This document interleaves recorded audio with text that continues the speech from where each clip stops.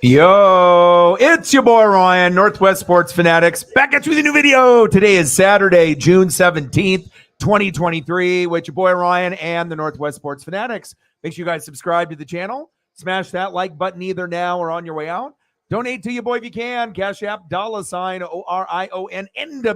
or the YouTube Super Chat right here. We got MLB action this afternoon. The Chicago White Sox versus the Seattle Steelheads. They're switching it up, and they're doing the throwback to represent the Negro League team from 1946, I believe. So they're going to be wearing the Steelhead jerseys. They usually do this once a year. I know my buddy Justin went to the game last year, and I believe they played the Tampa Bay Rays. But he says one thing that sometimes you won't notice if you're watching on TV, when they do the, throwback jerseys, if they do like a Negro League, Seattle Steelheads, or if they do a turn back the clock night, he says there's a lot of subtle things that are different when you end up watching the game live.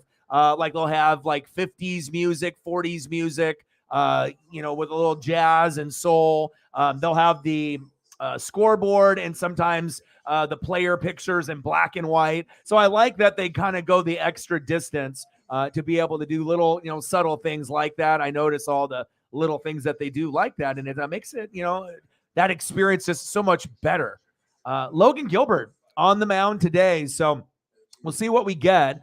He's definitely been struggling, but we're hoping that he can get back on track. He's 4-4. I mean, Gilbert and Castillo and George Kirby, we're all sitting around like the 500 record, but they're much better than that.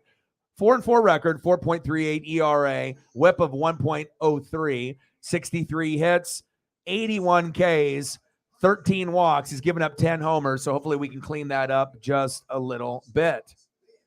All right, let's go over the starting lineups. This game will get started here in about 8 to 10 minutes. And it's a little early, but, I was looking at the slate on what kind of games were available, and I figured, I'll do this, and then we'll kind of see what's going on later this evening as well. We might try to get another one in late this evening. We'll just kind of play it by ear. All right, leading off for the White Sox, left fielder Andrew Benintendi. Batting second, shortstop Tim Anderson. Batting third, center fielder Luis Robert Jr. Batting fourth, DHing for Chicago, Eloy Jimenez. Batting fifth, right fielder Gavin Sheets. Batting sixth, first baseman Andrew Vaughn. Batting seventh, third baseman Jake Burger. Batting eighth, second baseman Elvis Andrus. And batting ninth, catcher Sebi Zavala. And on the mound, Lucas Giolito. Like that photo. All right, let's go over the Mariners starting lineup. Leading off for the Mariners, shortstop J.P. Crawford. Batting second, center fielder Julio Rodriguez. Batting third, first baseman Ty France. Batting fourth, DHing for Seattle tonight, Teoscar Hernandez. Batting fifth, right fielder tonight, Jared Kalanick. Batting sixth, third baseman Eugenio Suarez. Batting seventh, catching tonight, Tom Murphy. Batting eighth, left fielder Dylan Moore. And batting ninth, second baseman Jose Caballero. And on the mound for my Mariners, or Steelheads today, Logan Gilbert. Let's go, baby. Got to get back on track. And I like that they're, paying homage and kind of going back and doing the throwback look. Obviously, it's, a lot simpler than some of the other uniforms, but I like when they do venues like this. Oh, wow, look at this. They have a Steelheads ticket from June 2nd and June 6th, 1946 versus San Diego. San Diego versus Seattle in the West Coast Negro League. Wow, amazing. That's awesome. Yeah, Teo's been hot.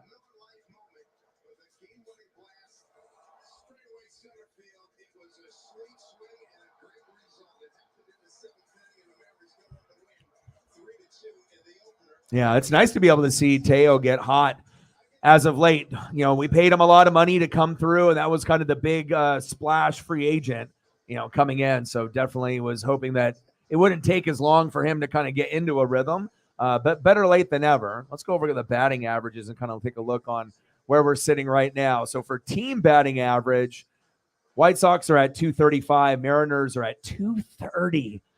But again, we're 34 and 34. We're 500. It doesn't look like we're going to make the playoffs. We're pacing for about 80 to 82 wins. You'd probably be at 90 to 95 to try to get in with the wild card. 300 runs, 522 hits, 75 home runs. In retrospect, the White Sox have 79.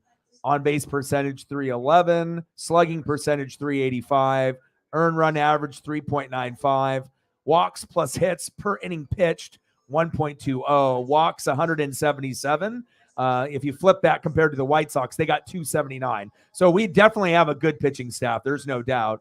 626 strikeouts. White Sox actually have 657. And then the opponent batting average is pretty even. We're at 239, so it's kind of tough for people. And for the White Sox, 240. All right, let's take a quick look at where we're looking individually. All right, J.P. Crawford, 3 home runs, 23 ribbies, 1 stolen base, batting 245. I can't really complain there. You know, you would like your leadoff hitter to get close to 280 to 300 if possible. Kind of sets the tone for the game. And, you know, you'll normally see, I think, JP, 200 to 280. He'll float, you know, low, float high, but maybe somewhere in the middle is where, you know, we might see him, but I hope that improves. I would love to see him get close to 300 or even touch 300 even once this season. I think he's good enough. His defense has been good. Couple errors as of late, but I mean, it happens when you're a ball player at shortstop. I do like J.P. Crawford.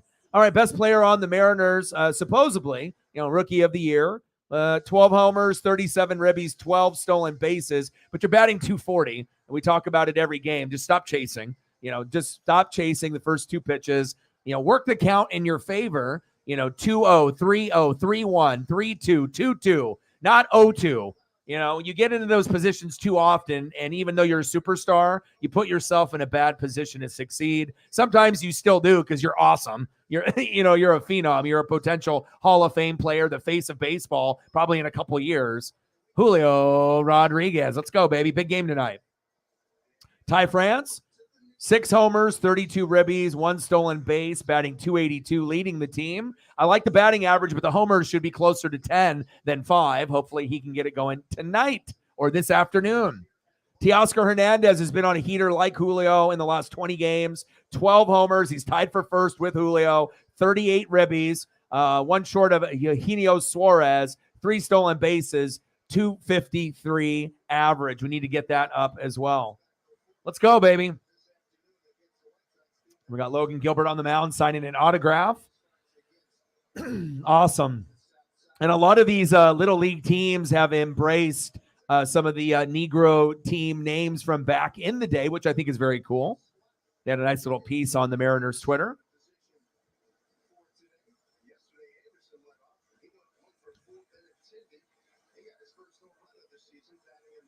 Let's go, baby.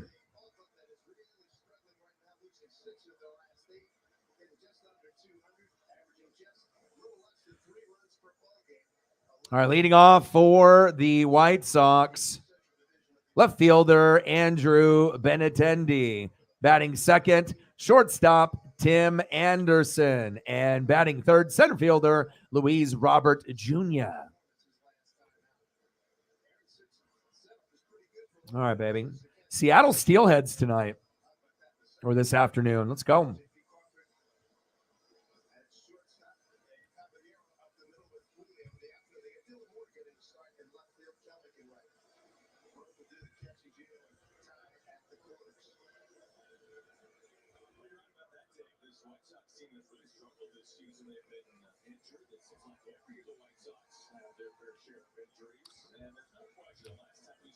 All right, we're getting ready for first pitch.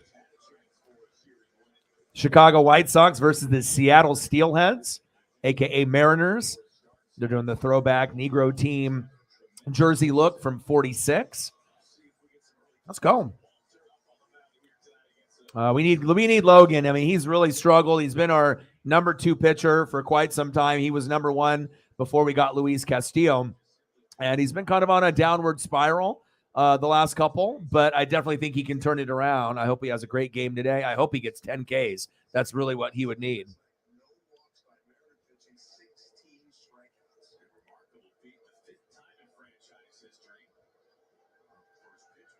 All right, leading off is Andrew Benintendi. First pitch. Yeah. Right over Caballero. Error already. First play of the game? Come on, Jose. What happened here? It was hit pretty hard, but oh, you should have had that. Come on, man.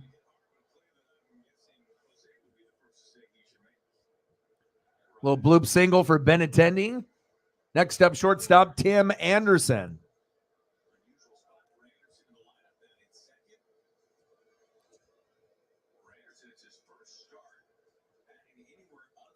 One 1-0 count to Anderson.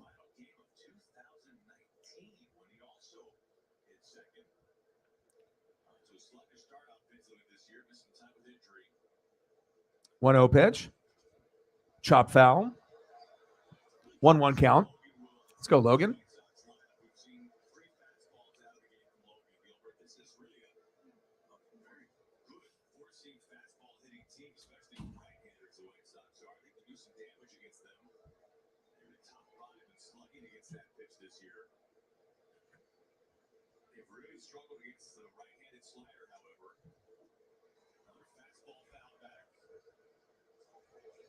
Chop foul, 1-2 count.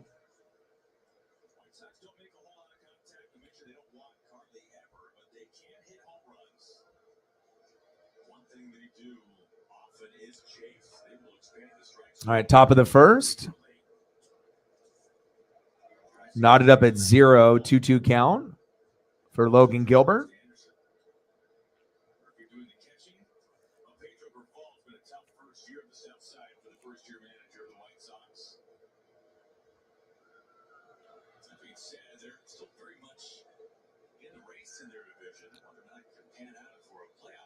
Two-two pitch.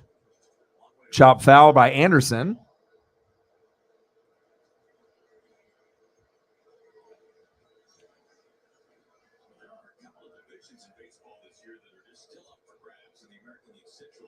White Sox versus the Steelheads. Paying homage to the 1946 Negro League team. Chopper. Double play. 1, 2. Got him. Let's go. Hell yeah. Leadoff error by Jose. And then a nice double play to make up for it. Let's fucking go, baby. Right there, JP, bang. Jose, bang. Ty France. I love it. I love it. You never want to see an error right out of the gates. And you still got to give credit to Benintendi. It's not like it was a shitty hit ball. I'll take it, though. Next up, center fielder Luis Robert Jr.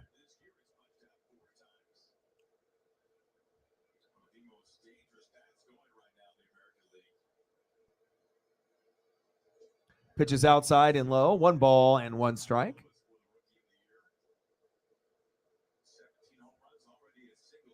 Come on, Gilbert. Let's go. This is the one guy on the pitching staff that all Mariner fans are a little worried right now. But he's got the skill set to make up for it. Got him. Let's go, baby. Steelheads. Let's go. And I love it when they do throwback things like this. All right, let's go to the bottom of the first. Let's get some runs. Let's get some hits. Got to get more than 5 hits. Okay, and we got to get more than 4 runs. That's kind of where the average has been, and that's why we're 34 and 34. I mean, you got to get more than that. I mean, every once in a while we do, but it's like when we won those 2 big games against the Marlins, it felt weird, out of place, and it shouldn't be like that.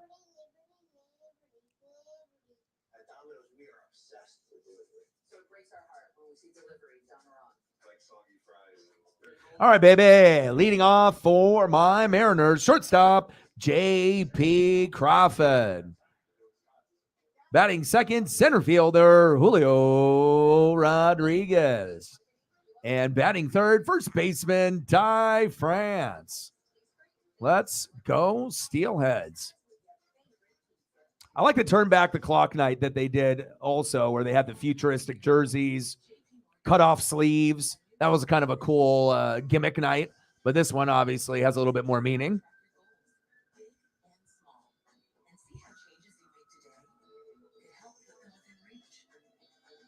From your first big move to retiring poolside and the other goals along the way, Wealth Plan can help you get there. JP Morgan Wealth Management.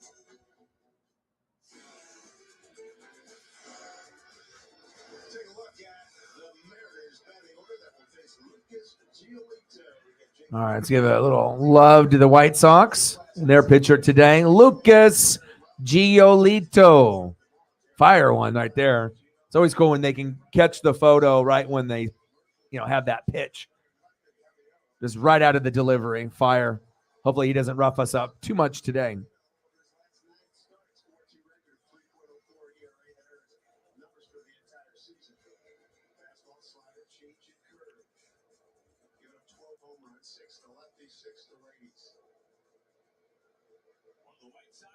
All right, first pitch to JP. Oh, JP. Back, gone. Steelheads, baby. Woo! Let's go. 1-0 Steelheads. Hell yeah. Yeah. I mean, you never see that. Let's go.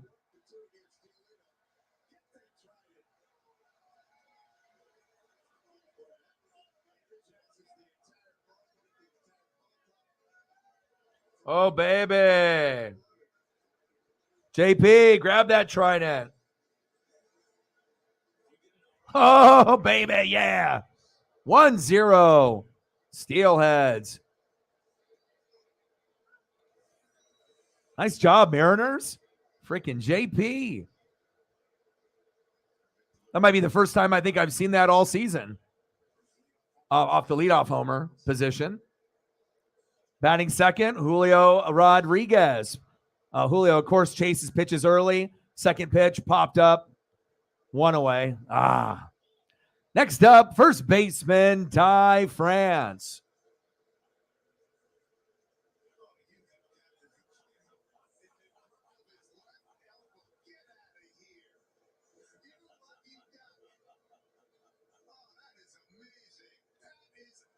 Wow. They just showed the guy that got the home run ball from J.P. Crawford. There was this older grandpa, and he caught it in his elbow, like in between his hoodie and his elbow. Ty France with a little bloop single. Let's go, baby. Bottom of the first, 1-0 Mariners.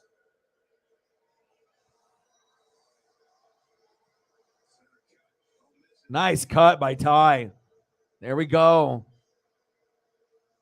Nice to see him get going right over the second baseman's head.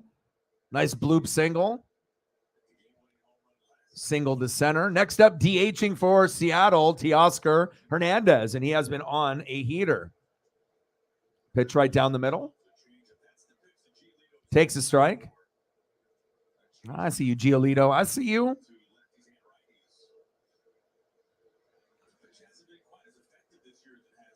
Come on, Teo. Chopper right off the catcher's heel. Yes. Go, go, go, go, go. Go, Ty. Go to third. Yes. Hell yeah. Runners on the corners. Woohoo. Yeah. Yes, sir. Let's go. Oh, baby. Next up, right fielder today, Jarred Kelenic.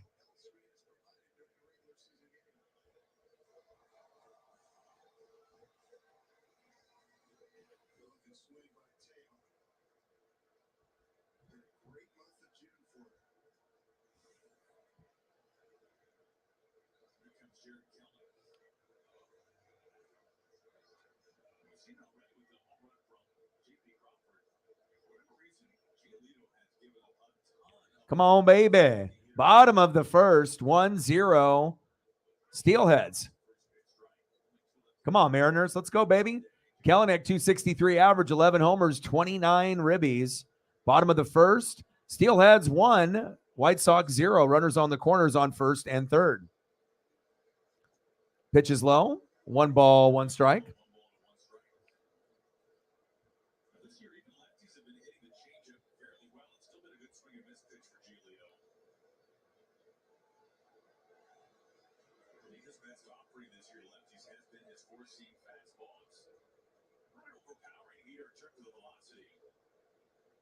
One pitch. Pitch is low. 2 balls, 1 strike. Come on, Jared. Let's go, baby.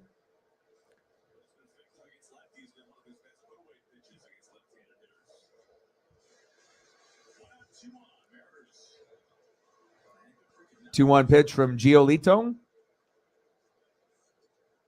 Strike right down the middle, looking. 2 balls, 2 strikes.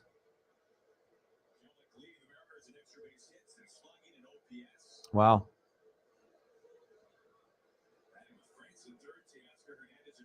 Let's go, Jared. 2-2 count.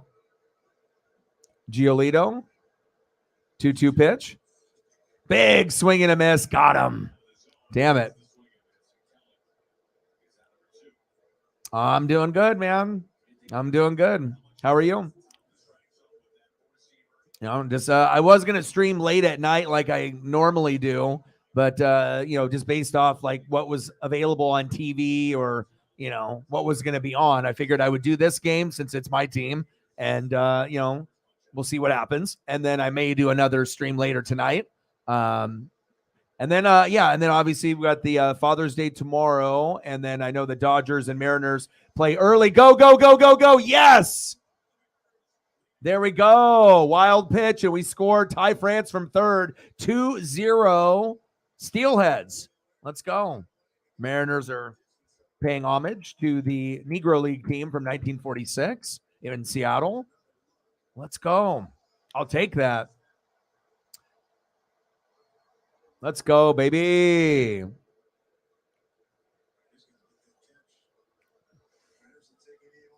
John in the building. What's good?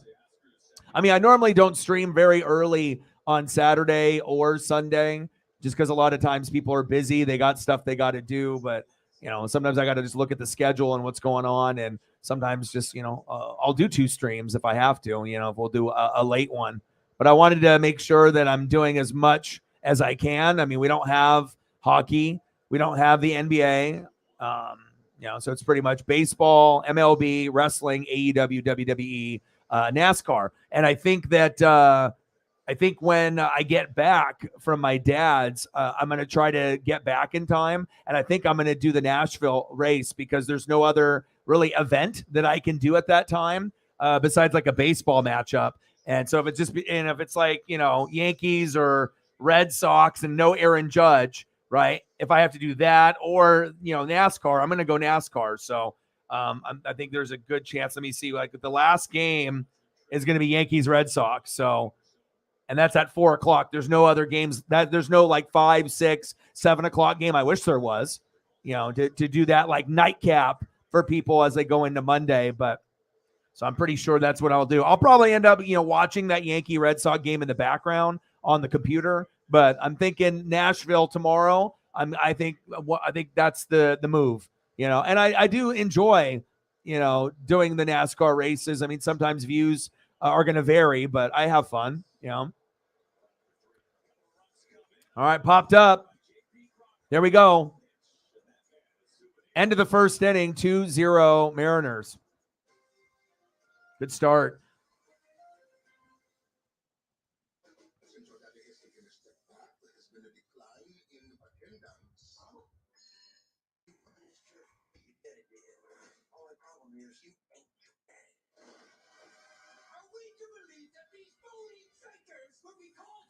I'm doing good.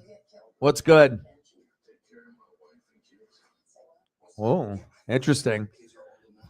I mean, at this point, knowing at this point, knowing that the team has pretty much no shot, to make the playoffs, and the Cardinals are kind of sitting where like the Royals are and the Athletics are, where you can still upset teams and you can still bring it. It's not like, but based off the record, it's not looking too hot.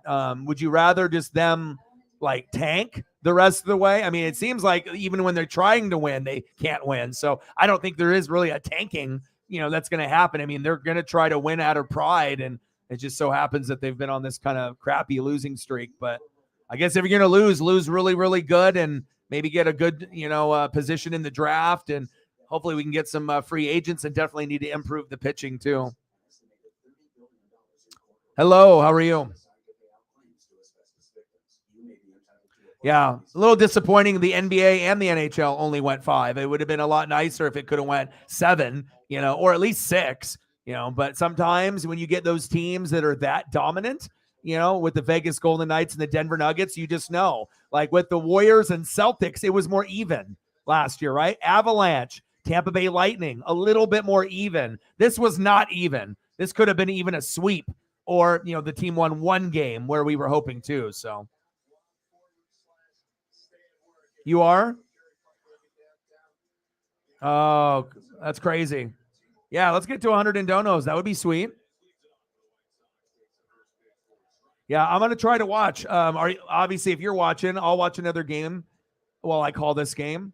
Let me pull it up here, and I'll watch the Cardinal game with you guys. I mean, I got access to it. Popped up. Eloy Jimenez, back, gone. Wow, no way.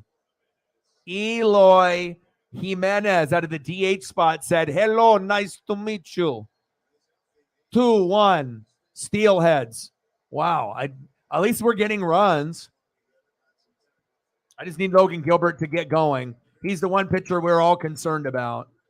It's like Luis Castillo, he's money, right? Bryce Miller and George Kirby are the new phenoms. Fucking A, Brian Wu, he looks special. So it's like Logan Gilbert, we need to get you going. But man, Eloy Jimenez, he crushed the shit out of that. Nice job, Jimenez. Next up, right fielder Gavin Sheets. We got some good matchups. Pittsburgh Pirates, Milwaukee Brewers. That's a good matchup. Cardinals Mets. I mean, if the Cardinals weren't struggling so bad, right? All right, I'm gonna put the game on. I'll follow. And plus, like I said, I'm invested.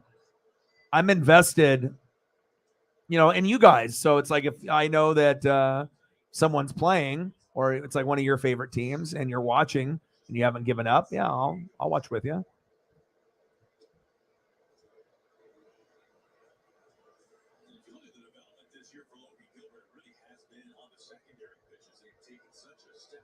All right, I got it situated. Cardinals got those kind of like the blue, the turquoise, kind of sky blue with the. Those are. Oh, you got Waino on the mound. I know he's been struggling. Big swing and a miss. Sheets, see you later. There we go. Let's go, Gilbert. And they're paying homage to the Seattle Steelheads, 1946 Negro League team. Let's go, baby. Come on, Logan. 1K so far. 1K for Giolito, 1 for Logan. Uh-oh. Back. They're caught, thank God. There we go. Kelenic playing right field today. That's caught. When Logan gets ripped, it's like a deep hit, so it scares, I think, a lot of the people, because it's like a home run, or it's like right there. There's not really like these little bloopers and, things that are in the infield. It's like when he gets hit pretty good. So I hope that he stays confident in himself, because we need to not have him lose his confidence out there. I see. Big swing and a miss. Burger in the box. Burger on the thumb today. Pitch is high. 1 ball, 1 strike. 2-1 Mariners, or AKA Steelheads, top of the second. Let's get to 100 no-nos. Let's do that.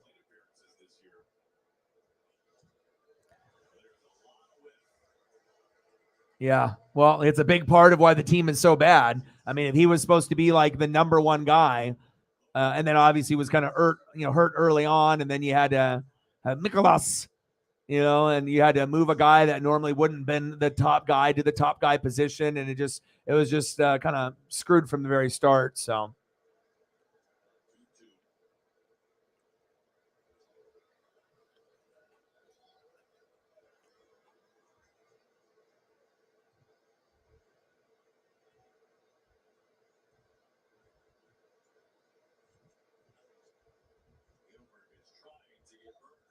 And then also too, like to have Nolan Arenado and Paul Goldschmidt. You have two Hall of Famers, so it's like, how are you doing so bad? Like, what's the excuse for the hits not being there?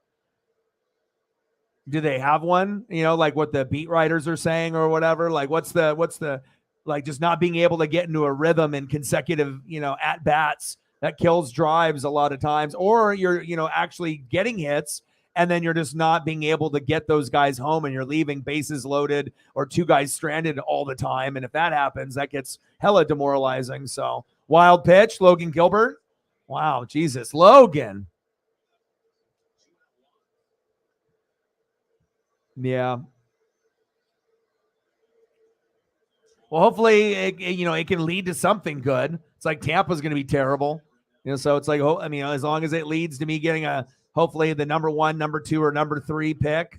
If it has to be number 4, so be it. But something good has to come out of it. You have to be able to get some like a phenomenal, free agent pitcher, draft someone phenomenal. Something good has to come out of it. Popped up right to Julio. Let's go to the bottom of the second inning for the Steelheads, baby. Seattle Mariners, a.k.a. Seattle Steelheads, paying homage to the 1946 Negro League team. I love it. I'd like to turn back the clock night where they had the futuristic jerseys with the cut-off sleeves. That was probably one of the coolest gimmick nights of all time. But this one has a little bit more deep meaning.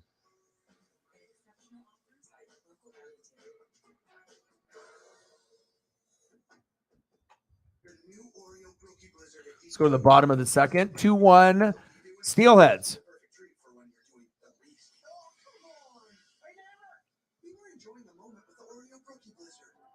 All right, leading off for the Mariners, a.k.a. Steelheads, this inning, catcher Tom Murphy. I'm going to hit you with a new one. Batting second this inning, left fielder today, Dylan Moore. And batting third, second baseman, Jose Caballero. Had an error at the very first play of the game, but it didn't hurt us too bad at that point. Let's go, baby.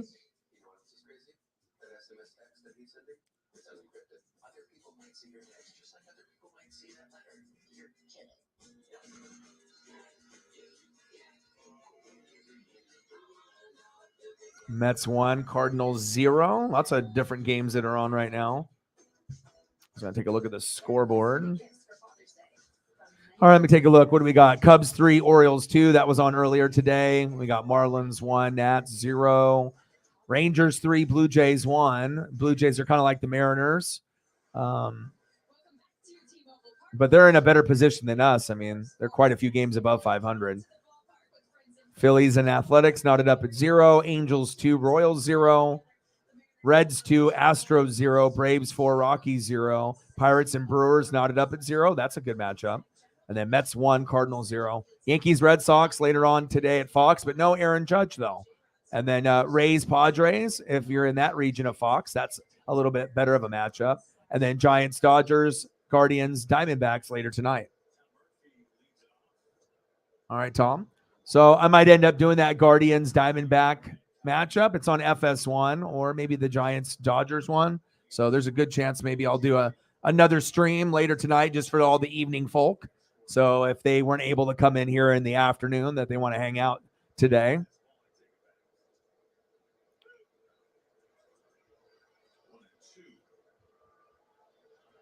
Lucas Giolito.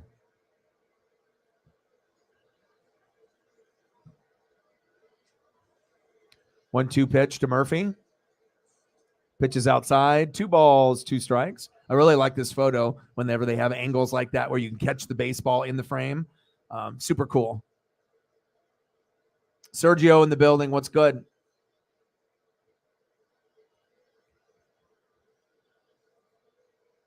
Two-two pitch to Murphy. Got him. Come on, Tom. It's a backup catcher to big dumper Cal Raleigh. So, and it kind of sucks, I feel, for Logan Gilbert too, because he never really gets the best opportunity of the lineup. Like obviously it would be Mike Ford, being in there, and then obviously instead of Dylan Moore, you have Mike Ford, and then instead of Tom Murphy, you have Cal Raleigh. I mean, that's what kind of the other pitchers we're getting. But all right, next up, left fielder today, Dylan Moore. Let's get his first hit of the season, huh? He's only been back for just a few games. Putting money on the Angels. Nice. Yeah, some decent. Well, they're playing the Royals, and it's on FS1. So I would assume that they should win that. What did you bet on? Did you bet on just straight up spread or what? I mean, it could be a shellacking. The only way that it might not be is if, they're on the road. I mean, regardless of who's pitching for the Angels. Who is it? Mayers and Canning. Oh, they're already up 2-0. And you got Ohtani DHing with Trout. You already know you're in almost every game when that happens.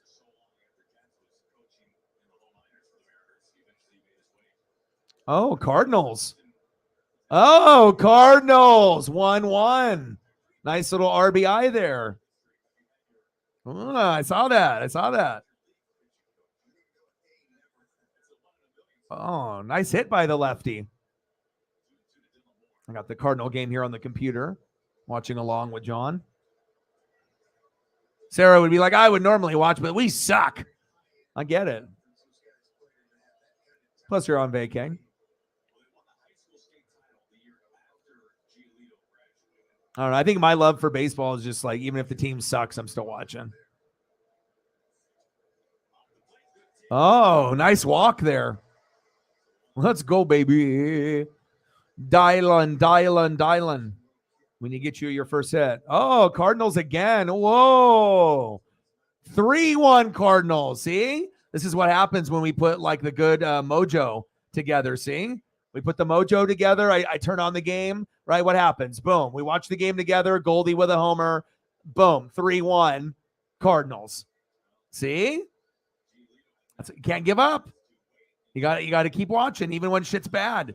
There's still going to be awesome moments, and there's also going to be big upsets because no one's going to think you're going to win, and you might end up winning some of these games that everyone has written off already. Man, Cardinals on a little bit of a ripper. I see you. And it was cool. I actually got to see that Goldie homer. Yeah, when Arenado and Goldie homer, it's fun. It's like you're watching a piece of history when you see a Hall of Famer go yard. I just wish you guys did have Pujols, and he wasn't as old as he was, and Yadier Molina as well. But I mean, just those two guys alone, I don't think that you're at this record. Even if their numbers would have been a little low, just what they bring, to the clubhouse, I don't think that this would have happened. So, you do? Nice. Yeah, I live in Oregon, so I try to go to a couple of Seattle games a year, but I'm not like rich enough to go to like, 20 or 30. It's like I'm trying to go to, maybe 3 or 4 in a season if I'm lucky, at a very bare minimum 2, but usually, 4 if I'm lucky, maybe 5, but usually it's probably in that, 2 to 4 range. And usually if I'm doing 2 to 4 games, I'm probably only seeing 2 teams. Like I'm doing like a stay up there where I'm like, I watched the Cardinals twice this year. 1-1 pitch is outside. 2-1 count. Steelheads 2, White Sox 1, bottom of the second. Runner at first. Jose Caballero, baby. You had an error on the first play of the game. Let's make up for it. Cyberpunk helping out with the Twitter sharing and whatnot. I appreciate that. Sarah too. Everything helps no matter what it is. Every dollar counts. Every sub, like, view. Throw to first. Safe. Yeah, I don't know. I just think, you just get to a certain point when you have sports and wrestling in your life, and you know which ones that you love and the ones that you don't.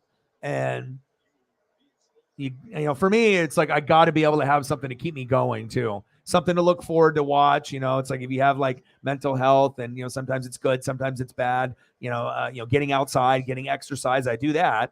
But also not only doing that, but being able to have something to look forward to. A non-football season is fun. Oh, got him at second. No. Dylan Moore thrown out. Shit. Yeah, I look forward to NASCAR and baseball, when we don't have anything else to really go to. And then obviously wrestling as well. The end of the bloodline. I mean, storytelling in wrestling doesn't get talked about barely at all. But what we've seen with the bloodline, the start of the bloodline, Sami Zayn out of the bloodline, Usos. Now, it's like, you have like a team, and then there's, you're going to go against each other. That's one beautiful thing about factions. When you bring them together, there's always going to be that breaking point where you need more material or, long-term booking. You can break them up. Seth Rollins separating himself with Triple H away from Dean Ambrose and Roman Reigns, when the Shield broke up. It's been awesome. Roman's had the belt too long. Nice rip by Jose. There we go. Go. Slide. Yes.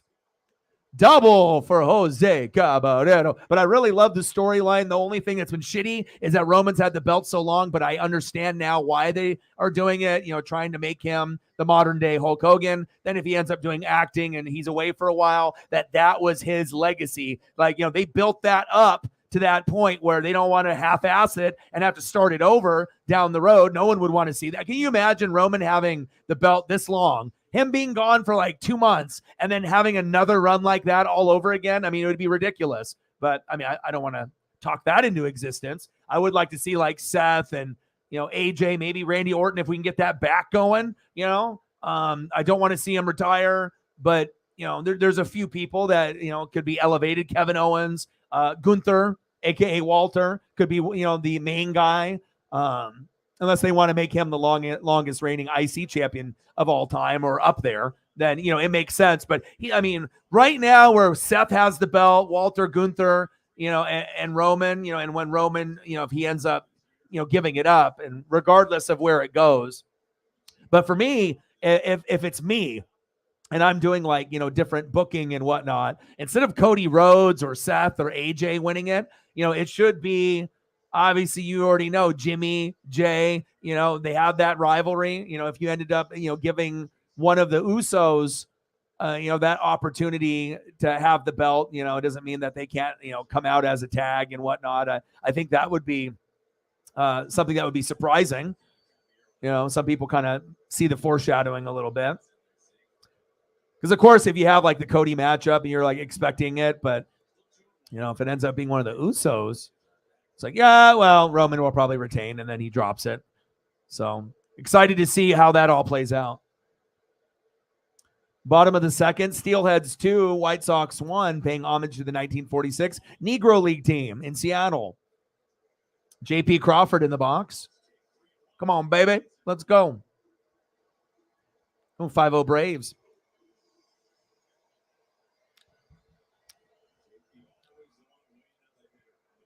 I played some PlayStation 1 and PlayStation 2 last night and this morning. It is weird playing video games, pitches high, 3 balls, 2 strikes, which should have been probably a walk.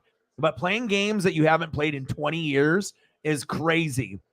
Like I have, and the music with like Blink-182 and Good Charlotte, they had like a lot of stuff in like Madden 2001, NHL 2002. So I have a lot of like 2K, NBA Live, Madden. Like I have all the sports games, and that was kind of the vibe. So like when you're in the menu screens, you're hearing those songs that were replayed over and over and over back then. And wow, it was awesome. JP. Oh, I was like, JP almost went yard twice. Wow. But I got like NBA Street when they did the EA Sports Big.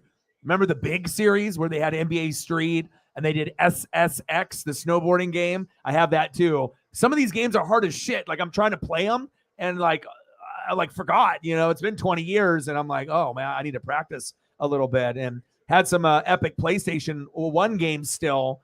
Also, I need to go get Twisted Metal 2. Those are like, I need to, whenever I have money, I'm probably going to go to the video game store and buy those. I don't have my original copies anymore, but like having Resident Evil 3 on there, NFL Blitz, the OG, the original. I have it on 64 as well, but have it on the PlayStation. It's 97. So it's got like John Elway and, Shannon Sharp, TD. It's pretty sweet. Walked them. And then I got my cables for my PS3, so I'll probably plug that in. I haven't played that in a long time. And then I had a PS4, but obviously I had that boss that was sick, and I gave it to him. So I don't have access to that anymore, and I don't own a 5 or any of the new systems and whatnot. But yeah, might have to plug in the 64 at some point too. That's an underrated system. But I think like if I had my like choice, if I was able to get something, I think, down the road, I think Dreamcast. I think I need to get my Dreamcast back because I really enjoyed that system. They have some really underrated titles on there. And I got to get that fishing game with the rod reel. I have to get that. You would never think a fishing game would be fun on Dreamcast, but it's like a bass fishing thing. It was so sweet. Graphics were awesome. Get a little like the vibration from the controller. All right, come on, baby. Let's go, Julio. But I'm going to definitely tap into some more games after the game is over. Julio rips it foul.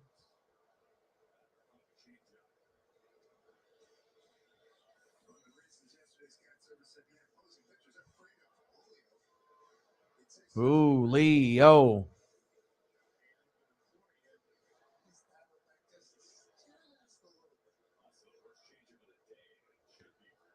Let's go, J-Rod. 234 average, 2 homers, 25 ribbies for Julio Rodriguez in 2023. Runners in scoring position. He's only hitting 234 with 2 homers, 25 ribbies is terrible. He could be so much better.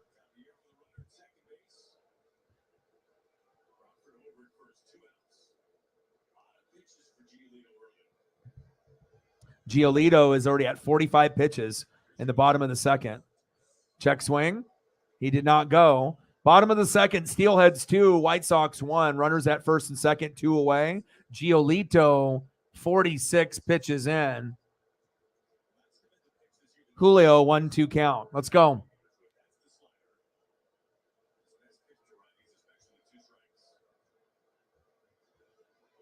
Come on, Julio. Chopped it foul. That's a souvenir.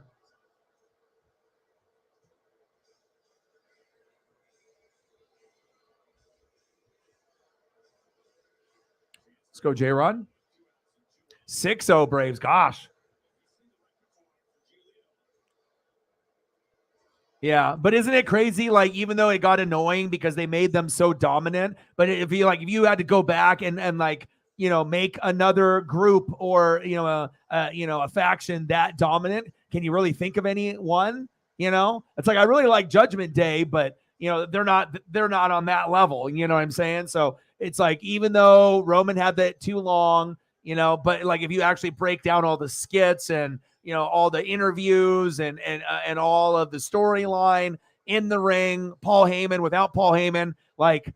We understand Roman had it too long, right? But the developmental of the Usos, getting Solo to be like a name brand immediately, seeing Sami Zayn on a whole nother level on mic skills and making serious guys like lose their, lose it, like start having to break character on screen, which is normally a no-no, but they made it into a thing where they just let him freestyle and, be Sami Zayn and, It was cool to be able to, I think that was probably the coolest thing out of the whole bloodline. Yeah, Roman got the long title. Usos got a boost. I thought that was cool. Solo is now a star. But the best part to me was the, getting Usi, honorary Us, and having him like being able to be in the spotlight a little bit in a group that he didn't belong in, was kind of like the odd man out, but they were like bringing him into the crew and whatnot. But it works so beautifully because of his swagger and how good he is on the microphone. And it shows you may not necessarily be like the best performer in the ring,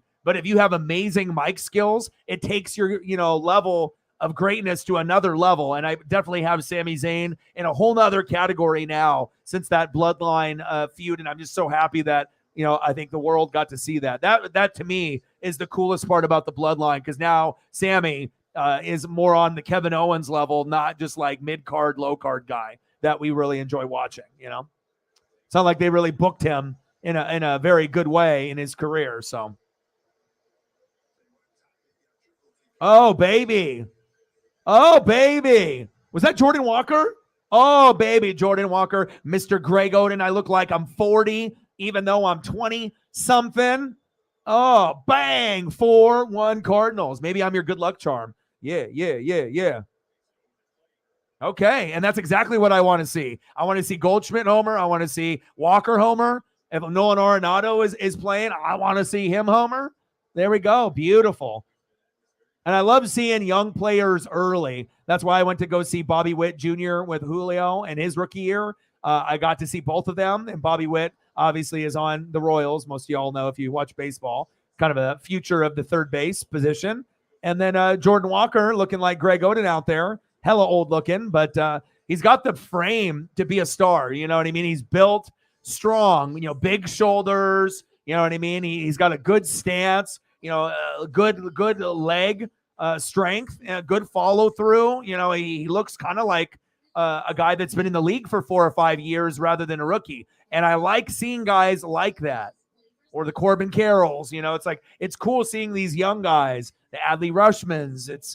It's awesome, man. Like, I love seeing new developmental talent, either a new guy going to a new team, a rookie, someone getting drafted, or someone coming up from single A, double A, triple A, and then being able to make a name for themselves. Honestly, did you even think you were going to win this game against the Mets? It was 1-0. Boom. I switch it over. Me and John are watching. Boom. 4-1. There you go. And I got to see 2 homers since we actually just flipped it over here together. So that's good. Okay.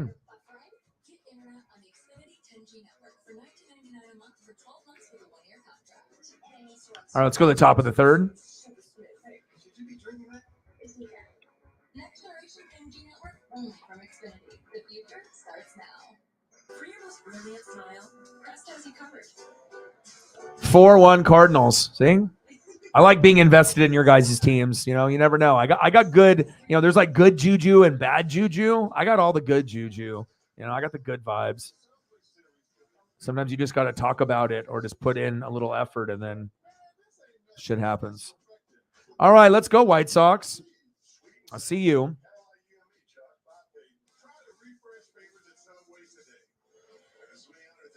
Giolito. All right, leading off for the White Sox in the top of the third, catcher Sebi Zavala.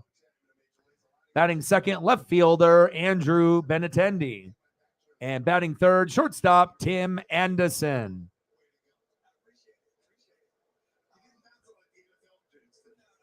And we are doing the Seattle Mariners, a.k.a. Seattle Steelheads, a.k.a. paying homage to the 1946 Seattle Negro League team. Very cool. Logan Gilbert, let's go, baby. We need you. I need you to get above 500. You were our second best pitcher. Now you might be our 5th best pitcher. Just seeing all these guys like Kirby and Woo and Bryce Miller tear it up. We don't want you to lose your confidence altogether. Popped up. J.P. Crawford, we got that. 1 away. There we go. Steelheads.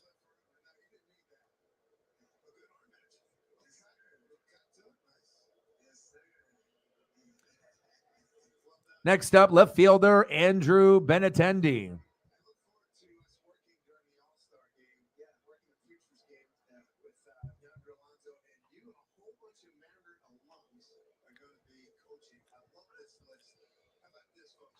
Top of the third, Steelheads 2, White Sox 1. We got Mike Cameron, the old school vet, the old school Mariner. I remember when we had Mike Cameron, it's like Griffey left, and it's like nothing's going to replace Griffey. But Mike Cameron was one of those guys that like you didn't really expect anything, and he like wowed the shit out of you. Like he did like a lot of stuff that was like pretty surprising. You can't ever really replace Griffey. I mean, we got kind of like a Griffey 2.0 now with Julio, but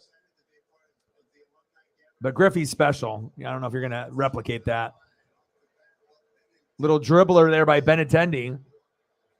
Going to second. Save. Great base running by Benintendi there. He got on with a single on the first pitch with an error from Jose Caballero with an infield single. And now 2 for 2. Wow. Red Sox are like, Benintendi, where are you? Next up, shortstop Tim Anderson.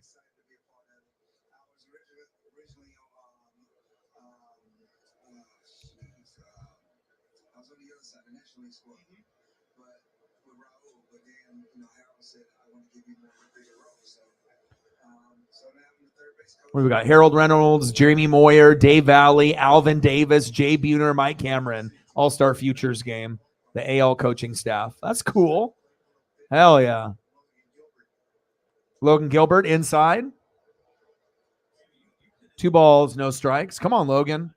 Definitely Logan's stuff. Like, I feel like he does everything kind of good, but there's nothing electric about him. And that's why, like, Wu and Miller and Kirby and Castillo, I feel are like, they're starting to climb above him in the pecking order.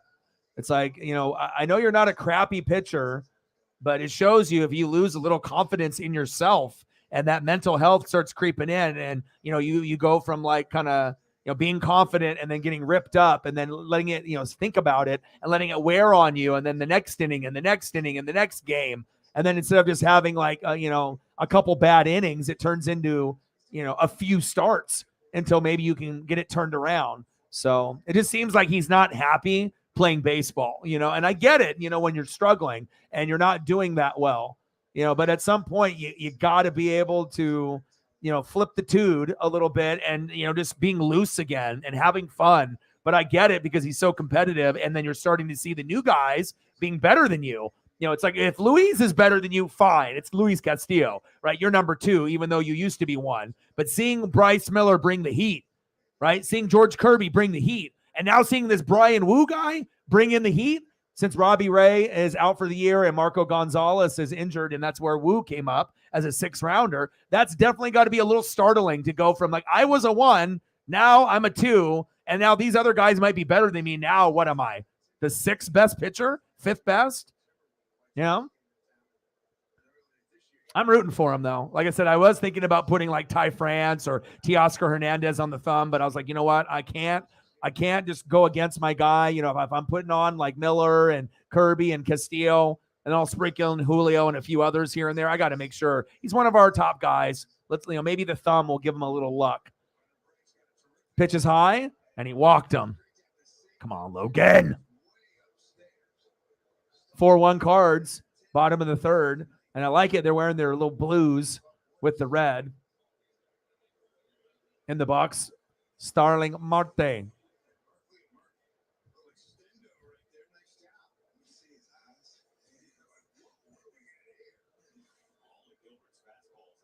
Yeah, but I'm gonna do probably another game. So it'll either be the Guardians and Diamondbacks, so it's on FS1. That's like national broadcast. Or more than likely, I'll probably do the Dodgers and Giants at 6:10. So I'll probably do that one.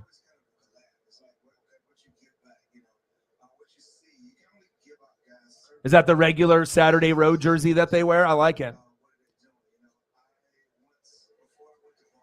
Yeah, they wore that on Saturday when I went to go see them. So I mean, it must be just a Saturday thing.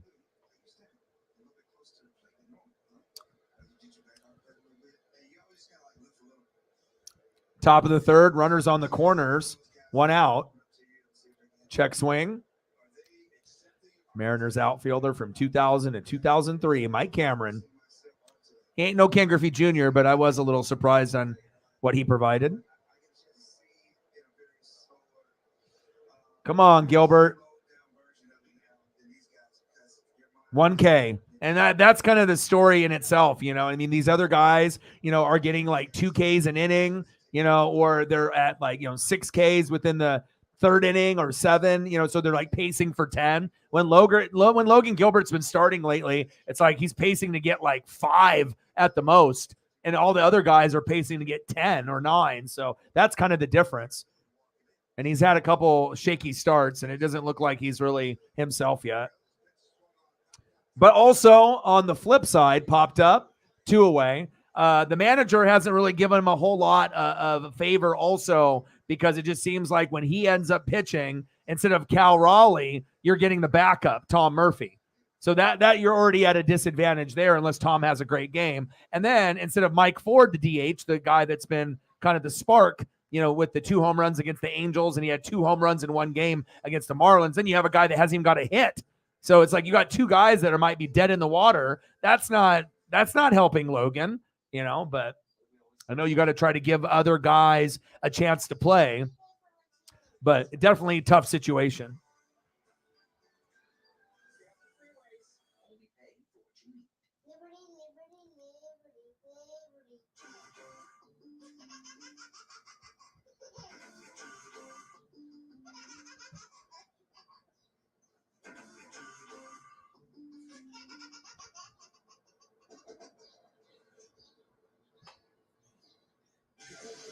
Let's go to the bottom of the 3rd inning.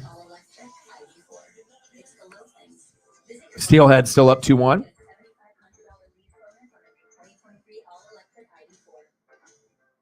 Scarlett scored sweets. LaVon landed a laptop. What would you do with extra cash? The Department of Revenue returns missing money to Washingtonians every day. Easily find and claim yours at claimyourcash.org. If a grilled cheese and a double cheeseburger got married, their combined assets. All right, leading off for the Mariners in the bottom of the 3rd inning, 1-for-1, DHing for Seattle, Teoscar Hernandez. And I like that he's been getting on a little bit of a heater in the last 10 to 15 games. Batting second, 0-for-1 with a K, right fielder Jared Kelenic. And batting third, 0-for-1, third baseman Eugenio Suarez.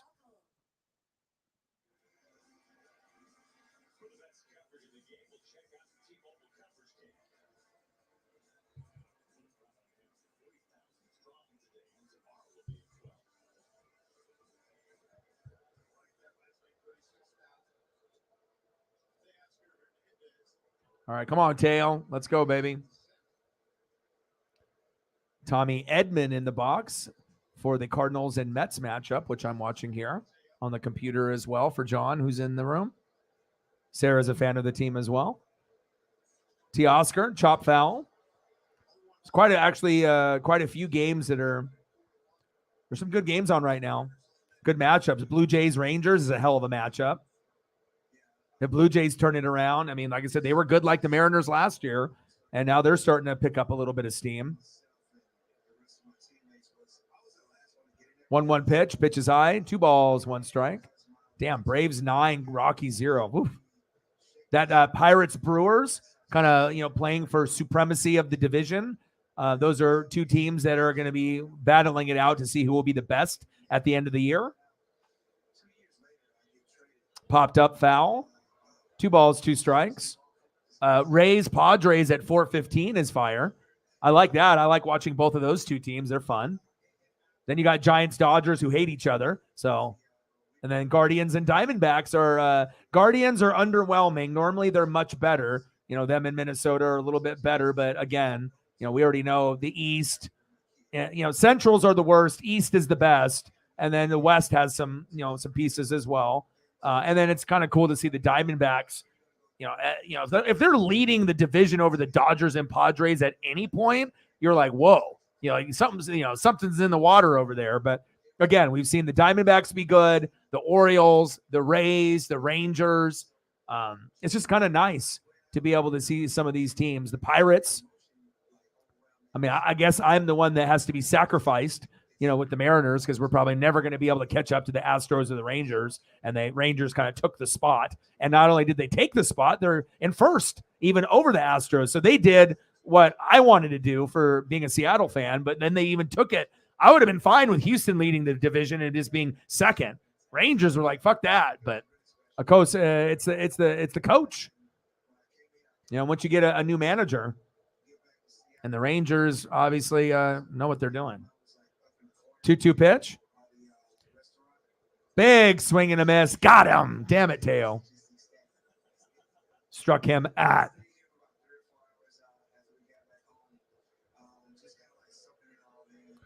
Two Ks for Giolito, only one for Logan Gilbert.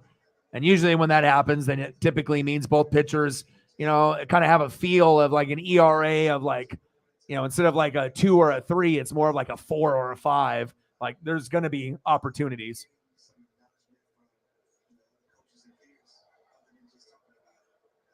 Popped up. Kalanick, why did you rush that, Jared? Yeah, you're looking like Julio out there swinging at the first pitch. Popped up, 2 away. Next up, third baseman Eugenio Suarez.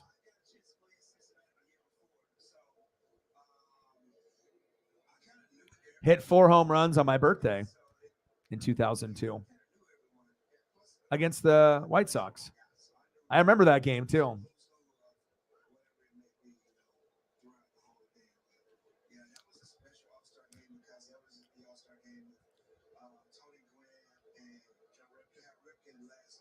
Oh, Cal Ripken's last All-Star game. Tony Gwynn too. I remember that. It's crazy, you know, that things that are like 10 or 20 years ago don't seem that long ago. It seems like a few years ago, you know, but not like 4, 5, 6, not 20. But time flies. Pitches outside, 2 balls, 1 strike. Come on, Gino. Bottom of the third, Steelheads 2, a.k.a. Mariners. White Sox 1. Bottom of the third, 2 outs, 2-1 pitch from Giolito. Pitch is low and inside, 3 balls and 1 strike.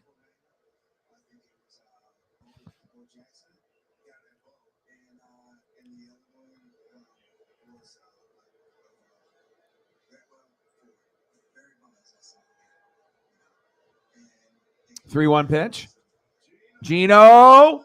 Back. Off the wall. Damn it. Just missed a homer. Oh. Ground rule. Woo! Let's go. Stand up double, baby. Hell yeah. Gino. Nice double. Almost a homer. Nice job, Gino. Next up, catcher Tom Murphy.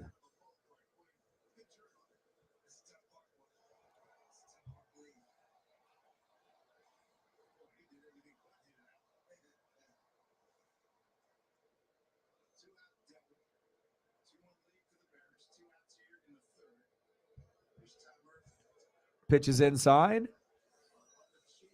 1 ball, no strikes. Let's go, Tom.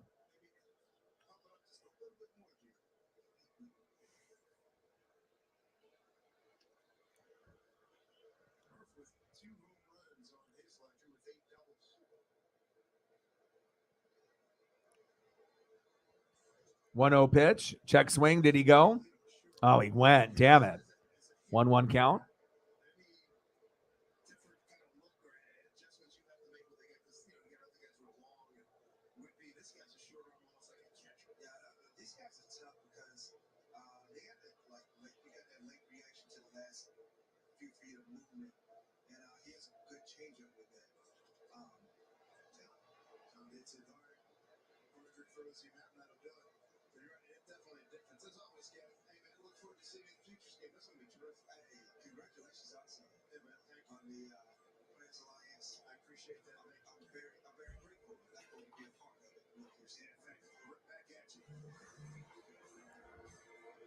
On average, you can play goals from every dollar at Northern Quest. So chances are your bigger players don't stand a chance. End of the third inning. 2-1 Mariners. Let's go to the top of the fourth. that? Oh, yeah. Easy peasy. Good to hear. I gotta get to Grover. Whatever the challenge, Grover is close by with reassuring advice. All right, due up for the White Sox in the top of the fourth. Well, would you look at that? 1-for-1 with a run and an RBI. Homer in the top of the second inning to center, 418 feet. DHing for Chicago, Eloy Jimenez. Batting second, 0-for-1 with a K. Right fielder, Gavin Sheets. And batting third, 0-for-1, first baseman, Andrew Vaughn. Let's go, baby.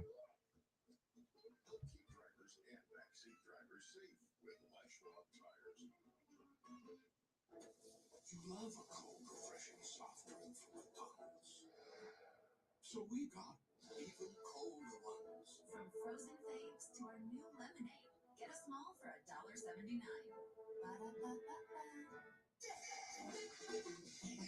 If you have a fear of missing out, you might want to start earning with a free Camus Rewards card. Because, dude,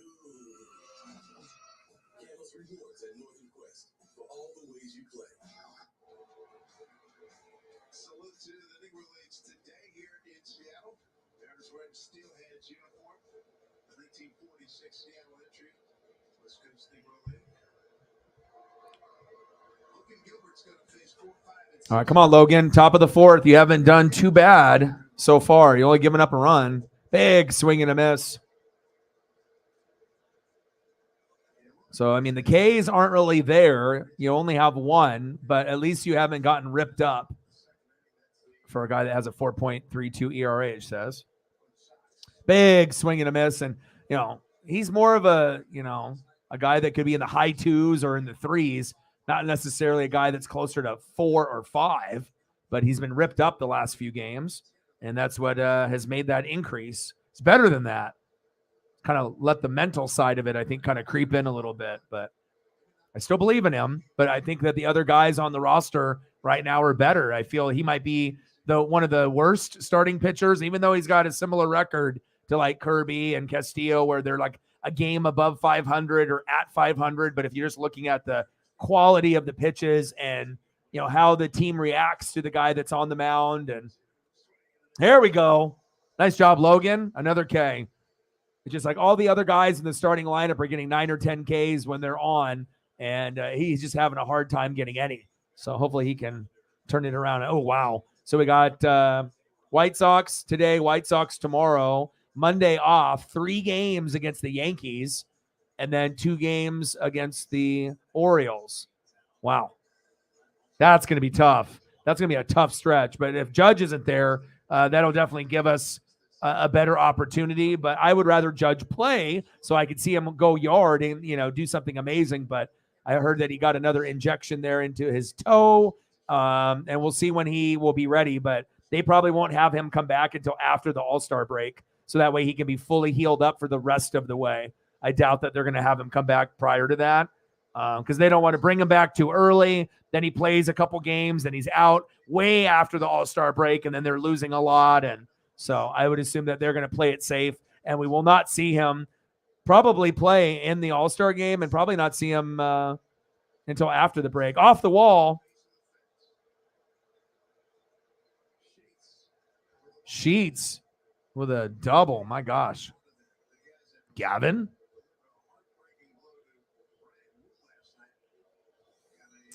Top of the fourth, 2-1. Mariners. Let's go, baby.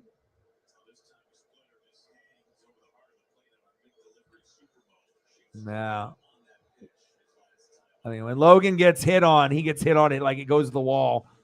It's like Homer or almost Homer every time. Next up, first baseman, Andrew Vaughn. And that's the difference. Just his stuff is just not, he doesn't have it. Like shit, even Marco look like when he was pitching looks better than him. So it's like, I don't know. He looks like the worst. I mean, he's better than Flexen, but Flexen's absolutely terrible. Flexen gives up like 6, 7, 8 runs every time he pitches. So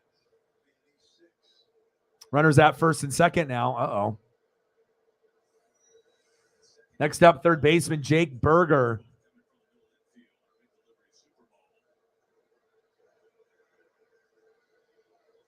Ty France should have had that.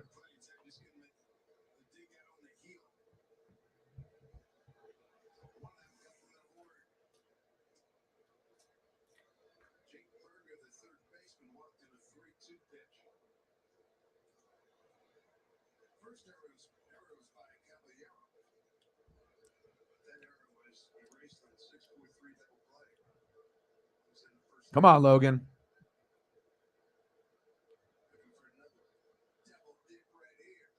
Chopper. Double play. 1, 2. Got him. 5, 4, 3. Double play, baby. Yes, sir. Yes, sir. Yes, sir. Let's go to the bottom of the fourth.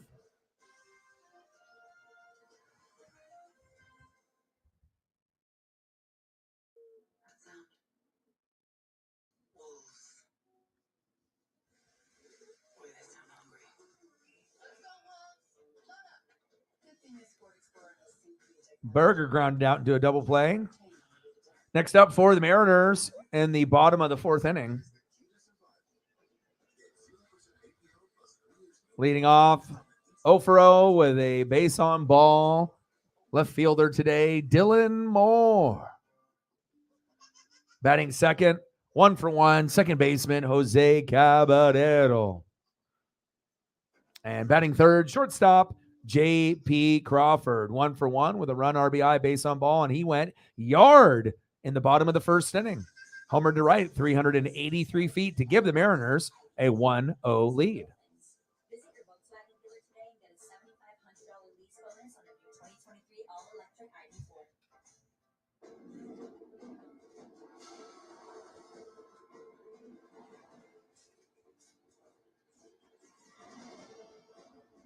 This may look like an action-adventure movie, but it's a Nissan salesman. Things are heating up. Good thing this Rogue has the most standard safety features in its class. Our competitors can't say that. Get 0% financing for 36 months on select Rogue trends. Hurry. These epic offers won't last forever. If you need a last-minute Father's Day gift, we've got the answer for you. Bring Dad to the ballpark tomorrow afternoon. The Mariners are taking on these White Sox in 110. The first 10,000 dads can pick up a Geo Vibes talking final over. It is nearly sold out. You can pick up what few tickets remain at Mariners.com.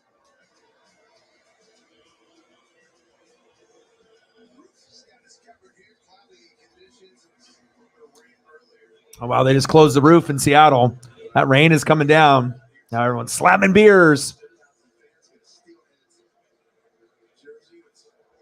All right, baby. Well, that's kind of cool when they ended up having the roof open for half the game, and now the back end is all closed now. Different vibe. Big swing and a miss. And it's definitely overcast here in the Pacific Northwest. It was cloudy, but it felt good.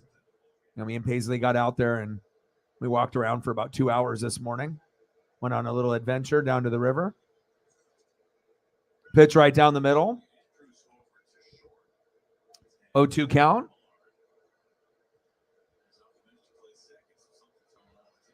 Lucas Giolito actually has been pretty good too. Both of them haven't really got a whole lot of Ks. Giolito 3, Gilbert 2. And that's kind of crazy to think that they only have 3 and 2 Ks, and the score is 2-1. Normally when the game is 2-1, maybe, one or both are at 6 or more, but not that type of game, I suppose.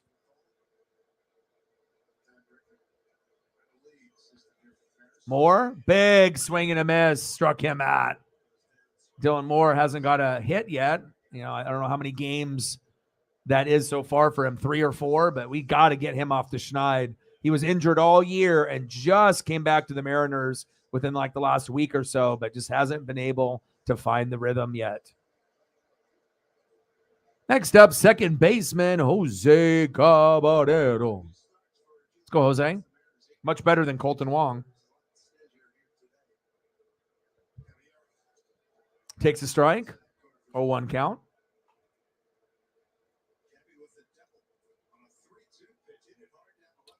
Let's go, baby. Let's go, Steelheads. Let's go Mariners. Pitch is low in the zone, called strike, which should have been a ball. Come on, Jose. I mean, Colton Wong is a better defender than you, but at least you, are a better overall contact hitter, and we definitely are lacking in the hits department. I mean, especially when the team has so much talent: J.P. Crawford, Julio Rodriguez, Ty France, Teoscar Hernandez, Jared Kelenic, Eugenio Suarez. Normally Cal Raleigh, Big Dumper, Mike Ford, Jose Caballero. How the hell are we batting only 230 as a team? And that's what, when you bat shitty and you have good pitching, then you're at 34 and 34. Now, if the pitching was as shitty as our hitting, we probably have 24 wins. So maybe even less than that. So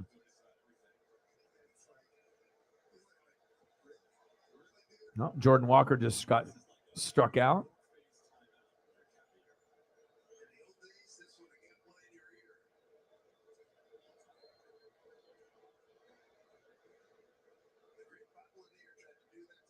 Come on, Jose. 0-2 count. Bottom of the fourth. Steelheads 2, White Sox 1. 0-2 pitch from Giolito. Pitch is low. 1 ball, 2 strikes.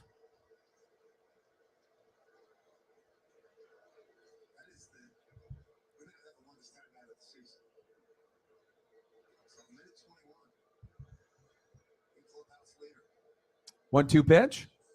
Pitch is high. 2 balls, 2 strikes. Bottom of the fourth. Mariners 2, White Sox 1.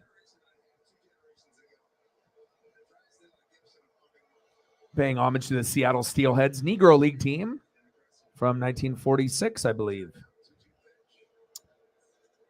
Jose popped it up. 2 away. Next up, J.P. Crawford. Let's go. Homered in the first inning. Let's do it again.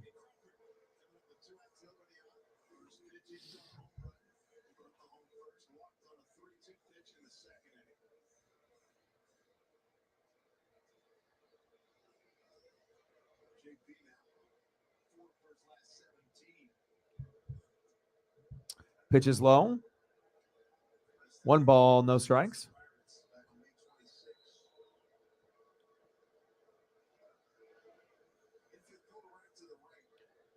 Come on, JP. 1-0 pitch.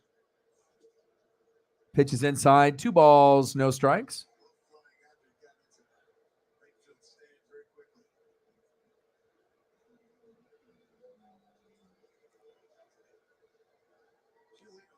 Come on, JP. 2-0 pitch. Takes a strike looking. 2 balls, 1 strike. Let's go, Crawford. Crawford never homers, so for him to be able to get the game started, definitely gave an extra momentum for Logan Gilbert today. 2-1 pitch. Takes another strike looking. 2 balls, 2 strikes.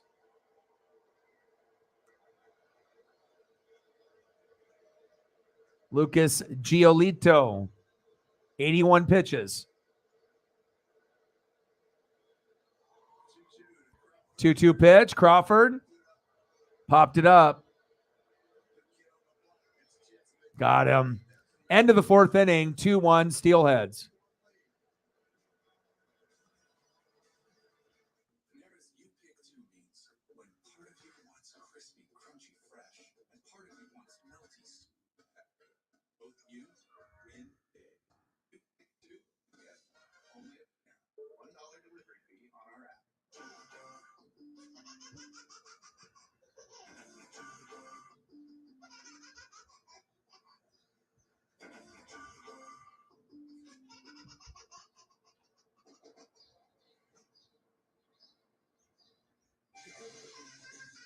Intuitive Citrus Stars and the all-electric ID4.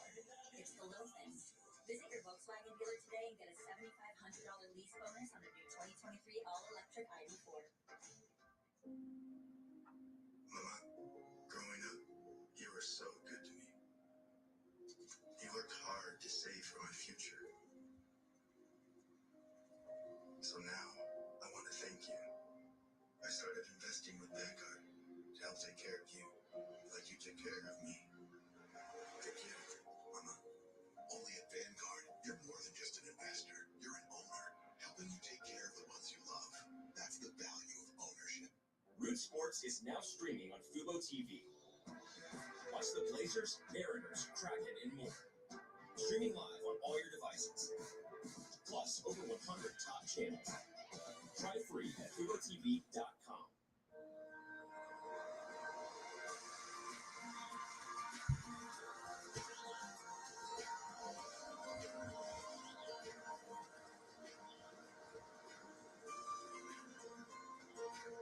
All right, leading off for the White Sox in the top of the fifth inning, 1 for 2, left fielder Andrew Benintendi. Batting second, shortstop. Oh, did they flip the lineup? Ooh, they did. I was going to say they didn't load it correctly. I didn't think so. I was like, we're not all the way up to Benintendi yet. ESPN for you. All right, leading off, second baseman, 0 for 1, Elvis Andrus. I was going to say, wasn't Berger the last one that was up? But you know, sometimes when you go through a couple innings, you have to trust what the page says until they load it wrong. Top of the fifth, Steelheads 2, White Sox 1. Elvis Andrus batting 191, 1 homer, and 13 ribbies in 2023. I had to do a double take there. I was like, Benintendi? 0-1 pitch from Gilbert. And I said, I don't know if I like, pitchers that get like 1 to 5 Ks where they're not really giving you any of the heat or electricity. You don't get a lot of the electric stuff out of Logan Gilbert. It's just kind of everything is usually kind of good. You know what I mean? But it's like not electric at all. A lot of pop-ups and ground outs, but you're not really, you're not really serving. You're not getting that dominant 9 or 10K performance where you're dominating the mound. And then when you're not doing well, then you're getting roughed up for, 4 to 9 runs and you lose your confidence. So I don't know. I think I like a lot of the other guys more. I'm still going to root for you, but Brian Wu looks like he's, on a better, pace right now. George Kirby and Bryce Miller definitely are, and Castillo's are ones. So, and then hell, when Marco Gonzalez comes back, I think he's even better than you, Logan, at this point. So, at this point, I mean, the only one that Logan is better than is what? Chris Flexen? And Flexen's ERA is like 1 billion. So, I don't know. Just the delivery looks, I don't know, a little awkward. He's never smiling. He doesn't look like he's having fun out there. Yeah, and luckily he's not getting roughed up and he's doing okay. But I mean, I like guys that have a potential 10 to 12K potential in a game, not someone that's potential is 5 when all the other guys is 10, But if he gets this dub, this will definitely help the confidence. Come on, baby. Ooh, big home run for the Mets.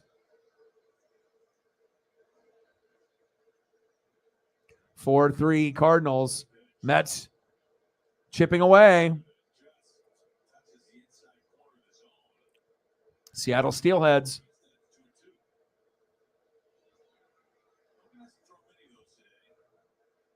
Got him. There you go, Logan. Finally. Nice job.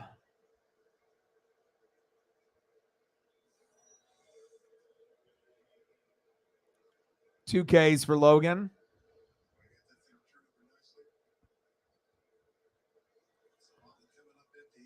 Lucas Giolito has 4. No, that's 3 now. All right, one more to get caught up to Giolito. All right, Gilbert, that's 3 Ks. He's like, I got to get to 5.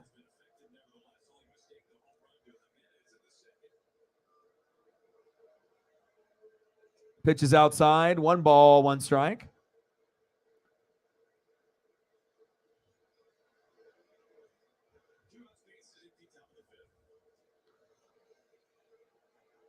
Next up, Andrew Benintendi fouls it off.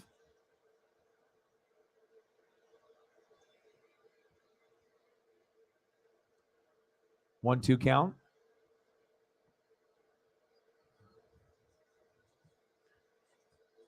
Did they? What happened?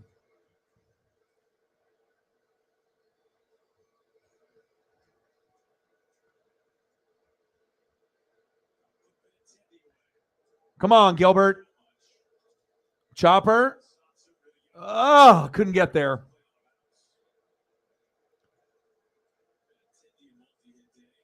Benintendi. I see you. Next up for Chicago, shortstop Tim Anderson. Mr. Anderson.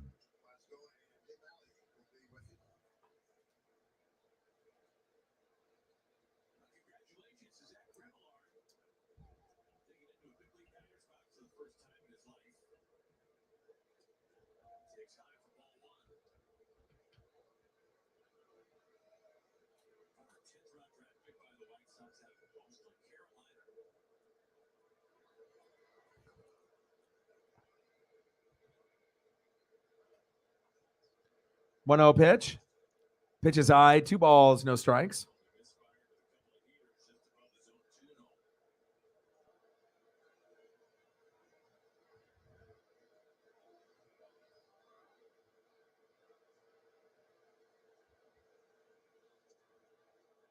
Nice pitch. 2-1 count. Come on, Logan.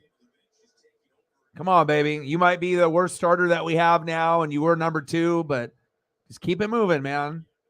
Keep believing in yourself.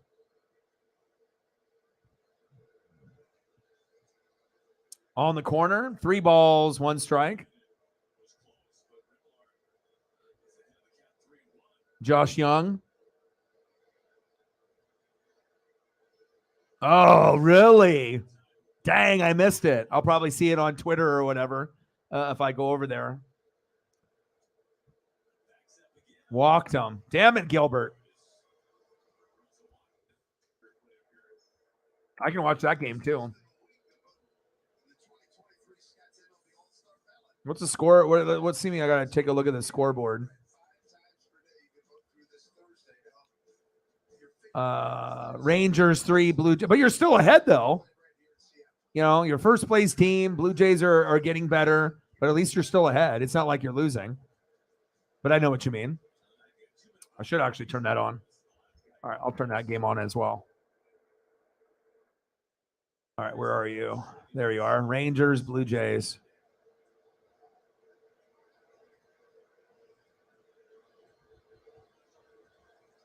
All right, I'm going to turn that on. I'll watch a little bit of Blue Jays and Rangers right now too.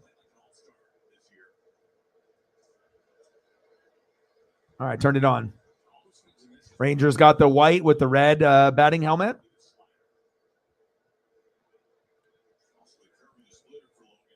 Next up, Luis Robert Jr. Matchups are good today. Like, I know early baseball, people are busy. They're going to lunch, movies, hanging out with friends. You know, people getting drunk or whatever, you know, and then usually when it gets to more the afternoon and evening, sometimes people are available, you know, in the evenings more on Saturday and Sunday, but oh, right through the gap. Damn it. Shit. Nice RBI for the White Sox. 2-2. We're knotted up. Damn. Luis Robert Jr. with another RBI. Best player on the team.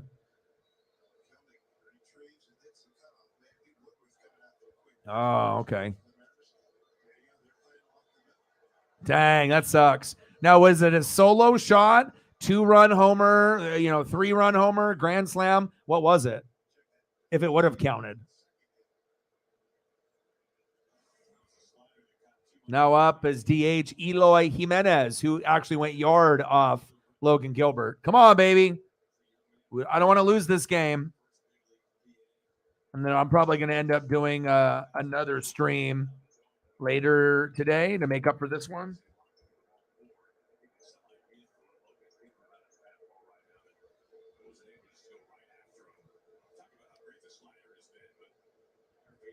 Would have been his second 2-run dinger of the day for Young. Wow. Jimenez popped up.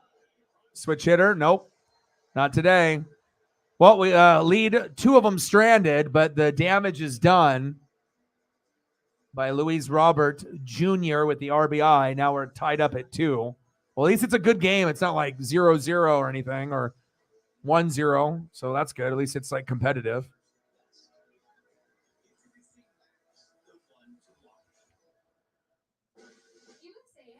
All right, let's go to the bottom of the 5th. My grandpa was. He passed membership to my mom, then me.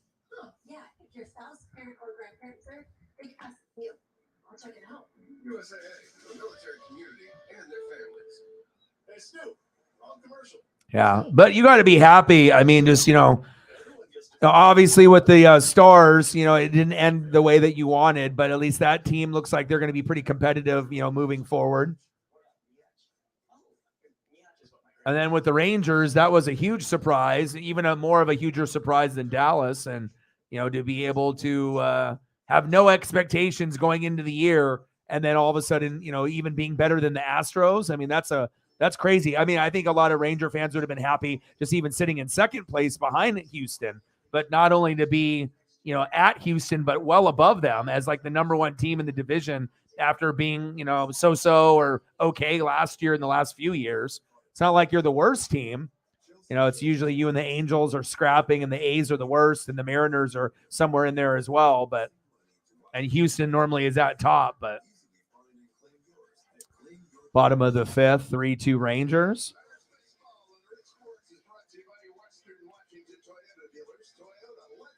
All right, let's go, baby. Bottom of the 5th. Leading off for the Mariners, 1 for 2, center fielder Julio Rodriguez. Batting second this inning, first baseman Ty France. And batting third, DHing for Seattle, Teoscar Hernandez. Let's go, Julio. Come on, baby.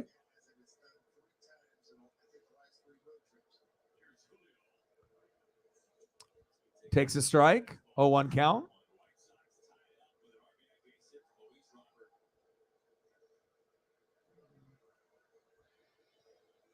Julio, 242 average, 12 homers, 37 ribbies so far this season in 2023. Pitches inside, 1 ball, 1 strike. Come on, baby. Let's go, Julio.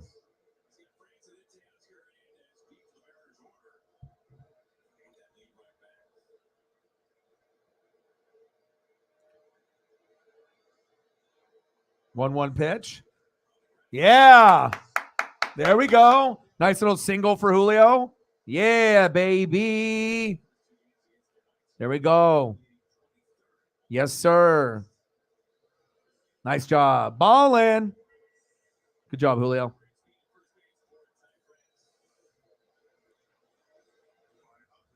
Next up, first baseman, Ty France.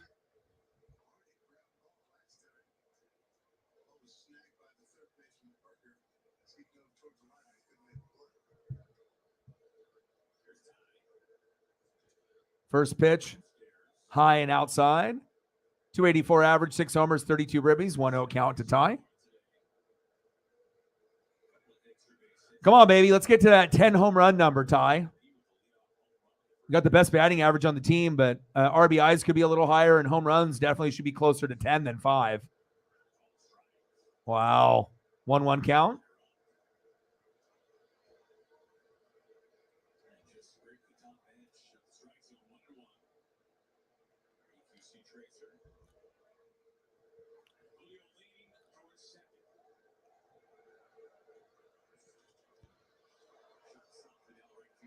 Chop foul. Oh, that's a souvenir.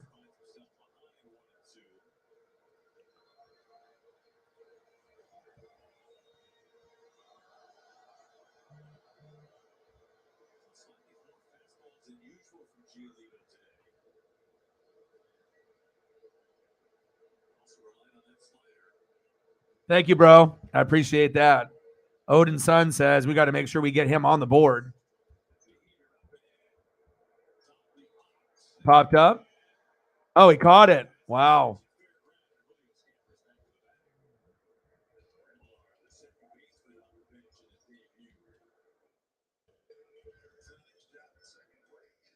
Odin Sun, $13 dono. He says, I want to make sure that you are appreciated. I appreciate you very much. Love you, brother.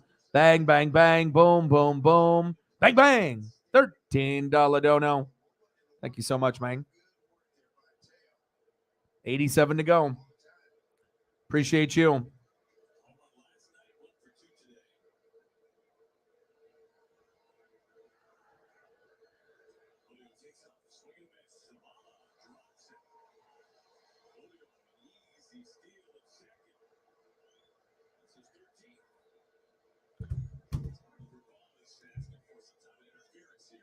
Appreciate you, Odin.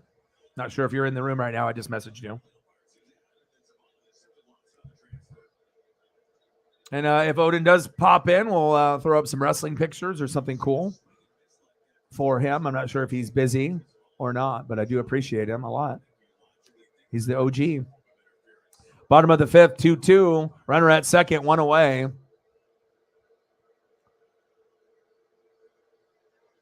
Now umps are having a meeting. Where are we going here? Teoscar?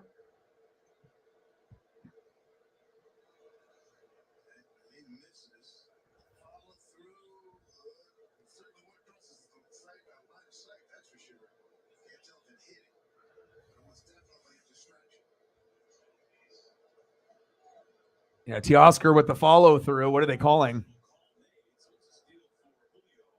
All right, so Julio stole a base, got to second. Oh, they were trying to see if there was like interference because of the follow through with the swing, and it got into the catcher's vision.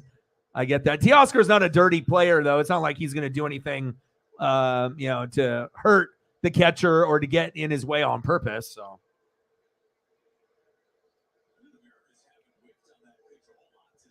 Bottom of the fifth, 2-2, Steelheads, White Sox.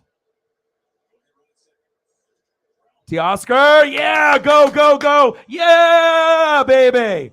Woo! Nice RBI from Teoscar Hernandez. Julio runs in. Yes, 3-2 Steelheads. Oh, Teoscar's been on fire. Teoscar has been thunder, lightning, and fire. My boy. Yes, baby. Nice job. Teo. Him and Julio have been hot together. Nice job. Needed that.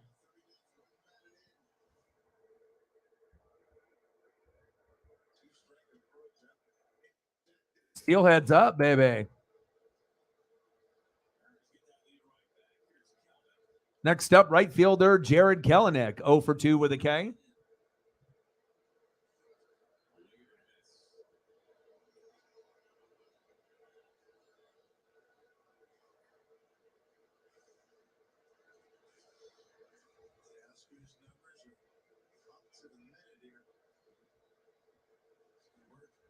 .348 with runners in scoring position, 3 home runs and 29 ribbies. Wow. Let's go. Nice job, Teo. 3-2 Steelheads, a.k.a. Mariners. Let's go, baby.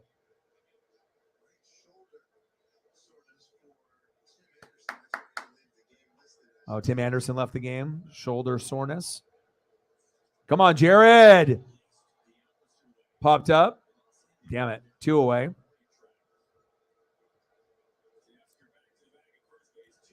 Next up, third baseman Eugenio Suarez.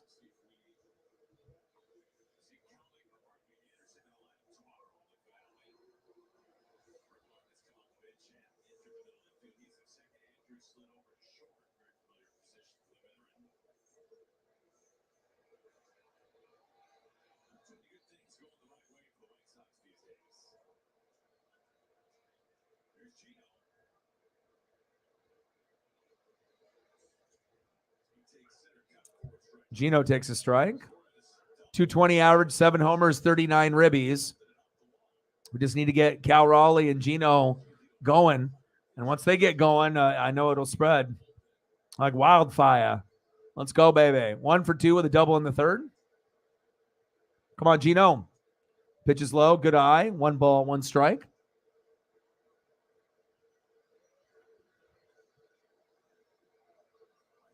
Gregory Santos, right-hander, warmed up. Looks like he's ready to go.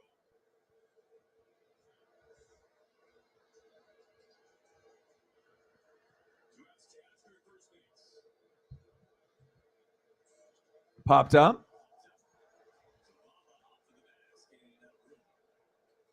Oh, there's a souvenir.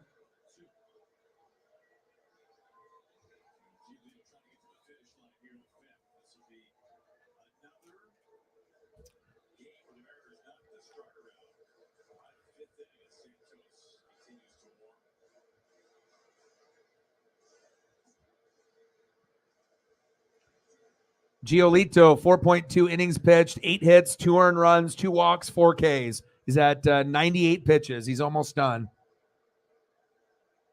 1-2 pitch. High to Gino. 2 balls, 2 strikes.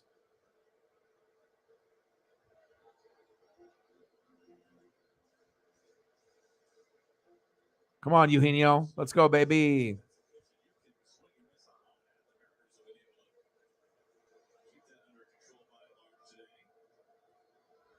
Two pitch. Fouled back. Count stays 2-2.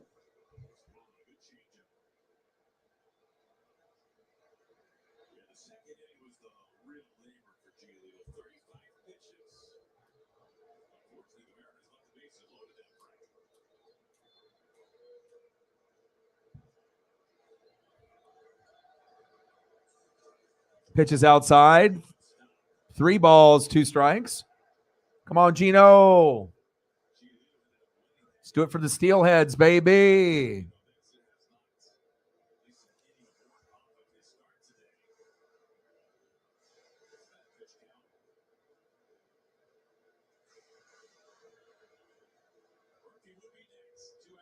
Come on, Gino. Come on, baby.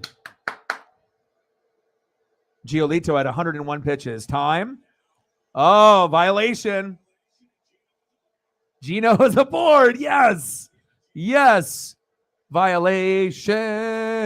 Another violation. Violation. Yes. Runners at first and second. Ron in the building. What's good?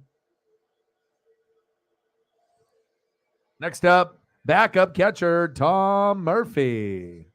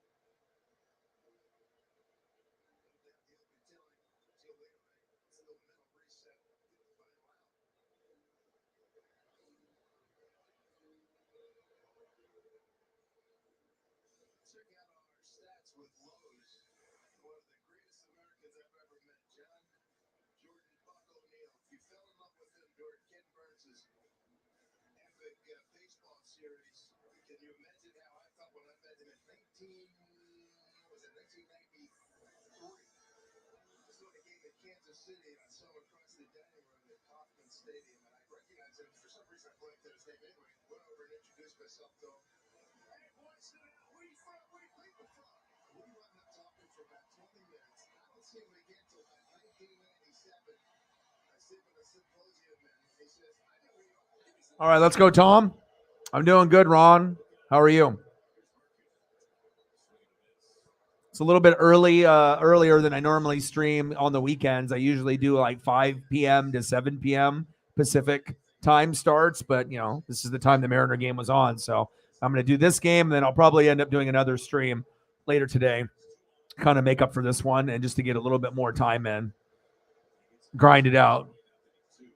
And then we got Father's Day tomorrow. Dodgers and Mariners play in the early afternoon around the same time. So I'll hang out with my dad for a couple hours, and then it'll be Yankees and Red Sox. I'll watch in the background, and then we got NASCAR Cup Series Nashville that starts at 4, and I think that's what I'll end up doing.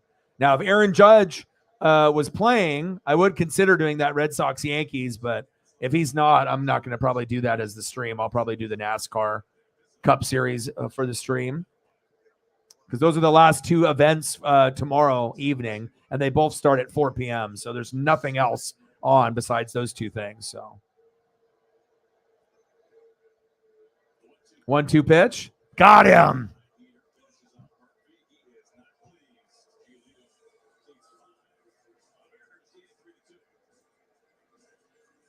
All right, let's go to the top of the sixth. Mariners All Access. Every Sunday after the game on Root Sports. The Emerald Queen Event Center. Saturday, July 15th. It's Bill Burr. We both love documentaries. They're fun, right? You watch them, you learn something, you repeat it at a party, people think you're real. George Thorogood and the Destroyers. Friday, August 4th. It's the I Love the 90s tour. Saturday, August 12th. Featuring Vanilla Ice, Blackstreet, Color Me Back, Montel Jordan, and All for One. Emerald Queen Casino, the entertainment capital of the Northwest. All right, let's go to the top of the sixth. Leading off for Chicago, 1 for 2 with a K. Right fielder Gavin Sheets. Batting second, 0 for 2. First baseman Andrew Vaughn. And batting third, 0 for 1 with a base on ball. Third baseman Jake Berger.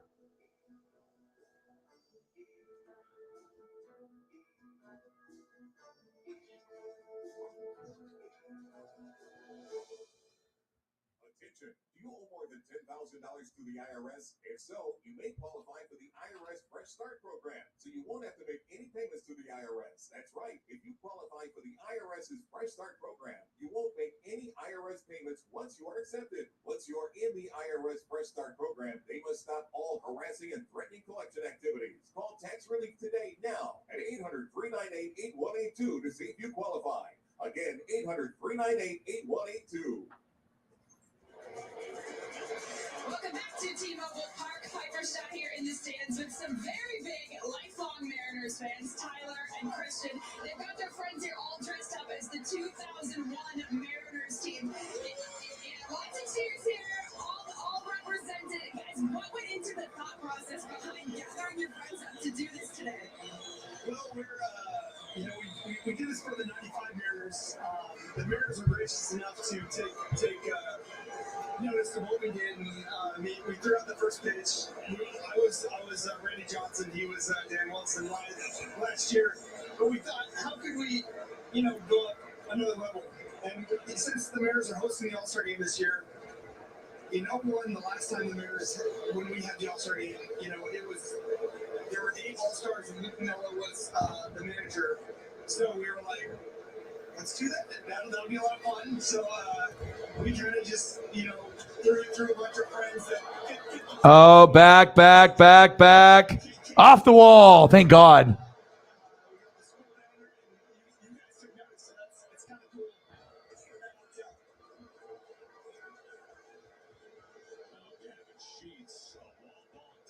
Walk-off double for Gavin Sheets.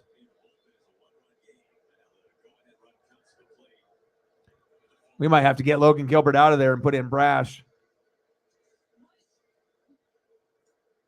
What's special about the All-Star game coming back here to Seattle? I think it's great. I think it's going to rekindle a little bit of fire and a little bit of those memories from 2001. So I think that's what's special for it about us is remember this from 2001. So Pitches inside. Murphy stopped it. 1 ball, no strikes. Brash is in the pen. Absolutely.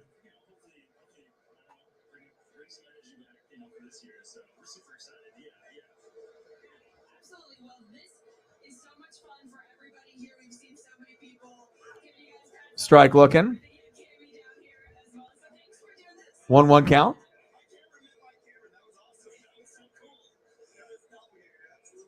right, thanks for doing this, guys. Back to you, Aaron. Doppelganger might be a stretch, but I know what you mean.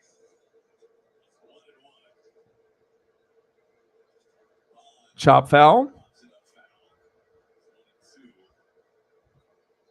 game has got very interesting quickly after that double from Sheets. Well, if Bond reaches, Brash is coming in at 6-6. There's the Berger on deck. He has 16 home runs this year. Top of the 6th. Steelheads 3. White Sox 2. Gilbert pitches high. 2 balls, 2 strikes.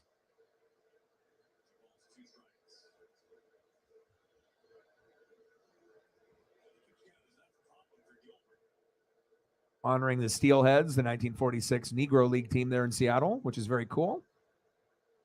Chopper towards third. Get it, Gino. Got him.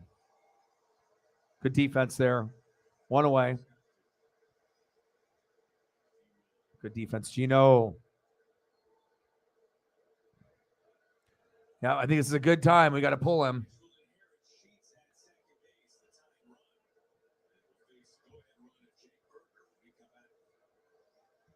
All right. Gilbert's out. Good time to pull him. All right, Scott. I see you. That was a good decision. And coming into the game will be Matt Brash, who we feel more comfortable with at this point. So good move there.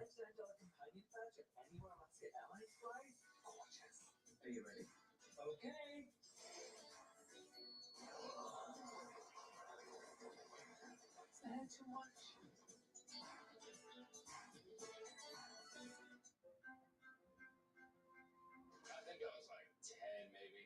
Our team came in second. I wouldn't accept the second place trophy. I didn't want second place. I didn't want it. I was in tears, crying. My coach told me, you won't have success if you can't handle failure. That's big. Not just for hitting, for anything in life.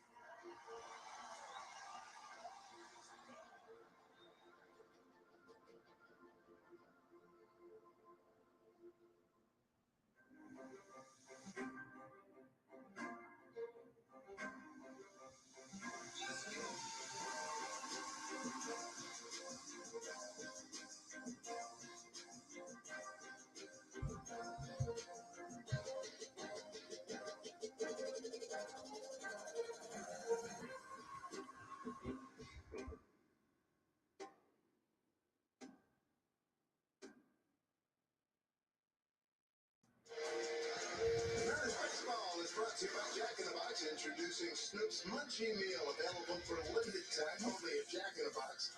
And by Home Street Bank, make sure your money is working for you with the CD from Home Street. Visit homestreet.com/dugout for rates. Member FDIC. Universe shout of Seattle. Game 2 of 3 against the White Sox. Steelheads / Mariners lead at 3-2. Logan Gilbert, his day is done here in the 6th with 1 out. 6 hits of 2-run ball, 3 walks, 3 strikeouts, 80 pitches, and a pretty good percentage of first pitch strikes. Not great, but a little bit better than he performed last time out. Oh, baby. Good choice, though. You know, you got to be able to get a guy out of there, especially if he's going to be a little shaky, especially when we have the lead here. Wasn't pretty, but it's 5.1 innings pitched, 6 hits, 2 earned runs, 3 walks, 3 Ks. Could have been much better, but at least we're ahead 3-2. So, you know. And I like the move by Scott. I see you, man. Making moves, baby. Next in, Matt Brash. Let's go. He's our first typical mid-reliever, him, then Topa, Andres Munoz, and then Paul Sewald. So we'll see how this goes.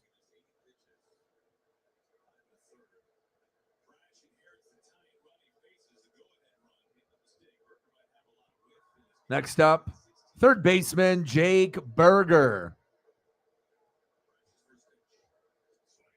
Big swing and a miss for Burger. Come on, baby. Let's go, Matt.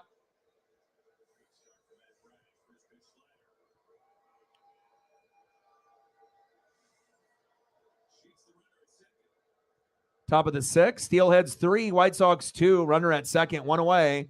0-1 pitch. Swung again. 0-2 count. Let's go, Brash. You're the man.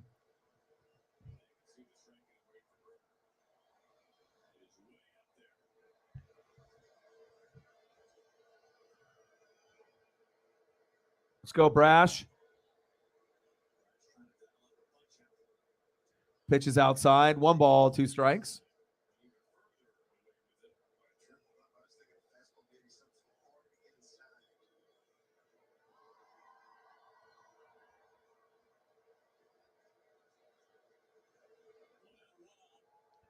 One-two pitch to Burger. Come on, Brash. Check swing. Did he go? Yes. Yes, sir. There we go. There's a K. Woo. All right, 1 more out. Let's get out of this inning.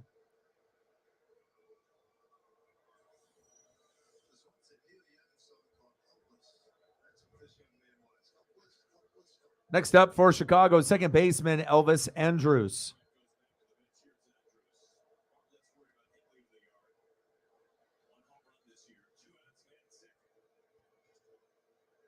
First pitch strike, 99 miles an hour. That looked like out of the zone.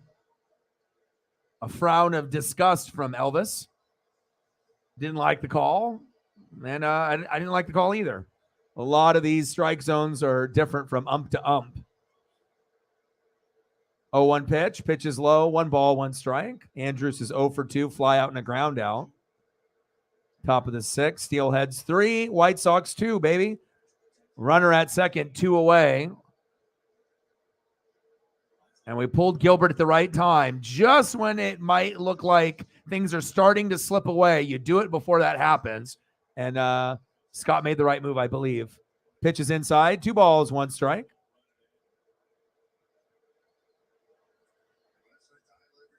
Steelheads, baby.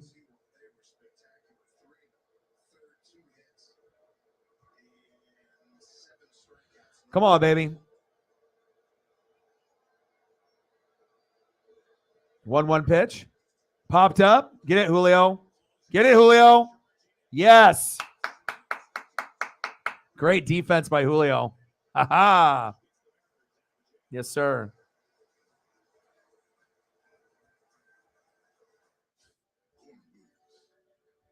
Sticky fools, catching breaks, and second wins. You never forget the way some things taste. Great taste, 96 calories. Tastes like Miller time. Here, freshly made grizzly bear tracks. Survival, it's not guaranteed. Good thing I got my Ford Bronco Sport, as it goes over any terrain. I hear there's a good diner on the other side of the mountain. On the high here. Wherever you go, a Ford Bronco Sport is the key to survival. Get 2.9% APR plus $1,000 bonus cash on the 2023 Bronco Sport. Only at your local Ford dealer. What do you do when your employee gets hurt on the job? Here's a story about Jay. He got hurt at work and couldn't perform his normal duties. That's rough, but there's good news. Jay works for TISA, and TISA wants to do right by her employee. She knows all about L&I Stay at Work program, so TISA gets to keep a valuable employee like Jay on the payroll doing a light-duty job while he heals. And TISA gets reimbursed half of Jay's wages, up to $10,000. Now that's what we call a win-win. Learn more. Glad that Julio was able to chase down that ball. To the dads, dad-as, and daddy-os. They deserve the big daddy of all fathers. All right, let's go to the bottom Layers of soft serve with of the 6th inning. So let's raise our red spoons to the world's #1 dad. DQ. Happy things good. I'm glad Julio is a good defensive player, too. Not just an offensive weapon. UW Medicine is the only health system in Washington where a top All right, leading off for the Mariners in the bottom of the 6th inning, 0 for 1 with a base on ball and a K. Left fielder tonight, Dylan Moore. Batting second this inning, second baseman, Jose Caballero. And batting third, shortstop, J.P. Crawford. Steelheads. Let's go.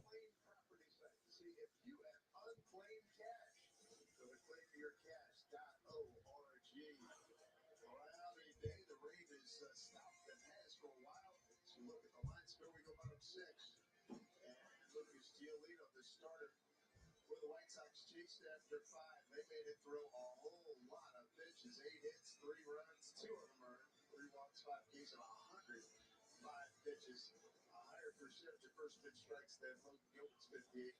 Giolito went for 68. And taking over on the mound, right-hander Gregory Santos.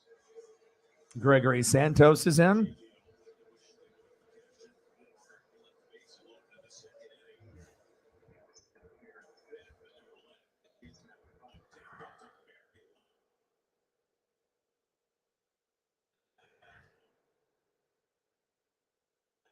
Wow, 98, 99 miles an hour.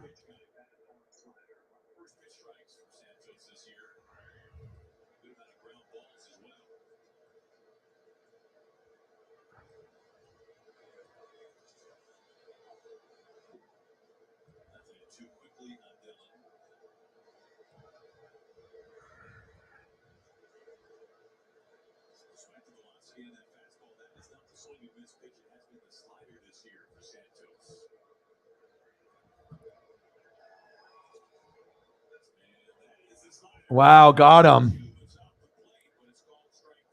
Strike three. That was quick.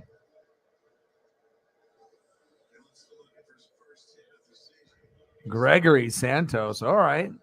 98, 99 miles an hour. Okay. I see you.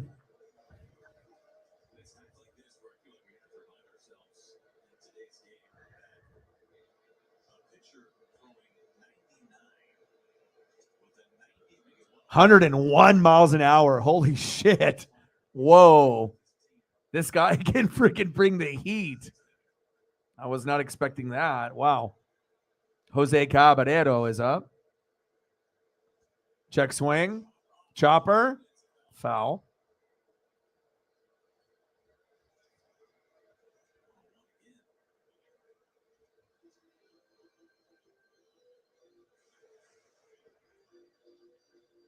Four, 3 Cardinals are still hanging on over the Mets. 3-2 Rangers over the Blue Jays.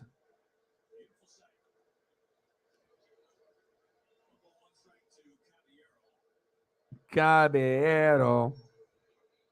1 for 2 with a double in the second. Steelheads 3, White Sox 2. Come on, baby. Let's go, Seattle. Blooper. Oh, just barely fouled. Damn it. So close.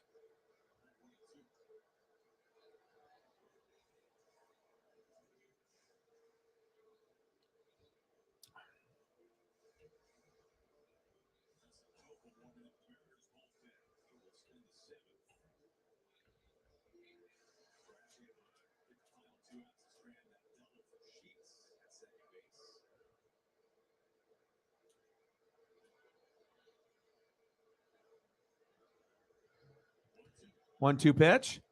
Chopped it off himself. Another 100-mile-an-hour pitch.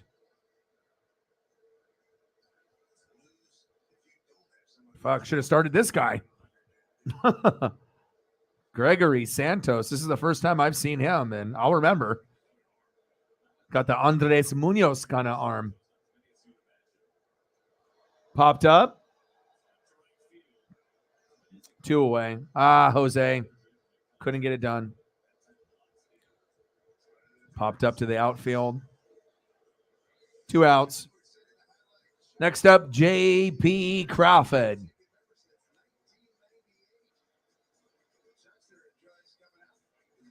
Let's go, JP.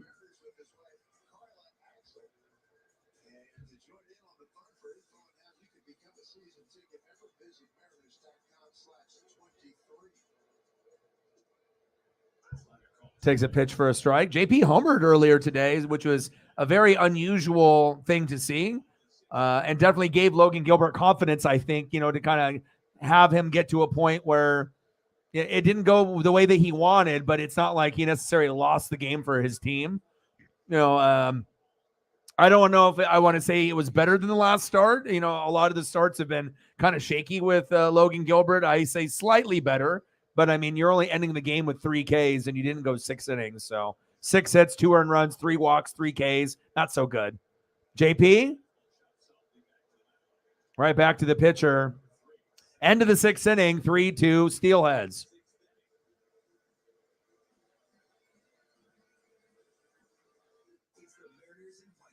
All right, let's go to the top of the 7th.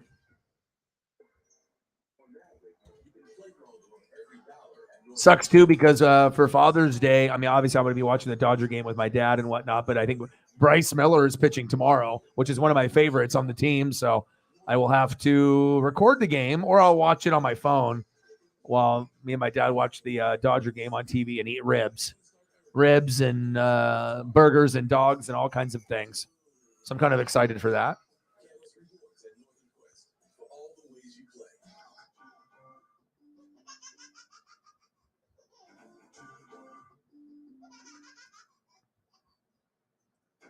All right, we're going to the top of the 7th. Leading off for the White Sox, 0 for 2 with the K. Catcher, Sebi Zavala. Batting second for Chicago, 2 for 3 with a run. Left fielder, Andrew Benintendi. And obviously, Tim Anderson went out with shoulder soreness. So we are going to get a new batter coming in, Zach Remillard. I'll have to get a photo of him. Am I keeping you from your job? Next. Do we finally have it? Back to the beginning. Your electric future customized with the fully electric Audi Q4 e-tron. Get exceptional offers at your local Audi dealer.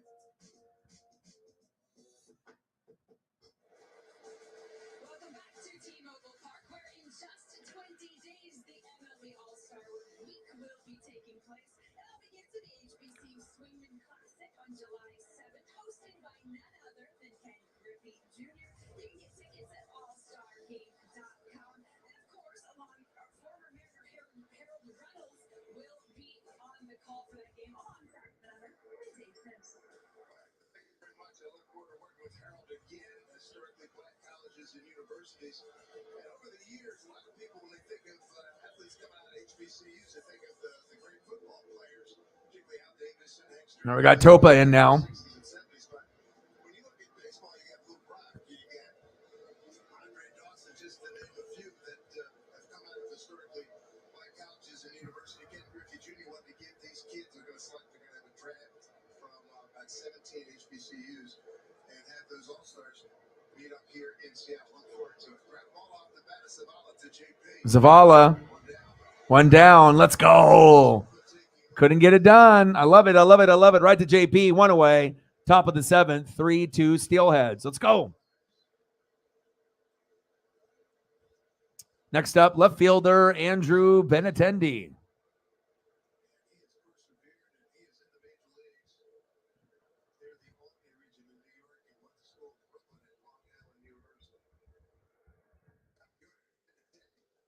Which is outside.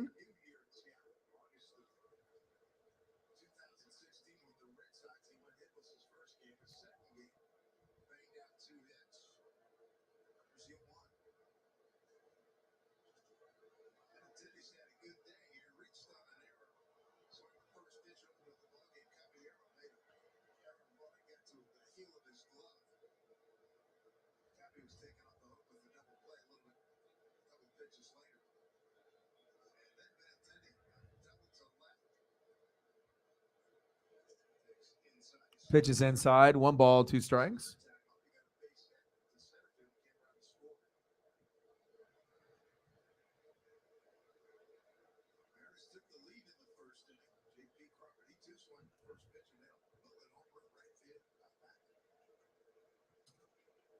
One, 2 count to Benintendi.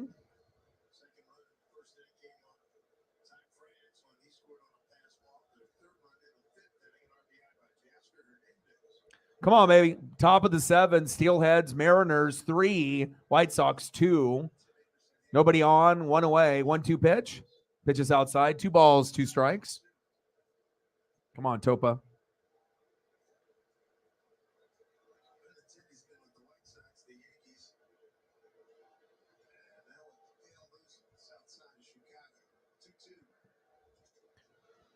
Blooper right in front of Julio for a single. Damn it.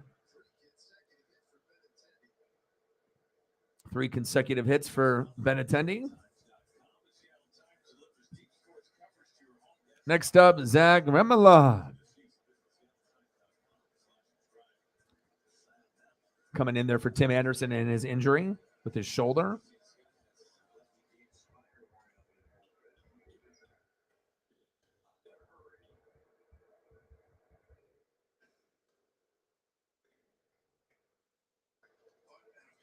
Beauty, bunt, and it was a good one. Runner safe at first and second with only 1 out.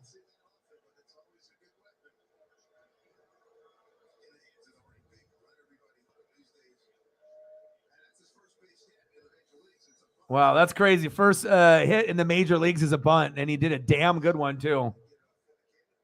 Yeah, authenticated. Next up, center fielder Luis Robert Jr.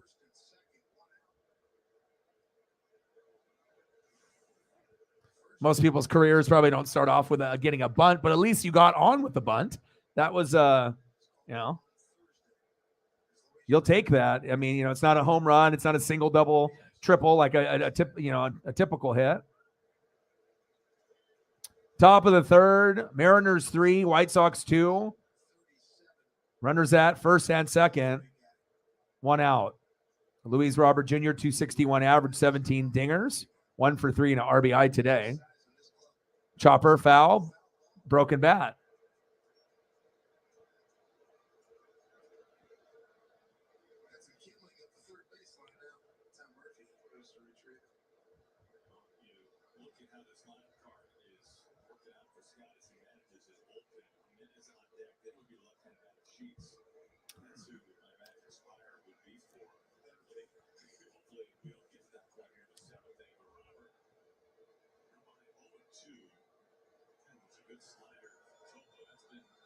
Come on, Topa.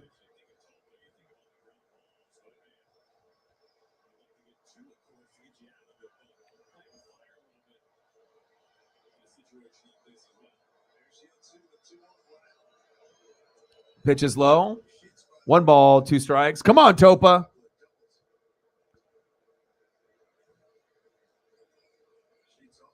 Come on, Justin.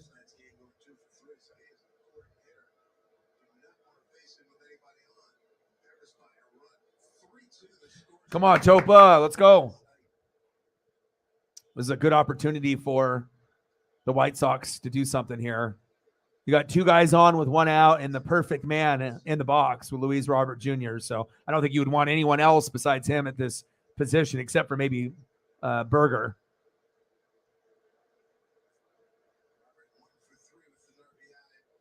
Or Benintendi today, 3 for 4. That would be the other. Chop foul. 1 ball, 2 strikes.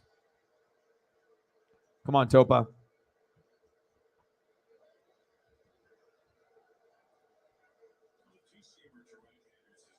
Luis Robert Jr., 1 for 3. Let's make it 1 for 4.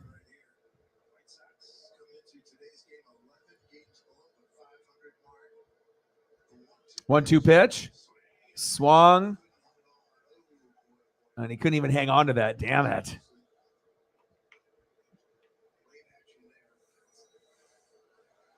Would have been strike 3.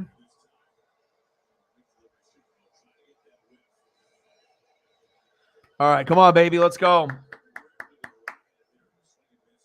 Top of the 7th, Steelheads 3, White Sox 2, paying homage to the 1946 Seattle Negro League team. And we're going out to the mound. I'm going to make sure we get this right. Murphy, Topa, Scott. Let's go. Steelheads.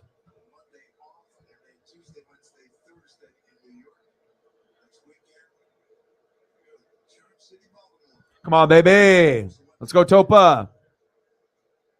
1-2 pitch to Robert. Chop foul. 1 ball, 2 strikes.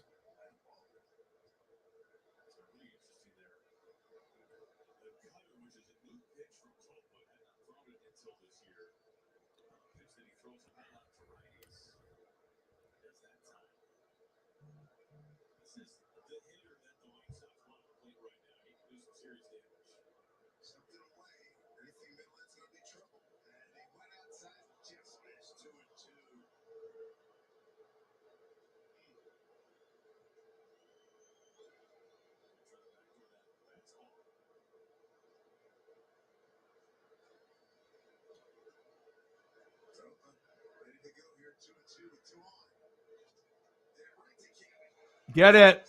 Double play. Got him.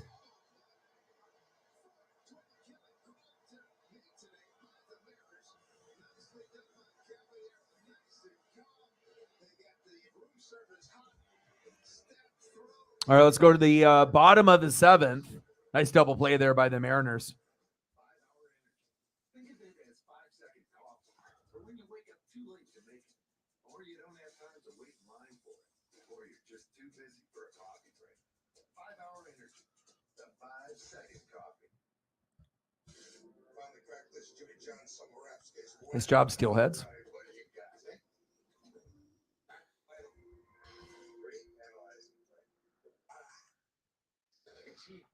Jimmy John's summer wraps are back for a limited time.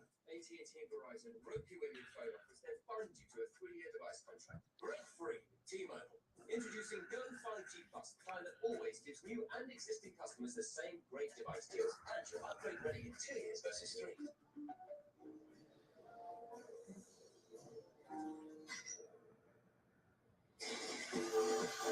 All right, leading off for the Mariners in the bottom of the 7th with a 3-2 lead, 2 for 3 and a run.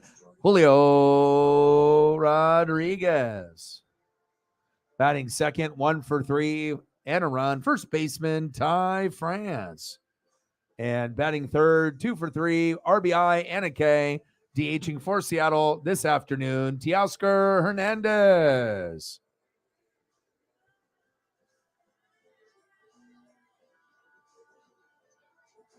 Washington Lottery is a proud contributor to early childhood education. Take me out to the ballgame. Take me out to play Washington's lottery pack. Over the last 10 years, more than $1.2 billion have been contributed to education. The Lucas Mariners team store your T-Mobile Park. That's right. Today, a very special day here at the Yard. Salute to the Negro Leagues Day, Juneteenth celebration. Here's Julio to lead things off. Gregory Santos has got a really good heater. 98 miles an hour. Julio. Ty France and Teoscar Hernandez. Mariners trying to get some separation here. Up just a run. Didn't get enough of it. Center field for Robert. The next Mariners fireworks show is coming up in less than 2 weeks. You can kick off your July 4th weekend with the Patriotic Fireworks Spectacular. It's Friday, June 30th, presented by T-Mobile. The Mariners take on the Rays at 7:10. You get your tickets at mariners.com/fireworks. Brings up Ty France. 1 for 3 with a run scored. Bouncing ball to Hopper. Berger. 2 down. Appreciate you, bro. So 2 outs here. 7. Brings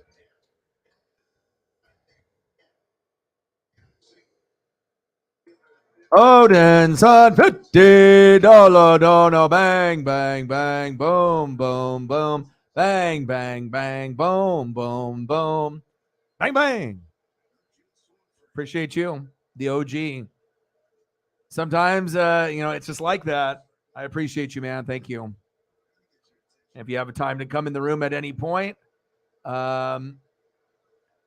didn't get our first one until almost like 2 hours in. So, which is, like I said, it shows you how important you are to the streams, because I can't be talking about liking, subbing, donating, over and over and over when I'm calling a game.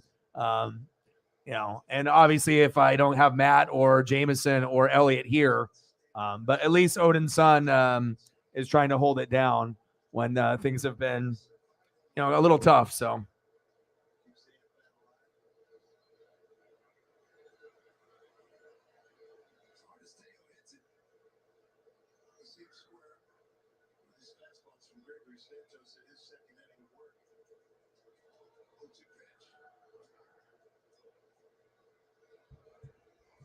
Bottom of the 7th, Steelheads 3, White Sox 2. 2 outs, 1-2 count to Teoscar Hernandez.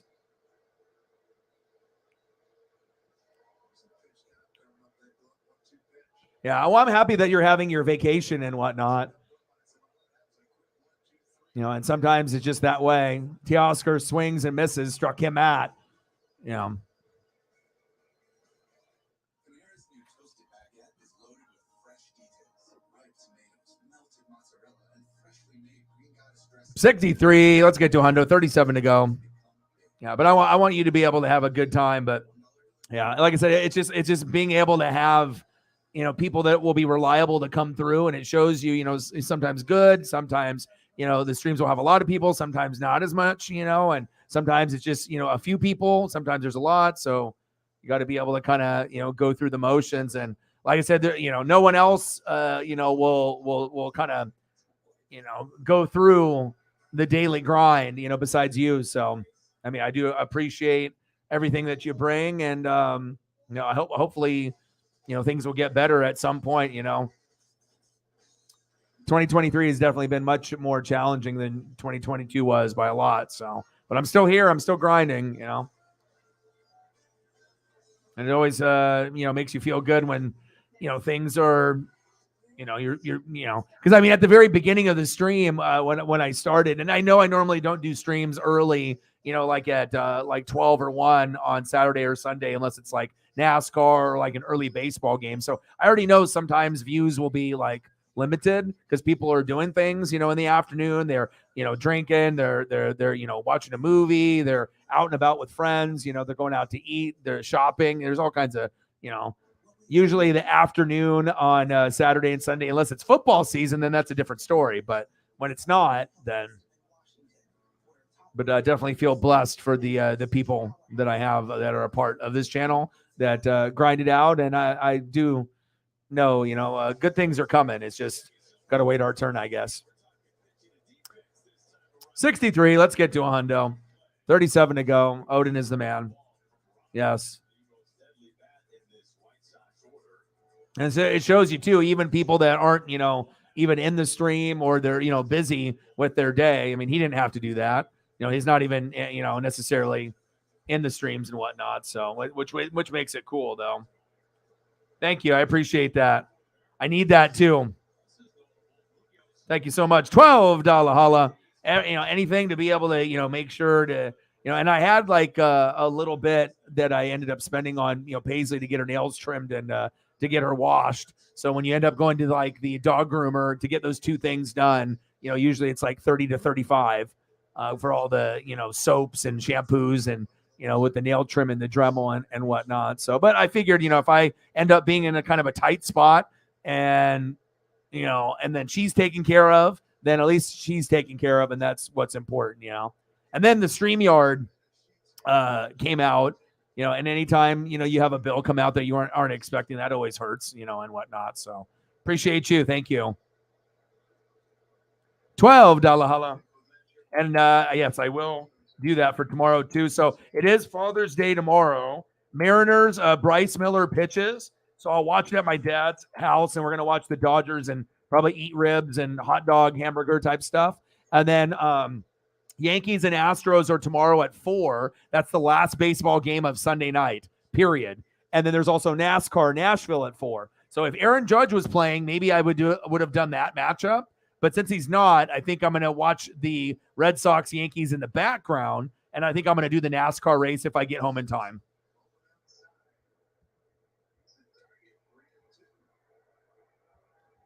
Thank you. I appreciate you. $12 holla. Got to have the refreshments. And I'm such a routine type of person. Bang, bang, bang, boom, boom, boom. Bang, bang, $12 holla. Thank you so much.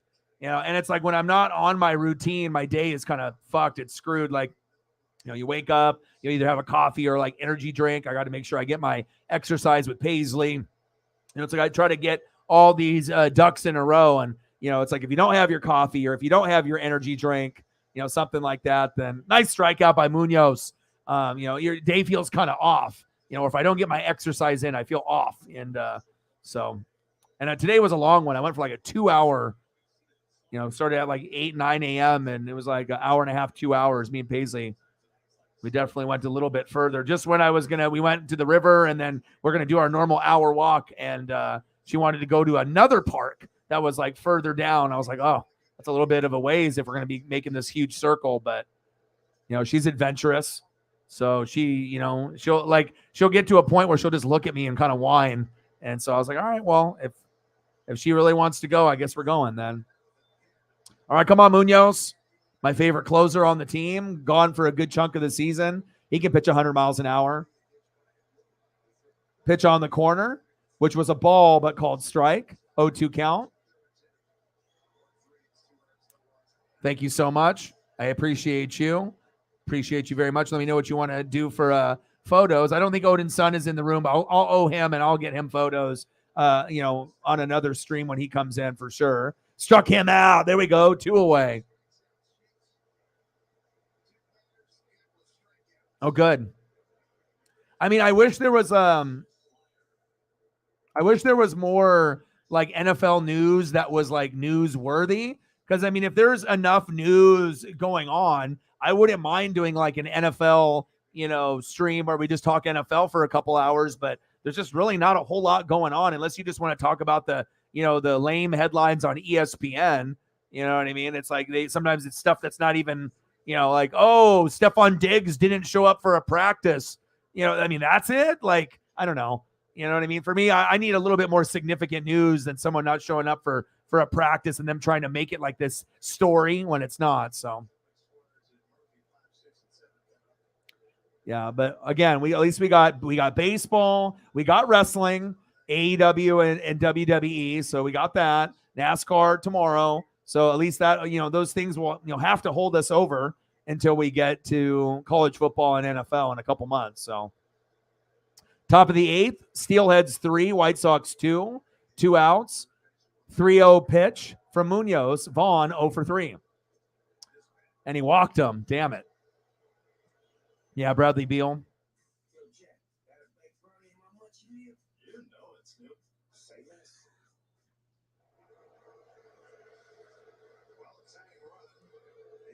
Yeah. Even though we were complaining, now that it's starting to kind of like get broken up, I don't know if I want it to end. You know what I mean? Like, where are we going to go storyline wise after this? It's going to be hard to kind of fill the shoes, of after that storyline. But it was, I think it'll be something that, 5 years down the road, 10 years down the road, 20 years down the road, we will remember, that particular time period, when wrestling was kind of shitty and then they tried to make it good again. But when Vince was running it, obviously it was very shaky at its very best, sometimes terrible. I mean, hell, you and me stopped watching for a little bit, and I've never stopped watching Raw or SmackDown until like COVID hit, and then it was like almost unwatchable on certain nights. But now it's back, and AEW, oh yeah, Collision is on tonight as well. I totally forgot about that. CM Punk.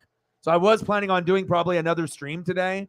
I'm not sure if Collision is going to be on at the same time for everyone. I have to take a look. And is it going to just be like a 1 hour show?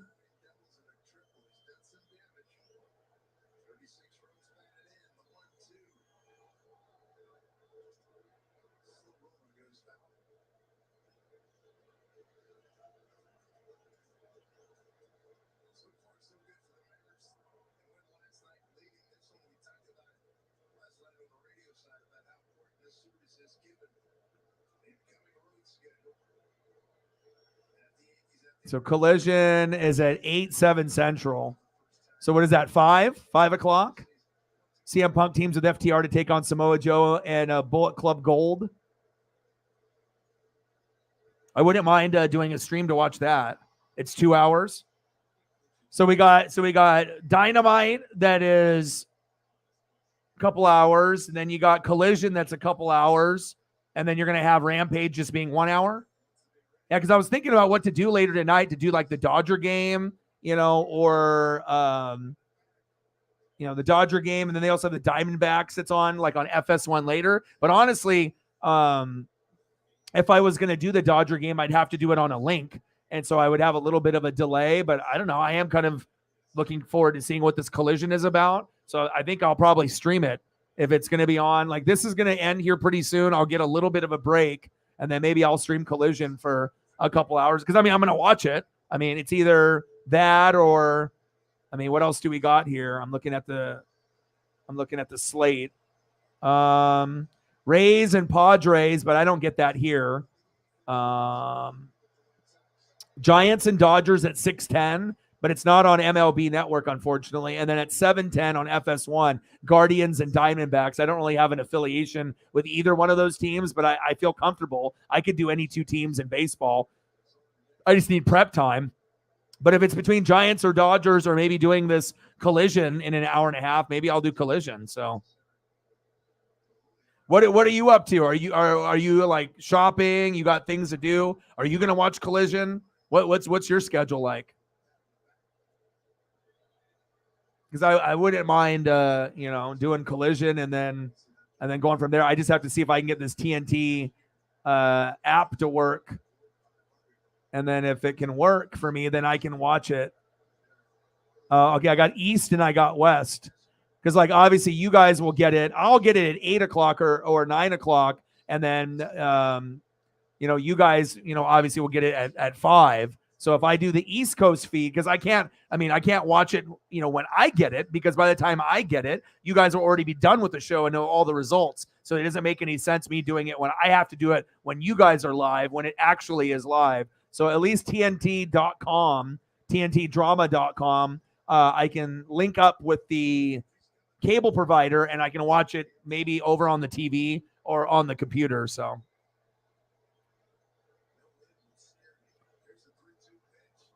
3-2 pitch. Chopper. JP. There we go. Let's go to the bottom of the 8th.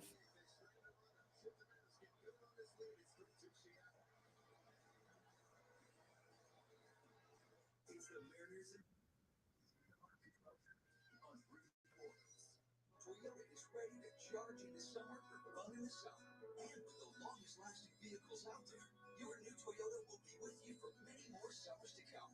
Like the rugged Toyota Tacoma. Anything you want to see photo-wise here while we're on commercial break? Thank you for coming in and helping out with that. Appreciate you and Odin's son. For a while there, it looked like it might be one of those days where we would be, unless we had someone come in, towards the end of the stream. But, usually if you go like half of a game or you're an hour or two in and you're not at anything, you usually, you may end with nothing or very little. So appreciate you guys. Plus, you can manage your treasury account alongside your stocks, ETFs, crypto, and alternative assets. Earn a higher yield than a high-yield savings account. And get 5% All right, go to the bottom of the 8th. All of your investing, all in one place. Public.com. Attention taxpayers, if you or your business owe more than $10,000 to the IRS or have years of unfiled tax returns, you can be hit with wage garnishments, liens, levies. Anthem Tax Services are experts in tax relief. All right, leading off for the Mariners in the bottom of the 8th inning, right fielder Jared Kelenic, 0 for 3 with a K. We need to get him going. He was like our MVP for like 50 games.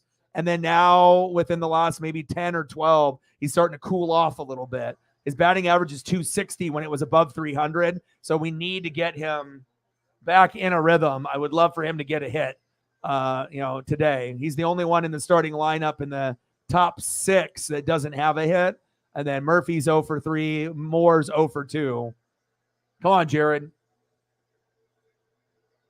Batting second in the inning, third baseman Eugenio Suarez. And batting third, backup catcher Tom Murphy. Had to hit Tom with a new photo. Switch it up a little bit.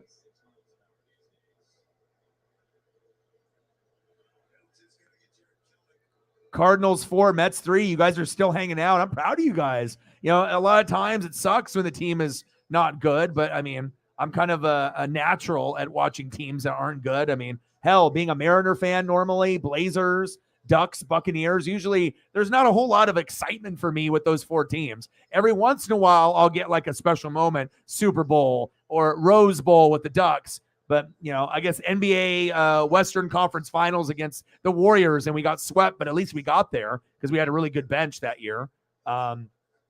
And then the Mariners last year, obviously breaking the streak. But it's not usually all 4 teams or even 3. It's usually like 1 or 2 at a time, sometimes even just 1. Sometimes none, so you just got to be able to, stick with it. Daniel in the building. What's good, Daniel?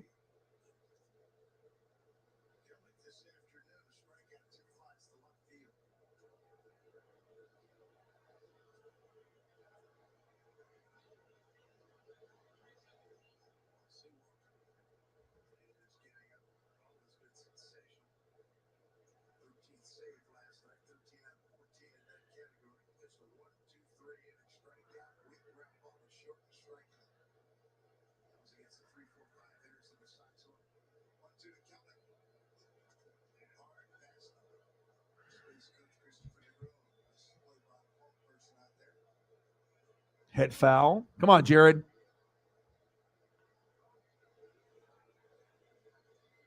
Bottom of the 8th. Steelheads 3, White Sox 2.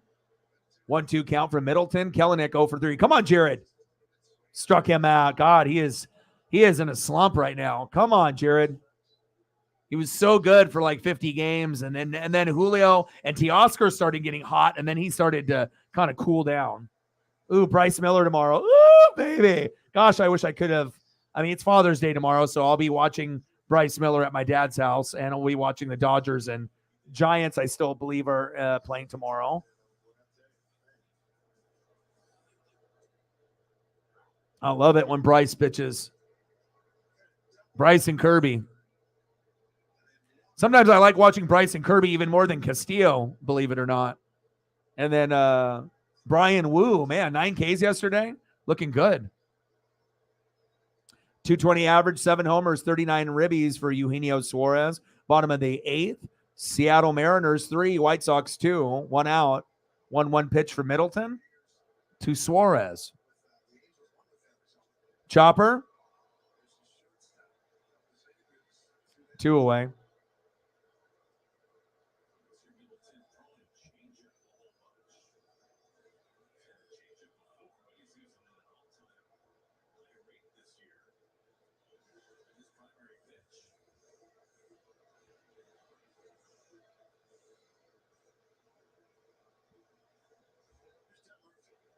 Next up, backup catcher Tom Murphy. Come on, Tom. Every once in a while, he'll pull a rabbit out of the hat.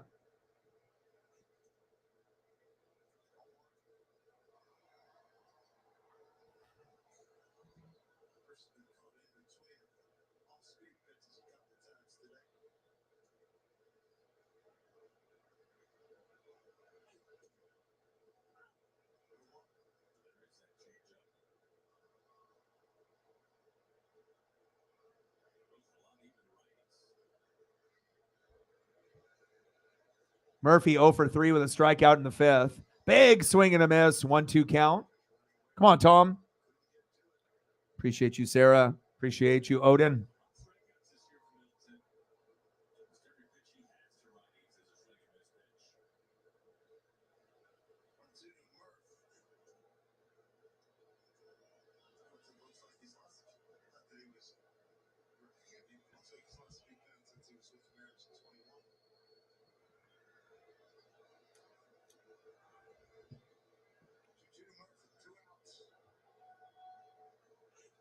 Murphy fouls it back. 2-2 count.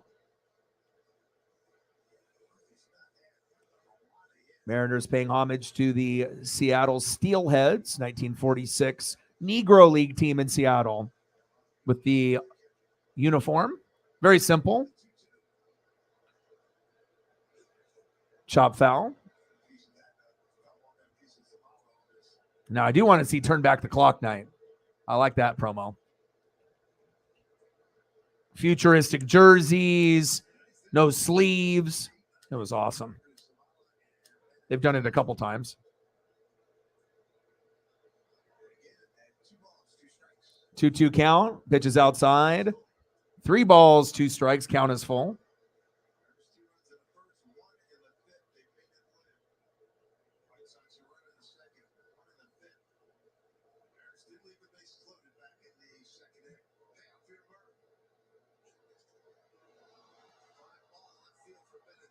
Popped up.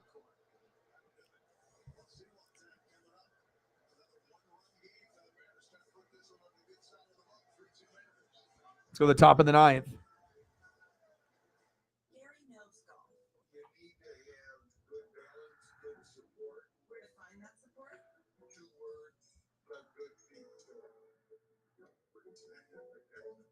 Swing by for your free arch support fitting. Corn boots, sticky floors, catching breaks, and second bands. You never forget the way some things taste. Great taste. 96. All right, last chance for Chicago. All right, leading off in the top of the 9th for Chicago, second baseman 0 for 3, Elvis Andrus. Batting second, 0 for 3 with a K, catcher Sebi Zavala. And batting third, having the best day out of anyone today, 3 for 4 with a run. Left fielder Andrew Benintendi. Will he make it 4 for 5? It's like Ichiro type numbers.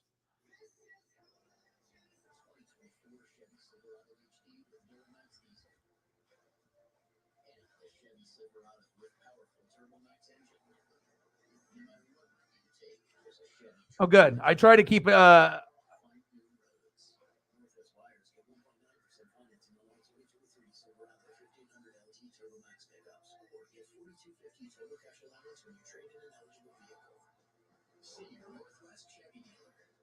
name's Jorge Gaviria, and this is my business, Hacienda. I chose my Smart Cash Plus card from Capital One because I earn unlimited 2% cash back on everything I buy. And with no preset spending limit, my purchasing power adapts to my business needs. What's in your wallet? Hey everybody, do not miss a brand new episode of Mariners All Access on Sunday. Hear from some of the Mariners prospects in Tacoma, and we finish up this edition of Can I Drive Your Car with Derek Gelding. If you missed Sunday's episode, tune in for re-airs throughout the week on Root Sports. The late great Yogi Berra would say, how about a little deja vu? Paul Sewald last night strikes out Luis Robert.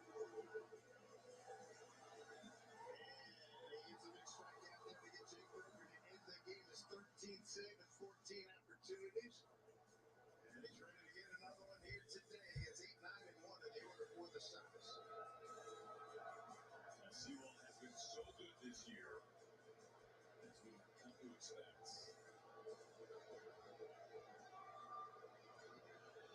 All right, let's go. Top of the ninth, 3-2 Steelheads. First pitch. Dylan Moore stops it, but little bloop single there for Elvis Andrus.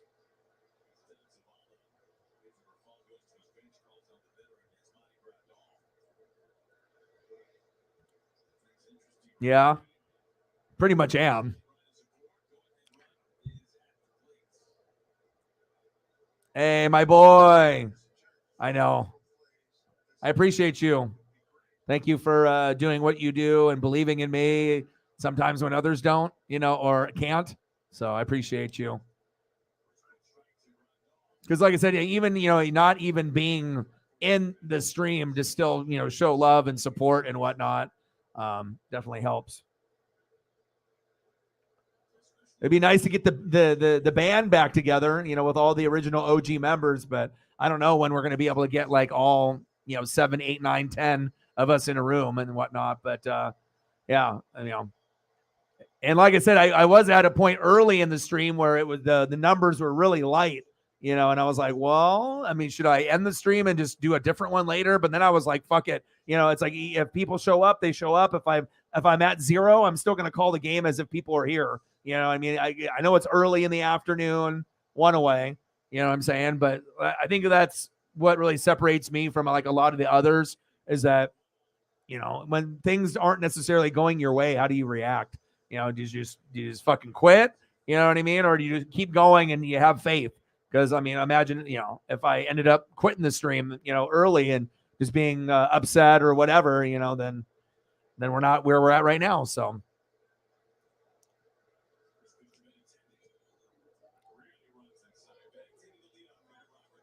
All the ghost shows. Yeah, they have a good one that I watch. I think it's on Discovery Channel or History Channel. But it's like the Ghost Stories one where they go into like the prisons and they like, go in there and there's like, the EMPs and then like, they can hear like the voices back and forth when they sometimes it's like full sentences. It's kind of creepy, but it's they do like detention centers and prisons that are no longer run. And you can tell like some of the ex-employees are like, hell no, I'm not going in there. There's like definitely dark presences of some of these places where people have gotten killed or murdered or something bad has happened there, and there's supernatural activity and whatnot. So.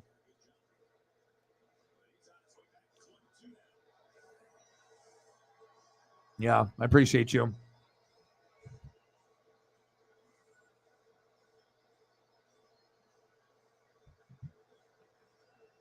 Top of the ninth, 3-2 Steelheads. Runner at first, one away, 1-2 pitch from Seawald to Benintendi.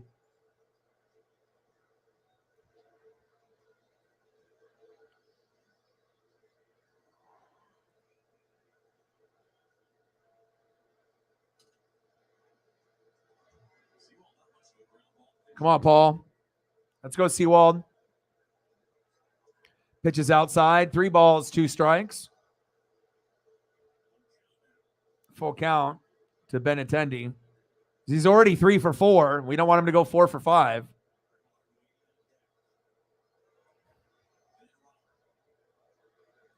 Come on, Seawald. Walked him. Damn it. Damn it. Runners at first and second. We're only up by a run. And there's 2 outs? No, 1 out. Oh, man. We better not lose this.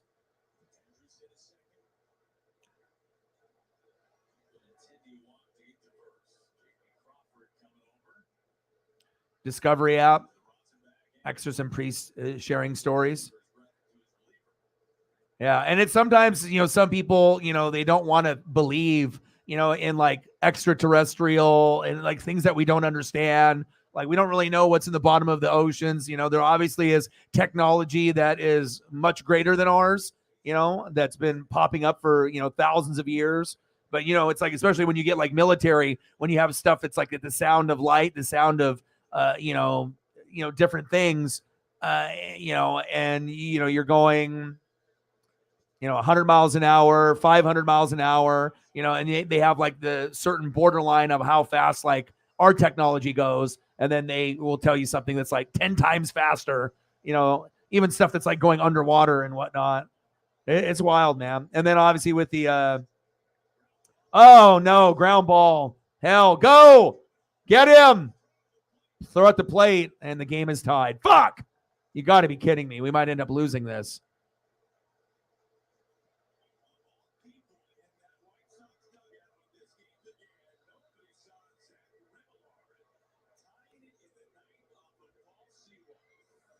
Yeah, so everyone has, I think, different types of opinions on things, on what could be believable, what could be possible, and some people thinking that nothing, like a Bigfoot couldn't exist. Like, why not? And there's a lot of stuff there's that's out there, in my opinion, that we don't understand. So big swing and a miss. Yeah, I wish you would just come into the room, even if it's like, regardless if it's baseball, we don't have to talk, necessarily about baseball. Only reason I usually, do baseball and NASCAR and these other things is because we're not in football season. So I have to keep the content going. Now if I knew that we could get more people to show up, if I do a random NFL talk stream where we're going to get like 20, 30, 40 people, then I would do that. But, we haven't been able to get to that point, where we're going to have a guaranteed amount of people that will show up if we do something like that. So I just have to stick to, doing games until that happens, and then, trying to grow the fan base that way. But yeah, I do wish, I think it would be good for her mental health, to come through, and, even if she can't donate, just to like hang out with some of the others would be nice. I think it would be good for her mental health overall.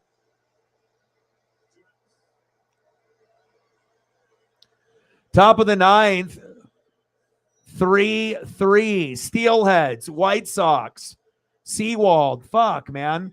2 outs, runners at first and second.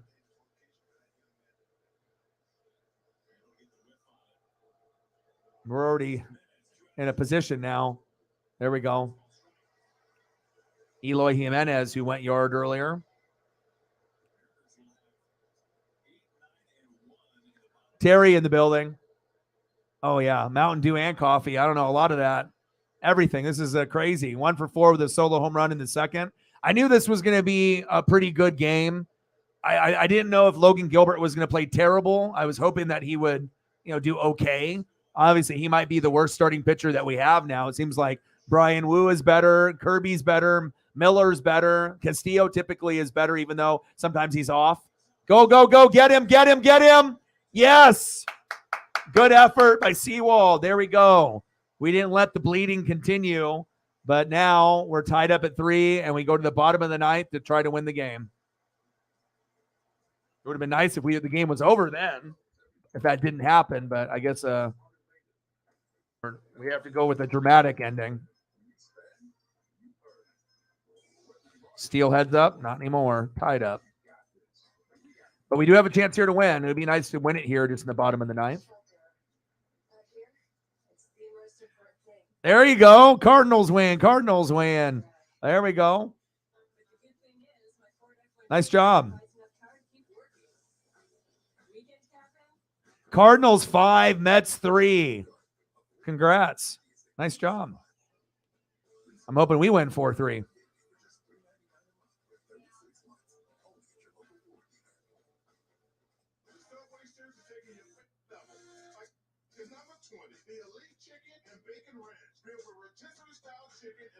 This part of the lineup, though. All right, we're in the bottom of the ninth, leading off 0 for 2 with a base on ball, 2 Ks. I don't think he's got a hit all season. He just came back a few games ago from being hurt all year, and I don't know what the exact number is, 0 for 20 or whatever it is, but I'm hoping that we can change that. Left fielder, Dylan Moore. Let's get Dylan Moore's first hit of the season right here. Next up, second baseman, Jose Caballero. And then batting third, J.P. Crawford. And J.P. actually homered in the first inning, which kind of set the tone for Logan, I feel. Logan did not do good today, but he didn't do terrible like he did in the last couple starts. His shit was just like, it was all right. You know, it's like other pitchers are getting 9 or 10 Ks. He's getting closer to like 3 or 5. So we'll see how it goes.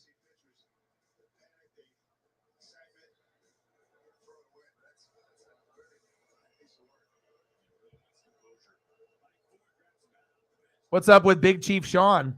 He's not recording anymore?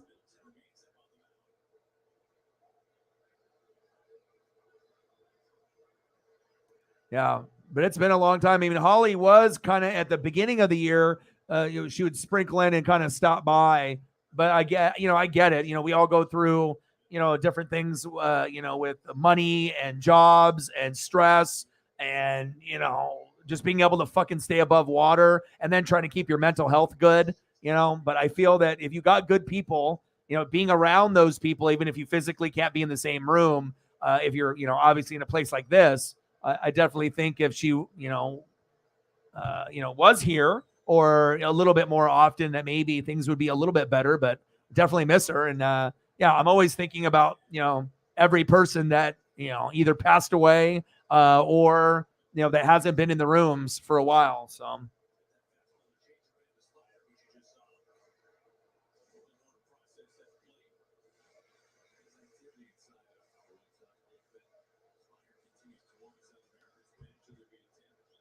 75. Let's get to a hundo. 25 to go.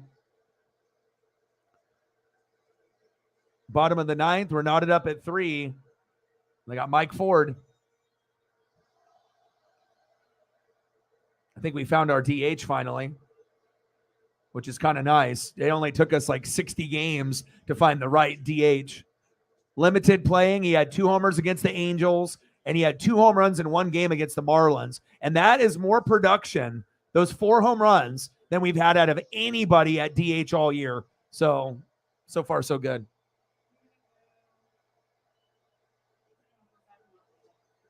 Then what?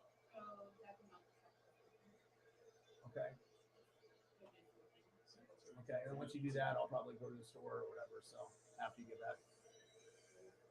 Yeah, I don't know.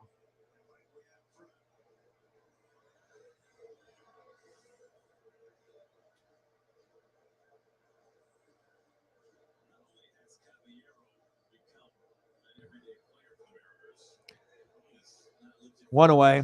Bottom of the ninth, we're knotted up at 3. Next up, Jose Caballero. 240 average, 2 homers, 16 ribbies, 1 for 3 with a double in the second. Come on, Jose.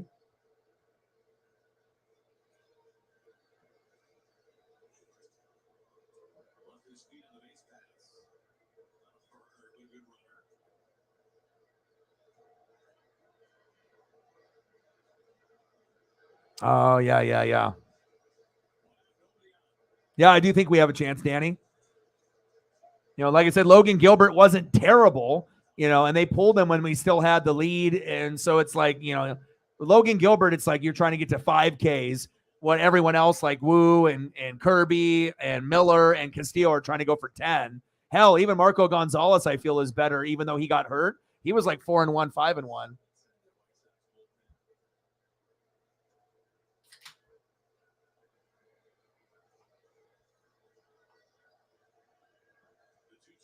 Two pitch. Jose, dribbler. Got him. 2 away. I mean, I hope we don't lose this game. This one would be a tough one to stomach a little bit, especially when we've been ahead, or tied. It's not like we've been down. But again, with this lineup, I already knew that we probably were going to get 0 production here and probably 0 production here and maybe some limited, maybe like a hit here. And that's exactly what we got. We got nothing from Moore. We got nothing from Murphy, and then 1 hit from Jose. So it's, when you have lineup like that, I mean, if we would have had Mike Ford in and Cal Raleigh in instead of Murphy, then things are a little different. But I get it. You're going to want to put your best lineups with your best guys, and that's going to be Kirby Miller, Castillo, and even Wu is doing better than Logan Gilbert. It's like everyone has electric stuff. Castillo, Kirby, Bryce Miller, Brian Wu, they have electric stuff. Gilbert is just, it's okay, and a lot of times, and then if he starts getting ripped up, it goes from okay to hell, like worse, like terrible. So, looks like the ump just got hit with a deflection. Hopefully he's okay.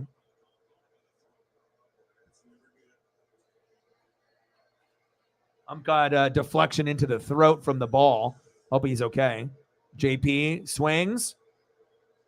Oh, shit. Underneath the mask. So JP swung. The catcher missed it. And then it went underneath the mask and hit him in the throat. Jeez. I hope that ump is okay. He's tough. You can tell. He's like, fuck. He's like, are you okay?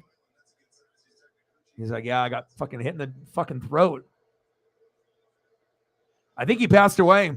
I guess, like I said, I mean, he's the type of person that's not gonna not talk to us, so I had a couple like hospital bed photos, and he wasn't looking too hot and whatnot, and then when I started talking to him, we had a conversation, and then at that point, there was nothing after that. So I'm pretty sure if I had to take a guess on it, I would say probably 99.99999%. I'm pretty sure he passed away, because he wouldn't go this long without talking to me. So, because I know he said at one point he was just getting sicker and sicker. And, I think he was already at stage 4 at that point, and it was like bleeding out and whatnot. So rest in peace. And that was someone that was a huge heavy hitter and a great positive influence to the channel. And we'll miss him a lot.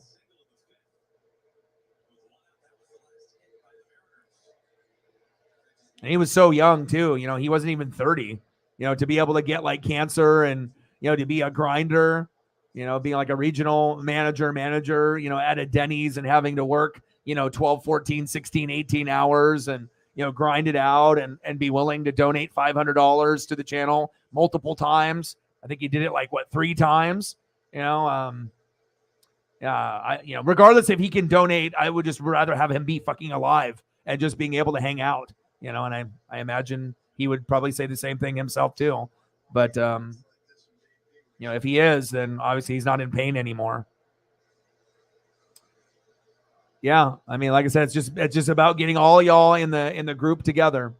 Bottom of the 9th, 3-3. JP Crawford in the box. 2-2 pitch, fouled back. Got to try to find a win this game before it goes to like 10, 11, 12 innings. Come on, JP.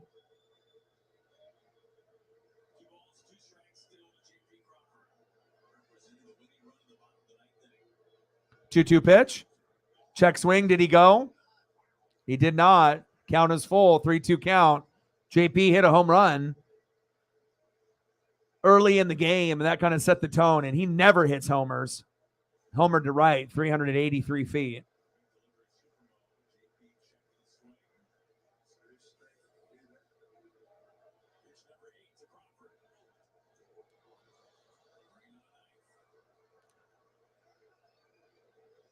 Yeah, I mean, especially when if you're in stage 4 and it started to, it's like December, like towards the fall, and then going into the new year, and then it started getting, I think, worse and worse.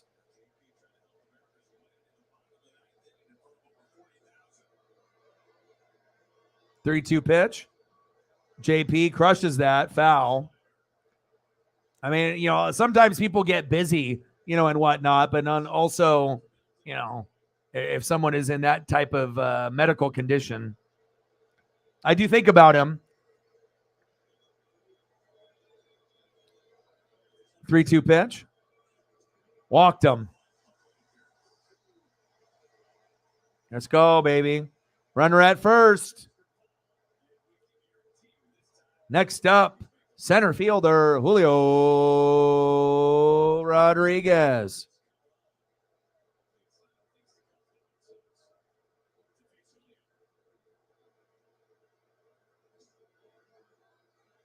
Pitching change.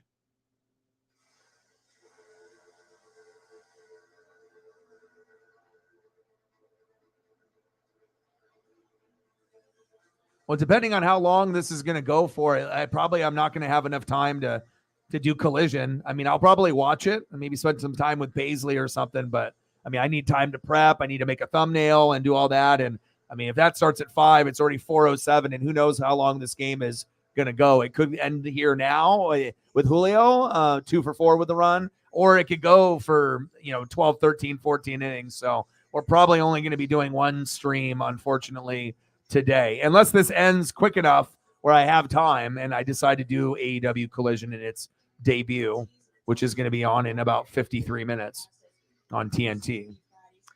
All right, baby. Come on, Julio. We need you.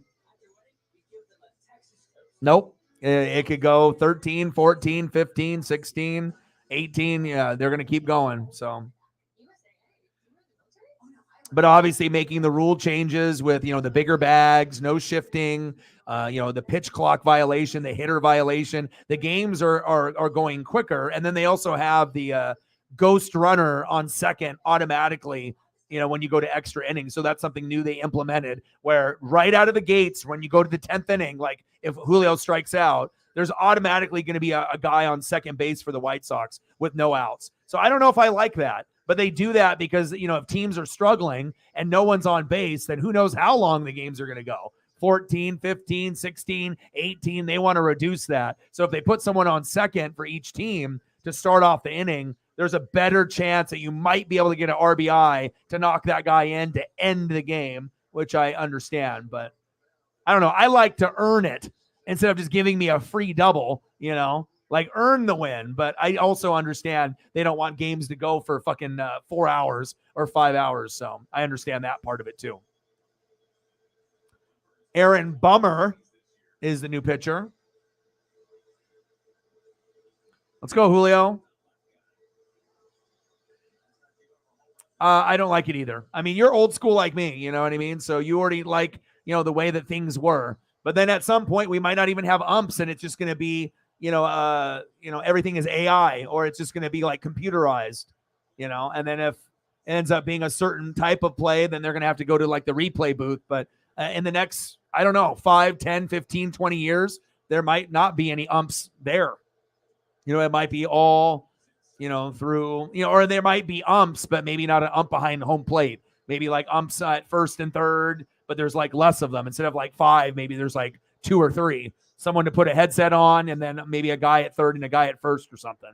But then everything behind the plate would be like AI or something. It's not like they're going to have a robot back there and just, strike ball. It'll be just, on a screen digitized behind the hitter. Come on, Julio. Bottom of the 9th, runner at first, 2 outs. Takes a strike, 1-2 count. And Julio has been on a heater just like Teoscar Hernandez in the last 10, 12, 14 games. But it took him a while. And then Jared Kelenic was holding it down for about 50 games. And now he's been kind of getting ice cold in the last 10 or 12. So big swing and a miss and struck him out. What's new? And we had this game until the end, but Again, Logan Gilbert didn't put us in a position where we were, screwed. I mean, he went 5.1 innings pitched, 6 hits, 2 earned runs, 3 walks, 3 Ks. 3 Ks is terrible compared to everyone else, but at least Scott Service pulled him at the very first sign where we might lose the lead. And so I can, I give him some kudos for that. But yeah, that's rough. Julio.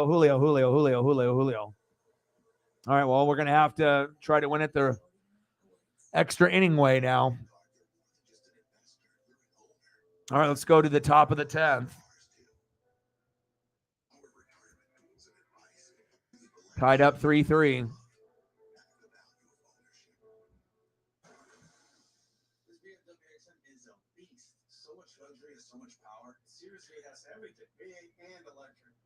All right, due up for the White Sox, 2 for 4 with 2 Ks. Right fielder, Gavin Sheets. Batting second in the top of the 10th. First baseman, 0 for 3 with a base on ball, Andrew Vaughn. And batting third baseman, 0 for 3, base on ball with a K, Jake Berger. I mean, obviously, the best part of their lineup would have been like having Benintendi and then Luis Robert Jr. and Eloy Jimenez. But this part of the lineup isn't terrible. Sheets is 2 for 4, but Vaughn and Berger are combined 0 for 6. So we'll see how it goes. We get past Sheets, so there's a good chance we can get Vaughn, we can get Berger, and then we can get Andrews. But there's a ghost runner at second, so anything is possible now.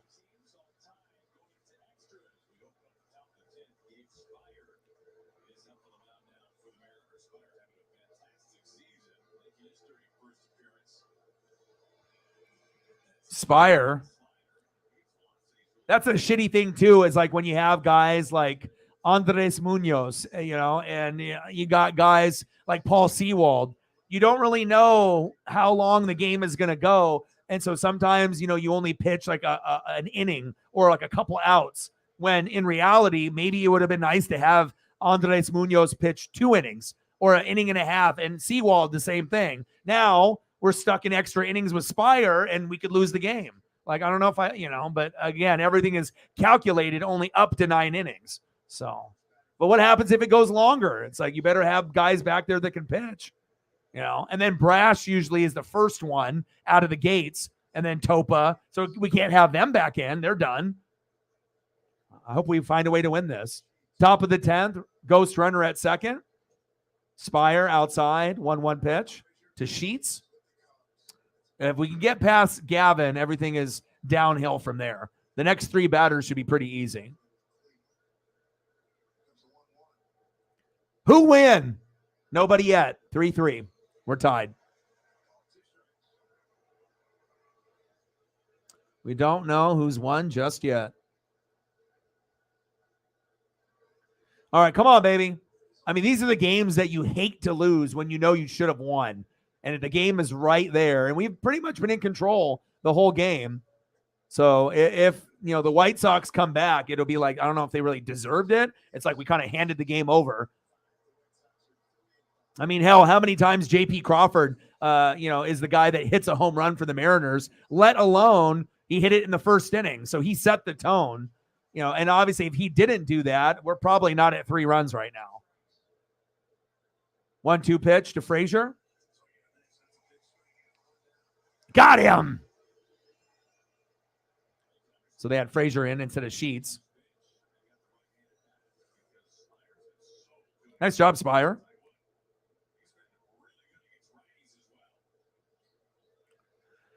Yeah. All right, Andrew Vaughn is next.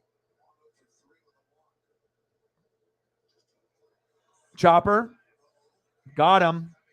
2 away. Runner advances to third with that dumbass ghost runner. But it could end up helping us out too, so. All right, next up, third baseman Jake. I got to go eat a burger.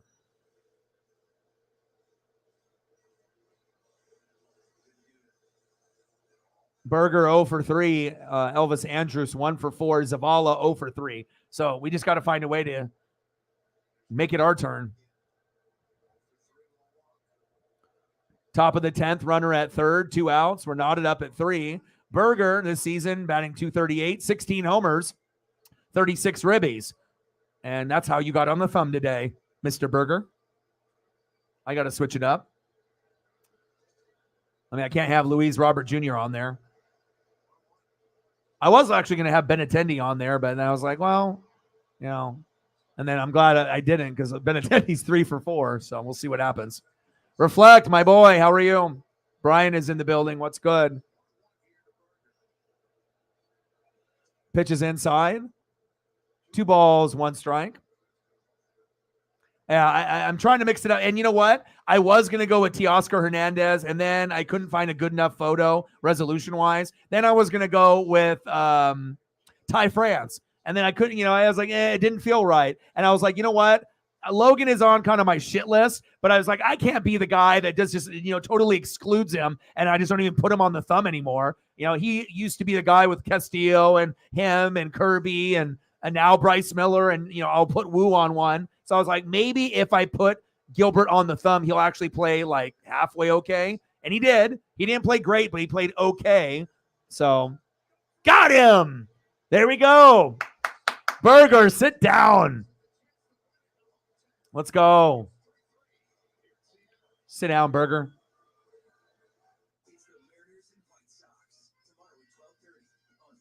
And I like that they're doing a little tribute to the Negro League team, 1946 Seattle Steelheads. All right, let's go to the bottom of the 10th where we're going to win this game.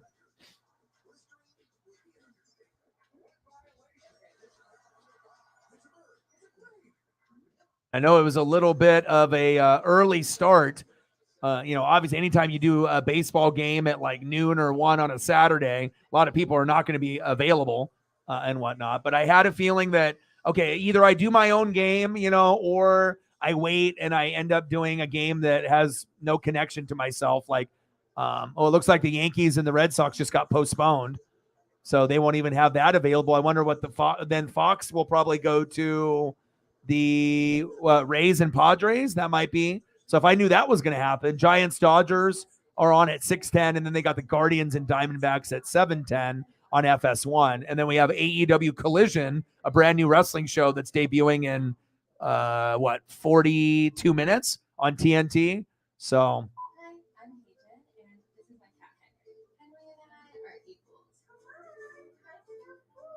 I was gonna know what food anyways. yeah, we're in a good part of the lineup besides Kalanick because he's kind of been a little cold, but we definitely can win right here. All right, here we go. In the bottom of the 10th, 1 for 4 with a run. First baseman, Ty France, who was an all-star last year.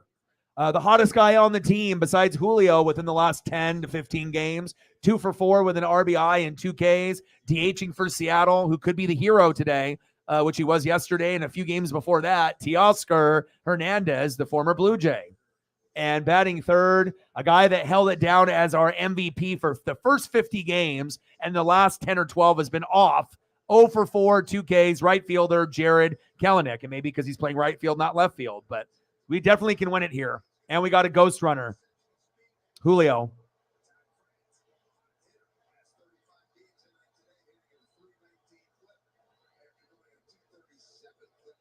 Yeah, I like the Steelheads. I like the vibe, paying homage. They had a thing on Twitter where they had a nice thing where they were showing Seattle youth with their Little League coaches, and some of them are actually using some of the throwback names through the Negro League teams back in the 40s. I thought that was pretty cool. Nice little piece that's like a couple minutes long on Twitter. And then I also like the turn back the clock. Remember those Reflect when Griffey was playing, and then they had the cutoff jerseys where the muscles were showing, and they had the futuristic jerseys. I remember when they first went available, they were like Mitchell and Ness prices. They were like $300-$400 or whatnot, and they had a kind of a crazy futuristic spacey design. But I think that, as far as like a gimmick, that's the best one. But to pay homage to something cool like the Seattle Steelheads from 46, pretty neat.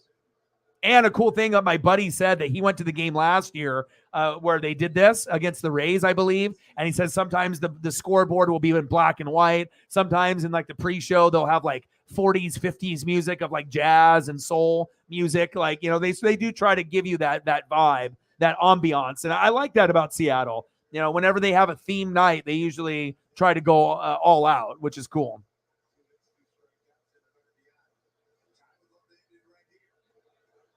All right, we're in the bottom of the 10th. We're knotted up at 3. Steelheads and White Sox. Ghost runner at second. Julio. 2-2 pitch to France. Chopper to third. Foul.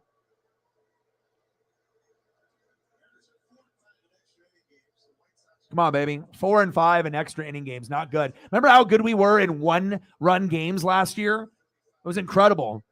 At one point, I think we were like something like 15 and 5 or something really, really good. And that was the difference in our record. Big swing and a miss. Struck him out. Ty France. Bye-bye. Damn it. 1 away. All right, here, Teoscar, you can be the hero. I know you can get an RBI, especially if Julio's at second. You've been the hottest hitter on the team. Julio's been hot, but I think Teoscar's been even hotter because he's been able to actually use his hits and homers to win games for us. Julio, not so much. It's kind of during the game, not to win the game. So let's see what Teo can do. Come on, Teo.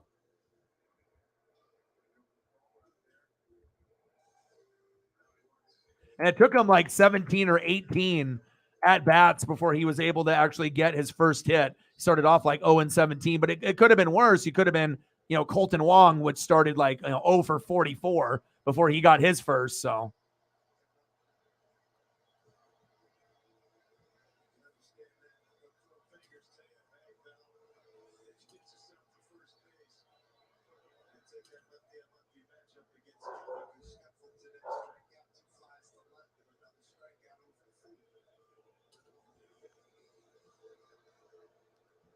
Well, they just walked Hernandez.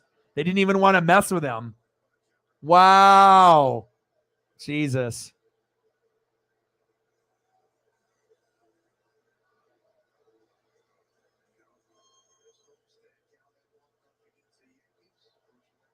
All right, so instead of Jared Kelenic, right, who's been off in the last, 10 games, boom, let's make a change. How about pinch hitter, big dumper, Cal Raleigh? Come on, baby. I want him pitching or hitting left, though, not right.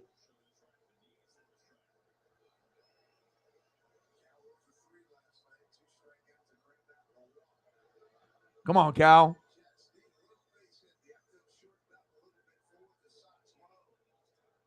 Chop foul. 1 ball, 1 strike. Come on, baby. Come on, Cal. Cal's much better as a lefty than he is a righty. Hi, Paisley. Yes, Dad's almost done. I know you want to hang out with Daddy. Julio going to third. Safe.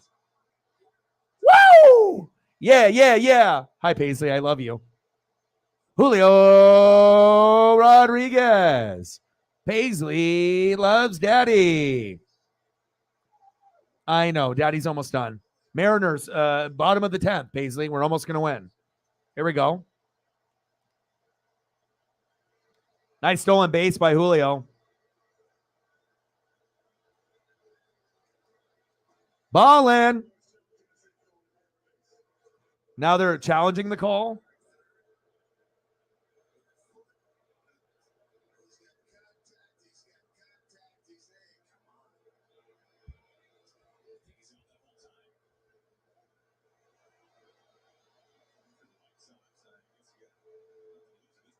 Oh, he's safe. Come on.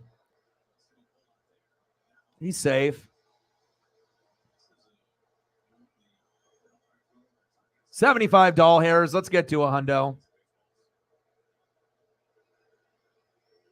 Yeah, is that good? Yeah, and the run differential is really crazy to be able to see. Obviously, with the Tampa Bay Rays and the Texas Rangers, those are the top two. Plus 146 for the Rays. Well, they're 51-22, and they started off the season like 15-0, 15-0, 16-0, something crazy, right? 31-7 at home. That is fucking redonkulous. 20-15 on the road, right? And then the Rangers are plus 144. So those are by far the two best plus differentials. And then Braves are third with plus 92. So, and then there's a lot of teams that are like plus 30, plus 60. You know what I mean? Royals are negative 110. A's are negative 201. And those are your two worst teams in baseball. I mean, even the Cardinals are like maybe third worst, but at least they're negative 16. The Cardinals aren't as bad as their record says they are. They're not the Royals or the A's. Record-wise, it says they are, but they're not. Safe. Runner safe, baby. Yeah, yeah, yeah. Yeah, yeah, yeah.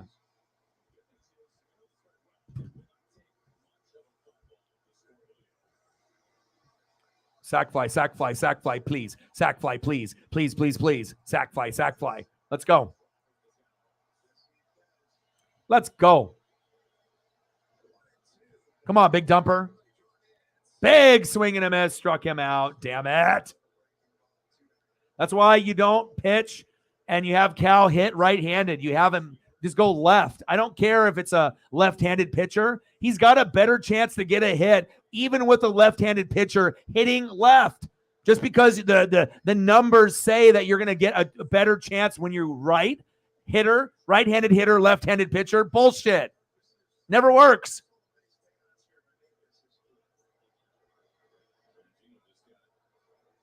Plus 68. Yeah, we got hot after the All-Star break, and the same thing might happen again. All right, come on, Steelheads. Come on, baby. Come on, Suarez. Dribbler. Damn it. All right, end of the 10th inning. We're going to the 11th. Wasted opportunity there. Hope we don't lose this game. Well, it looks like I'm not going to be able to do the AEW Collision stream. That's going to start in like 33 minutes. If I had a little bit more time to make a thumb and kind of get things situated, but who knows? This game might still be going on in 33 minutes from now. So Paisley's like, Dad, I want to hang out, but I got to finish this game. Yeah. I mean, like I said, if you're going to be cold off the bench, you might as well be hitting your strongest side. And if you're a lefty and that's your strongest side, I don't give a shit if a lefty pitcher's up there. You're telling me you're afraid of a fucking lefty pitcher, so then you have to go to be a righty, which you're not as good at? What's the common sense in that? You know what I mean? And then if they actually go back and look at the numbers, well, the numbers say if you're a righty hitter against a lefty pitcher, the numbers are like, 20 points higher. Yeah, if that guy actually gets a fucking hit or a decent swing. But a lot of times if you're going righty and that's your second strongest and lefty is your primary, you go up against any kind of lefty pitcher, you're not going to do anything. They could be good. They could be shitty. It just seems like, it ends up never working out because there's a big disparity between Cal as a lefty, really good, and Cal as a righty is average to below average. I would rather take 3 swings as a lefty going against a lefty pitcher. Fuck it. At least he swung. He tried instead of just, having a cheap out. And it seems like that. Come on, Scott. Wake up. Sometimes you got to go against the numbers, and I'm a numbers guy.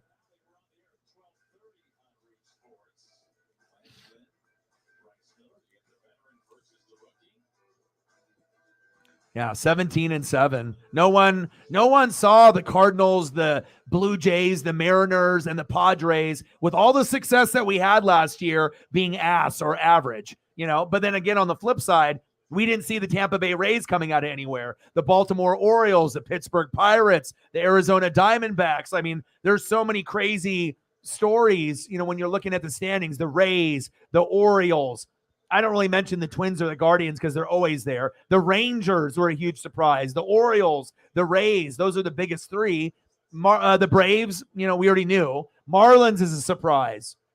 Brewers, not really, but it's nice to see them there. And then the Diamondbacks was a big surprise. I mean, when the Diamondbacks are leading the division over the Dodgers and Padres, something's up, right?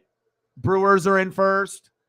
Marlins are right behind the Braves. That's weird, but again, the Rangers in first over the Astros. Hell, even the Angels just passed the Astros. And then obviously the Rays and the Orioles. I mean, I like seeing new teams. And normally when you see these new teams, they have phenoms. Right? Corbin Carroll, Rutschman. You start to see some of these guys that have been in the league for a year to 2 years, 3 years. Got him! Yeah! We threw out the ghost runner at third. Oh. There we go.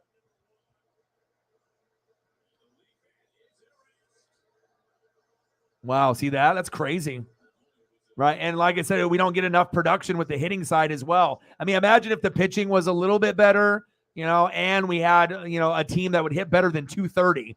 I just can't believe with the talent we have that we're hitting 230. But a big reason why is because of the Taylor Trammels and the Dylan Moores and the Tom Murphys and the AJ Pollocks. That shit, when they go 0 for 4 and then they play again 0 for 4, they play again 1 for 5, that shit don't help. And then on top of that, with all those guys at 7, 8, 9 hole, thank God we got Mike Ford. Then you got the guys in the top 7 that aren't doing shit most of the time. It's like, you got JP Crawford, should be better, right? Ty France should be better. Julio, better. Teoscar, Kellenic, Cal Raleigh, Suarez. Those 7 guys, I mean, most of them should be over 250. If you want to give someone a free pass, maybe JP, if he's at like 245 or 240. But all the other guys should be closer to 300 rather than closer to 250 or 200. But that's baseball for you,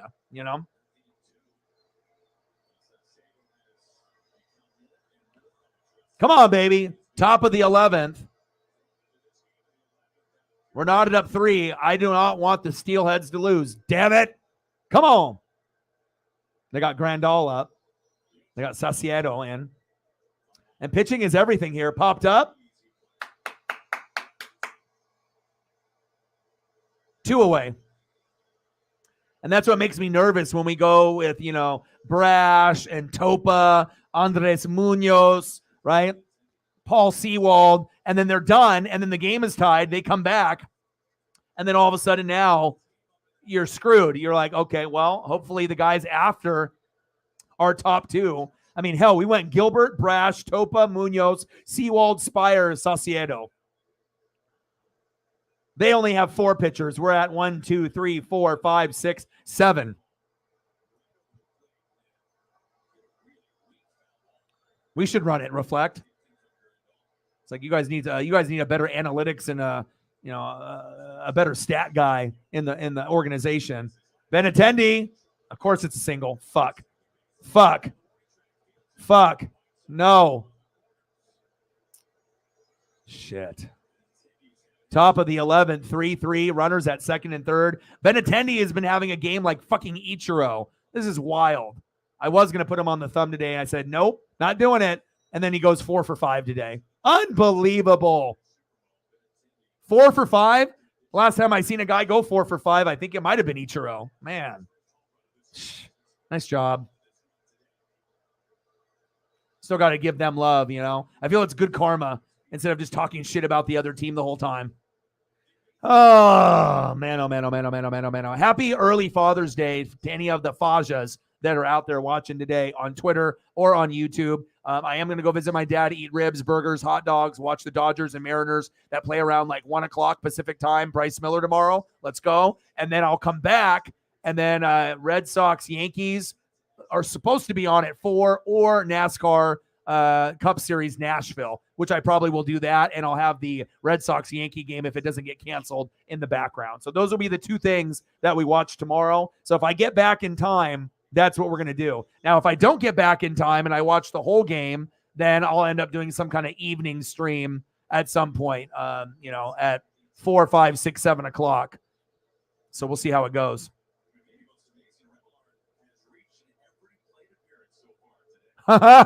Control the zone. Yeah, absolutely.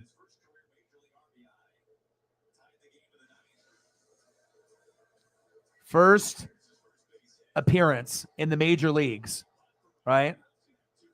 For Zach Remillard. And what does he do? He bunts himself on.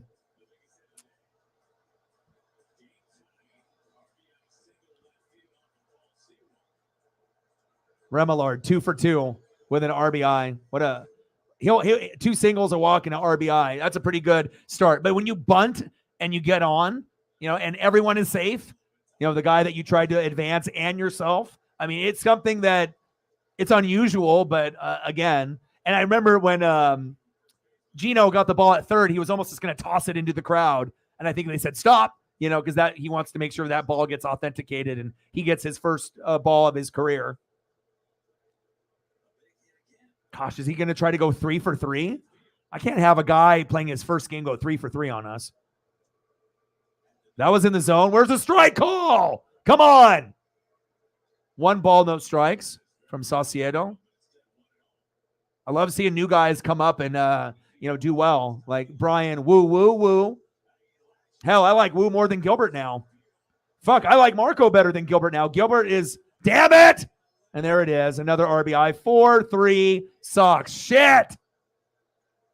Well, I guess Benintendi is, rubbing off on Zach Remillard. This is insane. 4-3 Chicago. Son of a bitch.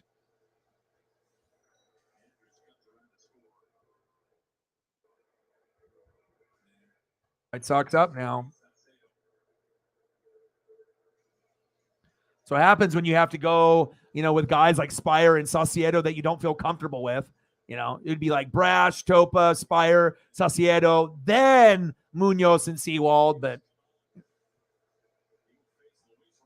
fucking Saucedo, you suck! Damn it. Yeah, not a fan of Spire, not a fan of Saucedo, but I mean, Saucedo's ERA is 3.12, Spire is 2.19, Sewald 2.76.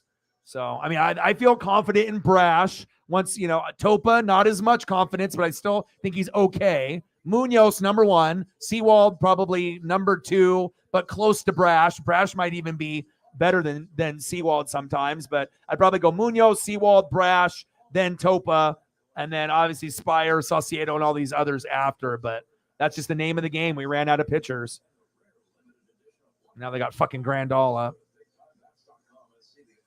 God damn it. I mean, it's not completely over, but momentum has shifted. That's for damn sure.